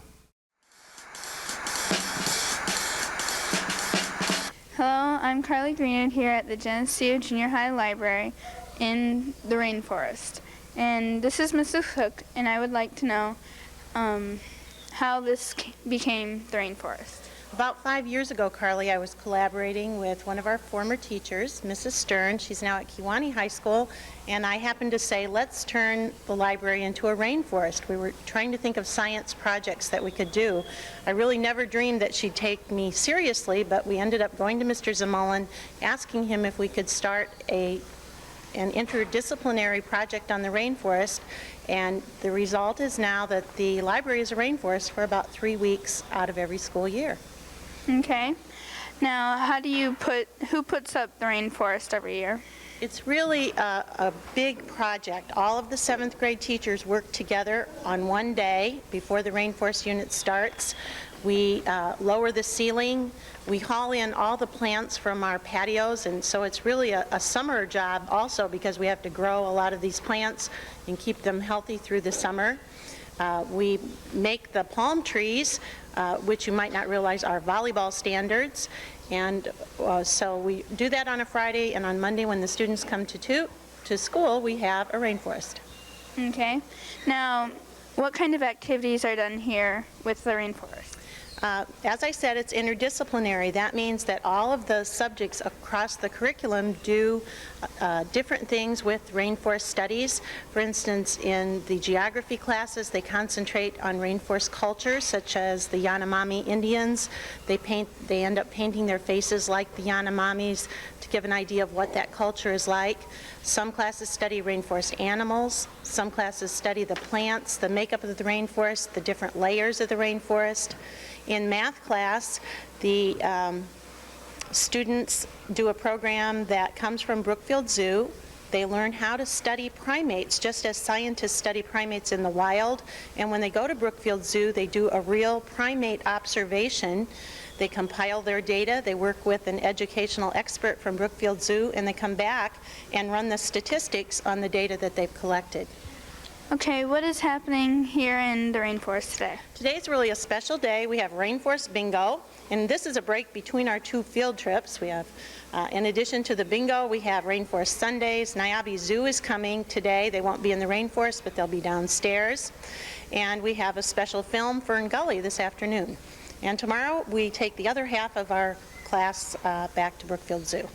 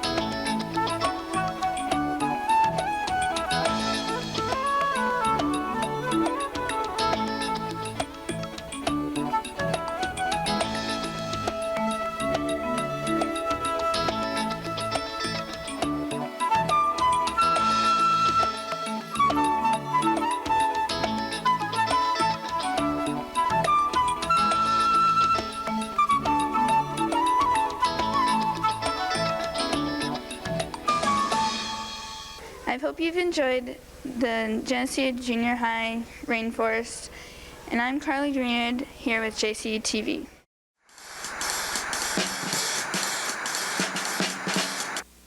Hi, this is Melanie Rice with JCTV, back with Angie Snook once again here at the Geneseo Museum, and we're going to highlight a couple of different rooms this month. And we're standing here in the hallway in the north wing, and Angie, there are some interesting paintings that you wanted to talk about, aren't there? Yes, in our new museum we're able to use a lot of the oil paintings and drawings that we have had in the museum for a number of years, and we do have them now hanging as part of our exhibits. And the one that we have over here with the main street of Geneseo, which is looking down State Street from the Geneseo Hotel, was done by KB Coop, and I believe it was in 1956. And it's an oil painting, and it's been real interesting for even our own members to see these paintings out, because they didn't realize that we had so many. Well, it's very nicely done, and it looks pretty familiar, actually. Not many things have changed, really. If we look out our window here, we're looking at the same thing. That's right, exactly. And we have another oil painting over here, and this is a little bit older, isn't it? This was done by George Pobance. It was done February 6th of 1939, and it looks like just a landscape painting. It's beautiful. We've had it out on display, but never had it up permanently, and now it has a permanent spot in our museum. And both of these painters are from Geneseo, correct? Yes, and the paintings that we do have on exhibit are Geneseo artists that have donated to the Geneseo Museum. Great. And we're going to highlight a new room here. We have in the next room here the history of Geneseo, right? Yes, and we've improved and improvised and changed it somewhat. I think it will be really worthwhile for people to come in and take a look. Also, if you've noticed from the last time you were here, we did redo the floors. Yes, and so those look very nice. The chandeliers have all been cleaned, and they're beautiful. And the exhibit is almost done. We have a few things to do yet, but we wanted to highlight the different nationalities that were first comers to Geneseo and to the Geneseo area. And so we have some new exhibits showing that. Okay. And this was in the old museum, correct? It was just a little bit more cramped? Yes, it was in the corner of our old museum, and it was kind of shoved around in one back corner and was kind of lost along the way. And we also were lucky that we have a couple pieces to put out that we didn't have before. It's the original Geneseo plot, also the application to the President of the United States to incorporate Geneseo as a city, and that's on the wall. Also, we have another sampler that was done by one of the first children to be in the Geneseo schools. So that's very old, in the 1840s, and that's also up for display. Wow. And we've got, next to this is a cute little room where you can see the Geneseo house. What are you going to be doing in there? Well, right now we're using it as part of our exhibit, but in December we're going to have a floor-to-ceiling Christmas tree that you will be able to view from down State Street looking up south, and we're hoping that everybody will come by and enjoy it. Also, we're going to have decorations in all the windows and on all the fireplaces and up the open stairway, so we're real anxious to get started on that. I can see the gleam in your eye. That's my fun part. I know, that's what I thought. As we move on here, we have part of, you said this is the children's part here and part of the historical part in Geneseo? Yes, in fact, we're just in the process of putting this part of the museum together. It's going to be the Children's Museum, and we have a pump organ they'll be able to use not to play on, but they'll be able to experience what it's like to pump a pump organ. We have a butter churn. We have an old Victrola. We have, it's not in here yet, but we have an original first TV set that was from probably the late 1940s, early 1950s, and I think they'll really enjoy that. We also have children's toys that are on display, some that they can play with. We also have some science projects in the one cupboard that they'll be able to use. And we have tables and chairs coming that will be set up so that the children can come in here and actually use the Children's Museum. So along with this exhibit, you'll probably want school children to come in here, right? You want to have more tours and such? Oh, definitely. We had our first tour Monday night of the Girl Scouts, and they came about 5:30, 5:45, and at 7 o'clock we were still enjoying the museum, and it was fun to see them actually getting involved in our new museum and finding a lot of interest, and looking forward to coming back for another turn in the spring. And I had several girls wanting to try on some of the old clothes, so we're going to do that also. Good. And we had said before before, probably last year, about how you'd like to do some different children's activities. Is that still kind of in the works? Oh, we're planning those already. We're planning some summer projects, some spring projects. We'd like to do some new ideas for the school groups to come through in the spring. Good. And I think it'll be real interesting. And we have the space and the opportunity, and now we will be able to do that. That's right. As I recall, the children's spot was pretty small at the old museum. It consisted of a coffee table and about 8 by 12 space, if that. Yeah, that's what I thought. Well, that'll be more interesting. I know you have an open house coming up that you wanted to talk about. Yes, December 6th. It's a Saturday afternoon. We are inviting all the people who have contributed money to our fundraising drive, all the people who have helped us moving in one way or another, all the different groups like the JCs, Key Club, Lionesses Lions, individual people who have helped us, Marcia Holyvold, who has helped scrub floors, and her family, the children that have helped us, have them and their families, also all our membership to come through. And on that day, we'll be able to go through the whole house. Victorian Walk will be the following Saturday, and we will be open to the public, but we're limiting it to the downstairs area.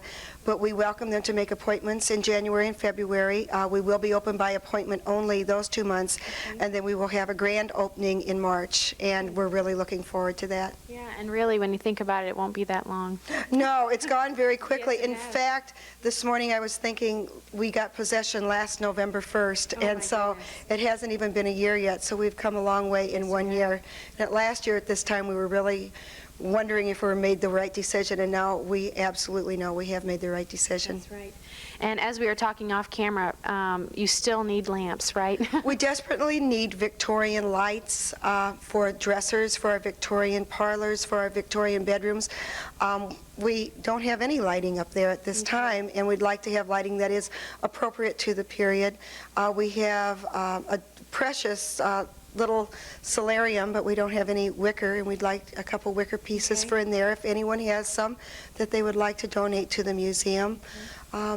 Also, as they come through, they'll see things. It's empty in many spots, but that's good because that way we'll be able to take in new artifacts, and we'll be able to display local Geneseo people's things that they're ready to donate to us. Good. Okay. Well, looking forward to coming to the open house. I'm sure the JCs will be invited to the 6th. Yes, okay. All invited, and we're not sending out written invitations only because we have so many to send out to, and we've been in January, before January 1st, we have to send out notices to everyone and thank them and their tax exempt write-offs. Right. So we can't get it all done in 2 months, and our computer is down right now, so that even makes it more difficult. No kidding. No kidding. A computer in an old museum. Oxymoron, I think. Okay. Well, this has been Melanie Rice with Angie Snook here at the museum, and really, if you see Angie out on the street, tell her she's doing a good job.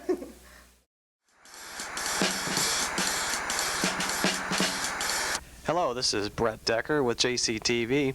Every year, the Marine Corps League has its Toys for Tots program. And this year, I'm with Walt Henry, and he's going to explain what is the Marine Corps League doing this year. Marine Corps League is actually the Tri-County Detachment Marine Corps League, and then we're doing a toy auction here in Geneseo, and we've done this for this is the 7th annual toy auction we have here. And when is that toy auction going to be? It's going to be on November the 22nd at Miller. Not Miller Time. It used to be Miller Time Billiards. It's called the Winner's Circle now in their little room that they have there. Okay, how do people donate items for this? Anyone that wants to donate items to the auction can contact me at my residence, which is at 320 North Williams, or they can give me a phone call, or my phone number is 944-6050. Or they can contact Bob DeBoover, who is another member of the Marine Corps League, and his phone number is 944-6343. Okay, what types of items are you guys looking to auction off? Oh boy, we take just about everything. Mostly we're looking for new items that we can auction off, and of course we have limited space, and so we want to, use items that we're going around town right now today. Matter of fact, I was stopped in a few places. My friends and the business people in Geneseo have been really nice to us, and also in Kewanee and the surrounding area too. We have our guys going around seeing the business people and actually talking to them, and we have been doing pretty good. Okay, how about if there's families out there who are looking for a little help on Christmas this year, maybe they could benefit from the Toys for Tots auction and Toys for Tots program. How would they get in touch with someone? Well, someone that's is a qualified needy person, or whatever you want to call it, they usually have to go to their food pantries in Kewanee. They have their sign up at their food pantry in Geneseo. We have the sign up on November the 4th from 9 to 12, and also on November 11th from 9 to 12. And all they have to do is just go there, and there'll be a representative from the league present, and he will take the information that is necessary for sign up. Okay, thank you. Well, one more time, give us the times and the dates for the Toys for Tots auction. Yes, and we have some people there at the auction, 25, 30. I'd sure like to see 50 to 100 people show up at the auction at the Winter Circle. That's in Geneseo. I think it's 109 East Orange Street, Geneseo. And it's from time and date. November the 22nd at from 1 to 3 p.m. And anything that you want to donate can come to me, Walt Henry, at my address, 320 North Williams, or give us a call at those numbers that's been advertised in the newspapers all around, and we will surely even come and pick it up. Okay, thank you very much, Walt. We appreciate your time here, and thank you for all you do for Toys for Tots. We appreciate that. This has been Brett Decker with JCTV.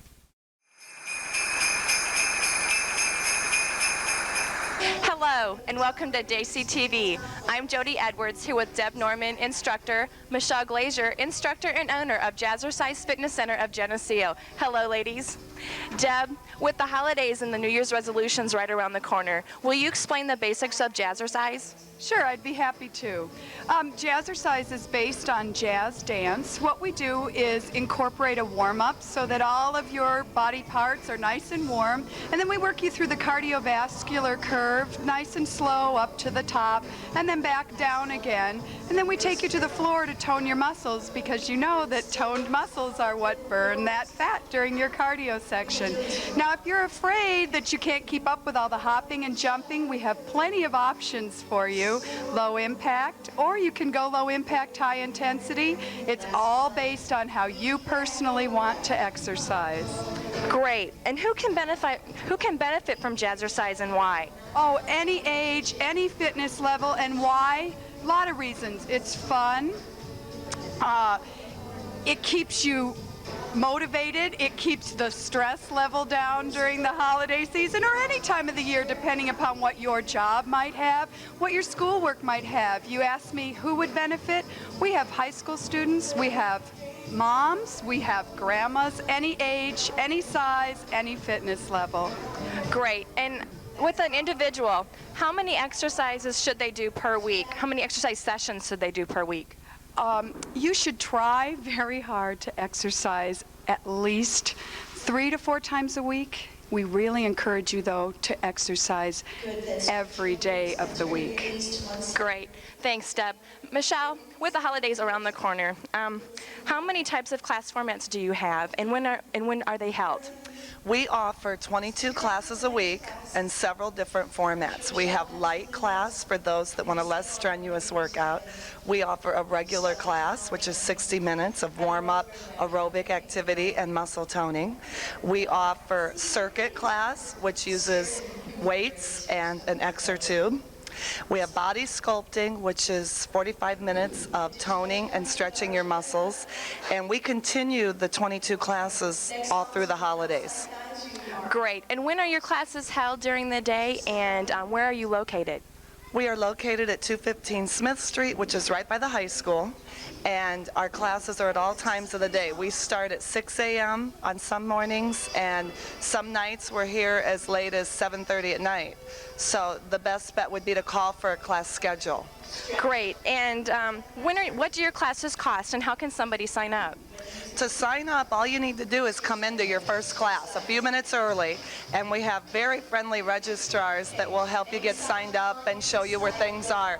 Classes are $34 for a month session, which entitles you to come as much as you want to come, and use of all of our equipment here.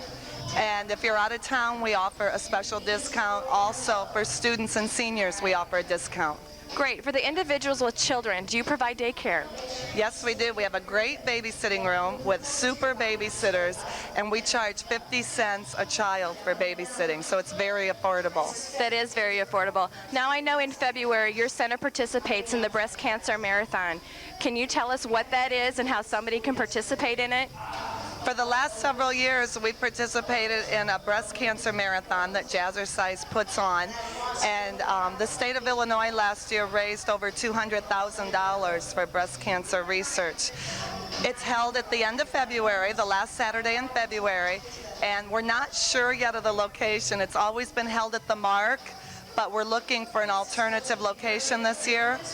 But if anyone would love to help out with that, they can just call and we'll give them more information. How many participants do you usually have at the Breast Cancer Marathon?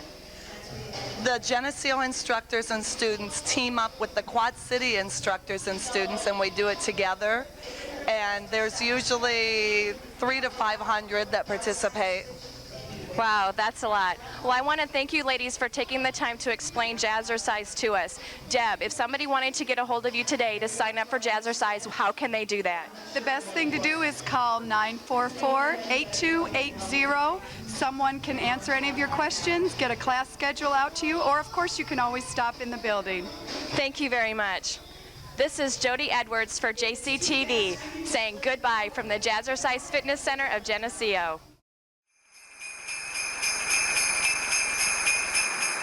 Hi, I'm Angie Hutchcraft, and I'm here at the Geneseo High School with Sarah Kiefer, who is the chairman of the Key Club Pop Tab Collection.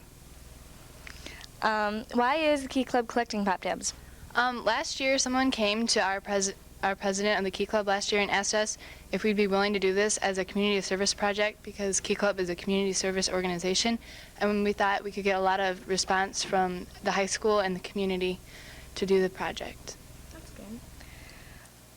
How long are the pop tabs going to be collected? Well, we hope with the response we've gotten so far that we can continue to keep the collection going all year long. How successful has the project been so far? The project has been very successful. The students have really pulled together and brought in a lot of pop tabs, and we've asked the Kiwanis Club to help us because we're a part of the Kiwanis Club, and to bring in pop tabs. And also we hope that anyone in the community that would be willing to bring them in would bring them to the high school for us. What have you learned from doing projects such as this?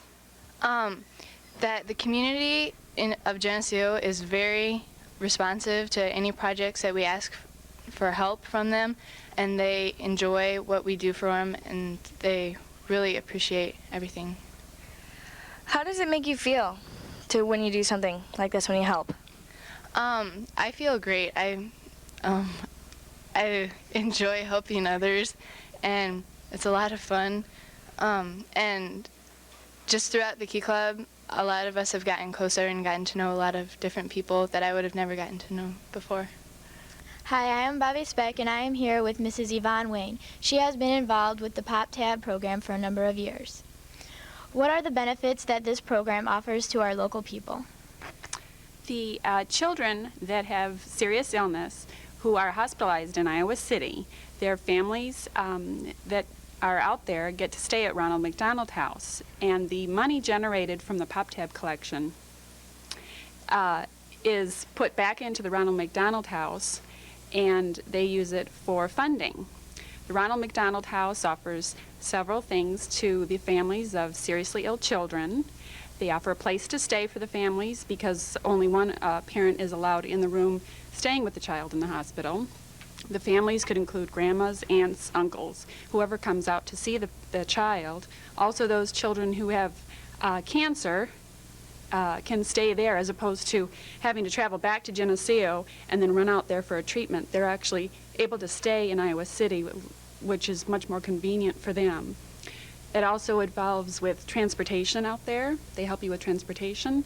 They have pagers that are available, so in case you needed to go shopping and all of a sudden your child needed you, they would page you. It offers a lot of different things for the children. Okay. How do the Pop Tabs actually help? the money generated, they load the pop tabs up on a truck. The Ronald McDonald House, or actually the Ronald McDonald Restaurant itself in Iowa City, loads them up, takes them to Minnesota, and they are used in recycling. And the money generated from recycling of those pop tabs goes back to the Iowa City Ronald McDonald House. The reason why they only save the pop tab is because, first of all, because of the health regards. As far as saving the whole can, a whole bunch of cans sitting around would be very endanger health. And they have said that the density of the pop tab itself is higher than in the can, so that's why they only save the tab. And essentially, it's just recycling. Okay. Would you tell us more about the involvement with this program in Geneseo, the other schools? Milliken School has saved them for a number of years now, as does Atkinson School. Heidi Hamer is involved with it at Atkinson School. Southwest School is saving them also. And Northside is just starting their program. Hi, I'm Jessica Ward, and I'm here with Kyle Wayne, a 5th grade student from Milliken Elementary School. Kyle, how successful was your school's campaign last year? We saved over about 1,000 pounds, and about over $800 went to Ronald McDonald House. Can you tell us how having the Ronald McDonald House helped during your stay in the hospital? It helps me because of when there's only one parent allowed in the room, that my other parent can stay in the Ronald McDonald House instead of going back to Geneseo and then coming back to Iowa City. What else would you like to tell the people of Geneseo about this project? I just hope that all the kids would save their pop tabs for the kids in the hospital. As you can see, this pop tab program is very beneficial to people right here in town. The pop tabs will be collected all year, so please save them for this project. They can be dropped off here at the high school office. Thank you to Mrs. Wayne and her son Kyle for letting us interview them, and this is Jessica Ward reporting for JCTV. Hi, this is Melanie Rice with JCTV, back with Angie Snook at the museum, and we're going to highlight another room in the museum, and it's called a little girl's room. And Angie has been working on this for several months, and finally, I think it's about done, isn't it? Yes, it is, and it's one of my very favorite rooms that I've worked on, and I come up here sometimes just for some peace and quiet. Well, talk about some of the items that you have. You have some really old items here in the shelf. Yes, we have paper dolls. There's 6 different little paper dolls, and many little girls just really wanted these when they were growing up, and they were hard to get. And so if you had a paper doll or two, even if they had little things torn off their dresses, they would continue to play with them and make clothes for them. Also, there is an embroidery set. Not every little girl had to learn to embroider. That was an important task. It wasn't just something that you played and did. It was also something you needed to learn for your sewing. Okay, and my dad gave me a ball glove. Things have changed, huh? So did mine. Yeah. Okay, and there's some little clothes here, too. Oh, yes, there's children's clothes, and a little girl's wardrobe would look like this. During the 1850s and 1860s, there were not closets in the bedrooms, because people were taxed for their closets. So in order to keep their taxes down on their home, they would have wardrobes and dressers, and that's where all the clothes and the things would be kept. And so if you had a wardrobe like this, many different items would be in there. It wouldn't just be your clothes, because they had very few clothes, but the quilts would be in there, their toys may be in there, the books would be in there, their quilts and coverlets would be in there. So they're really important.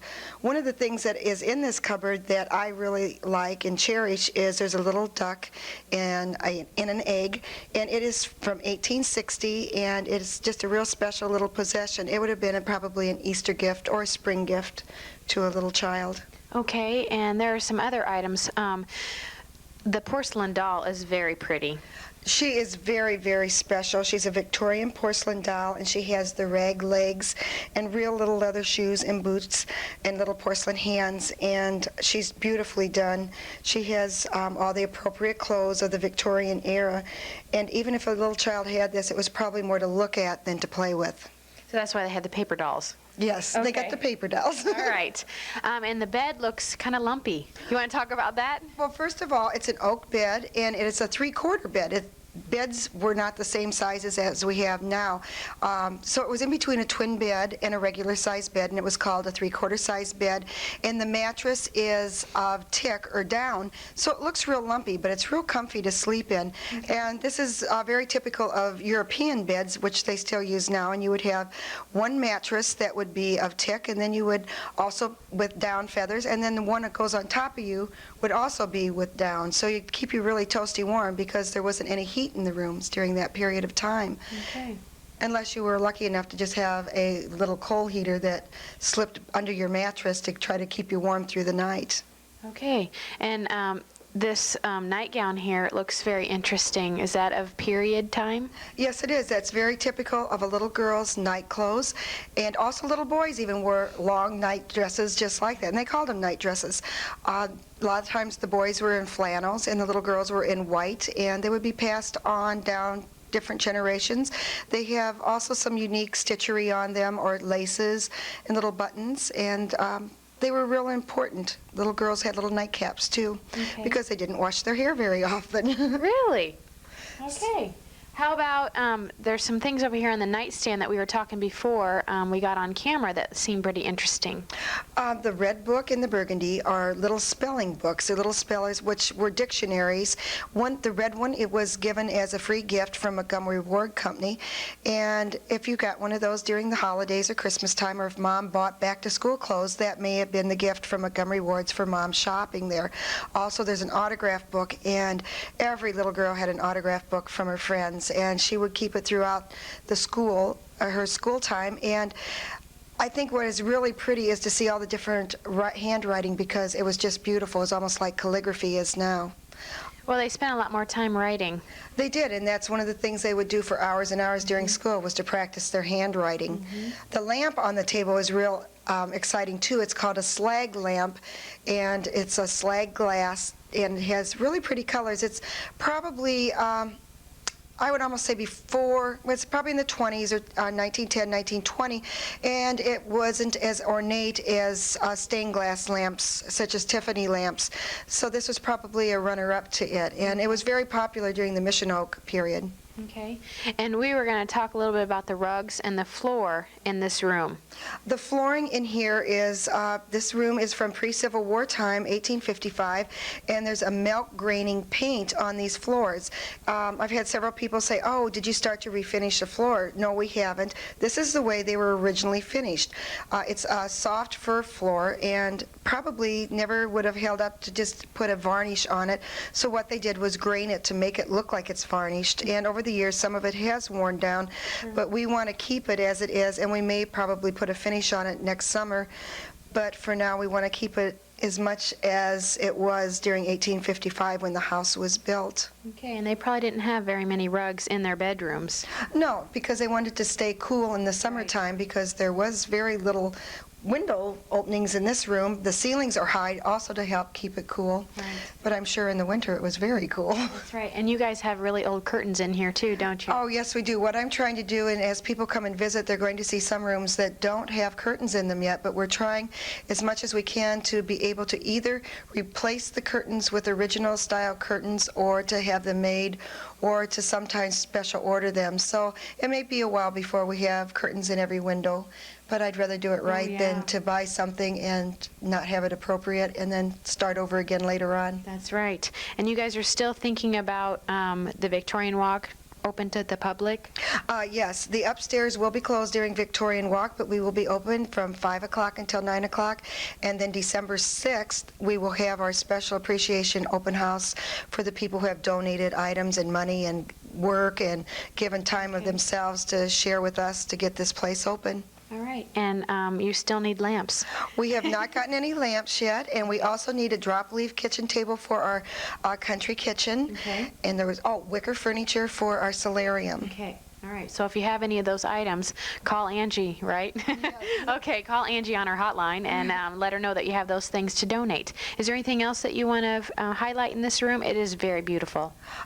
Just that the bed was a recent gift to us from the Lohman sisters, as was the Victrola we had on last month, and it was a real nice, generous donation. So we're really excited to get some of these nice donations, and we hope they'll keep coming. And as people come to visit and see some of the areas that look pretty bare, that maybe they have something that they would like to give to the Geneseo area by giving it to the donation to the museum. That's great. Okay, well, thanks a lot, and we'll see you next month. Okay, thank you. This has been Melanie Rice with JCTV here at the museum. Hi, I'm Jenny Stodd reporting from Geneseo Junior High School. We've been working on babysitting skills with Mrs. Lodge in home ec class, and we have some fun ways to keep little hands busy during the holiday season.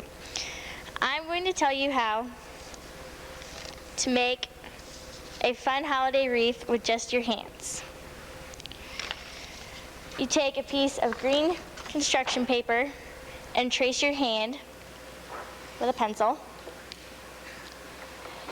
Cut them out with scissors and tape them together.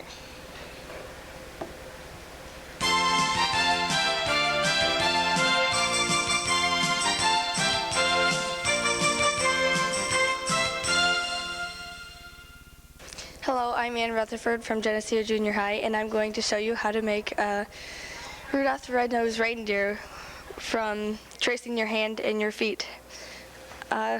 First, the necessary supplies are tacky glue, red pom-poms, black buttons, a few markers, scissors, and some black and brown construction paper.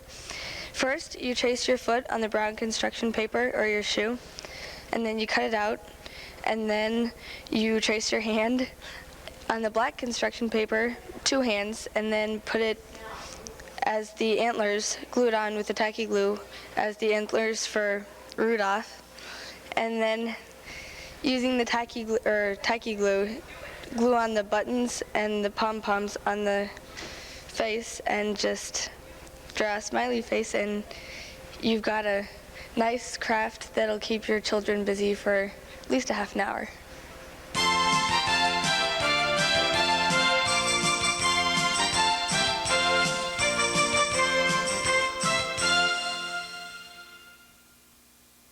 Hi, I'm Jessica McGowan, and I'm going to show you how to make a holiday reindeer out of your hand.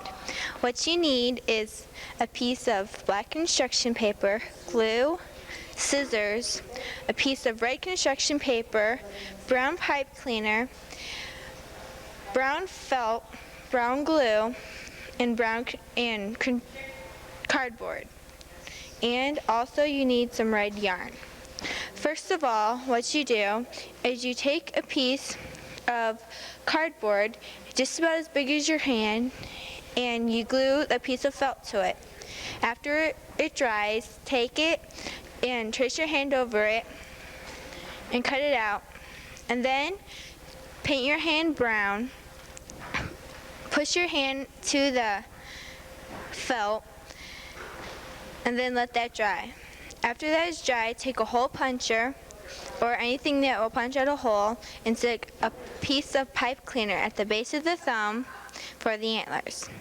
And then at the top, at the palm of your hand, take a piece of red ribbon through a hole, and that will create your hanger. And then take a piece of red ribbon also and put it around the thumb. Then taking the black construction paper, cut out a small piece for an eye and a red piece of construction paper for the nose.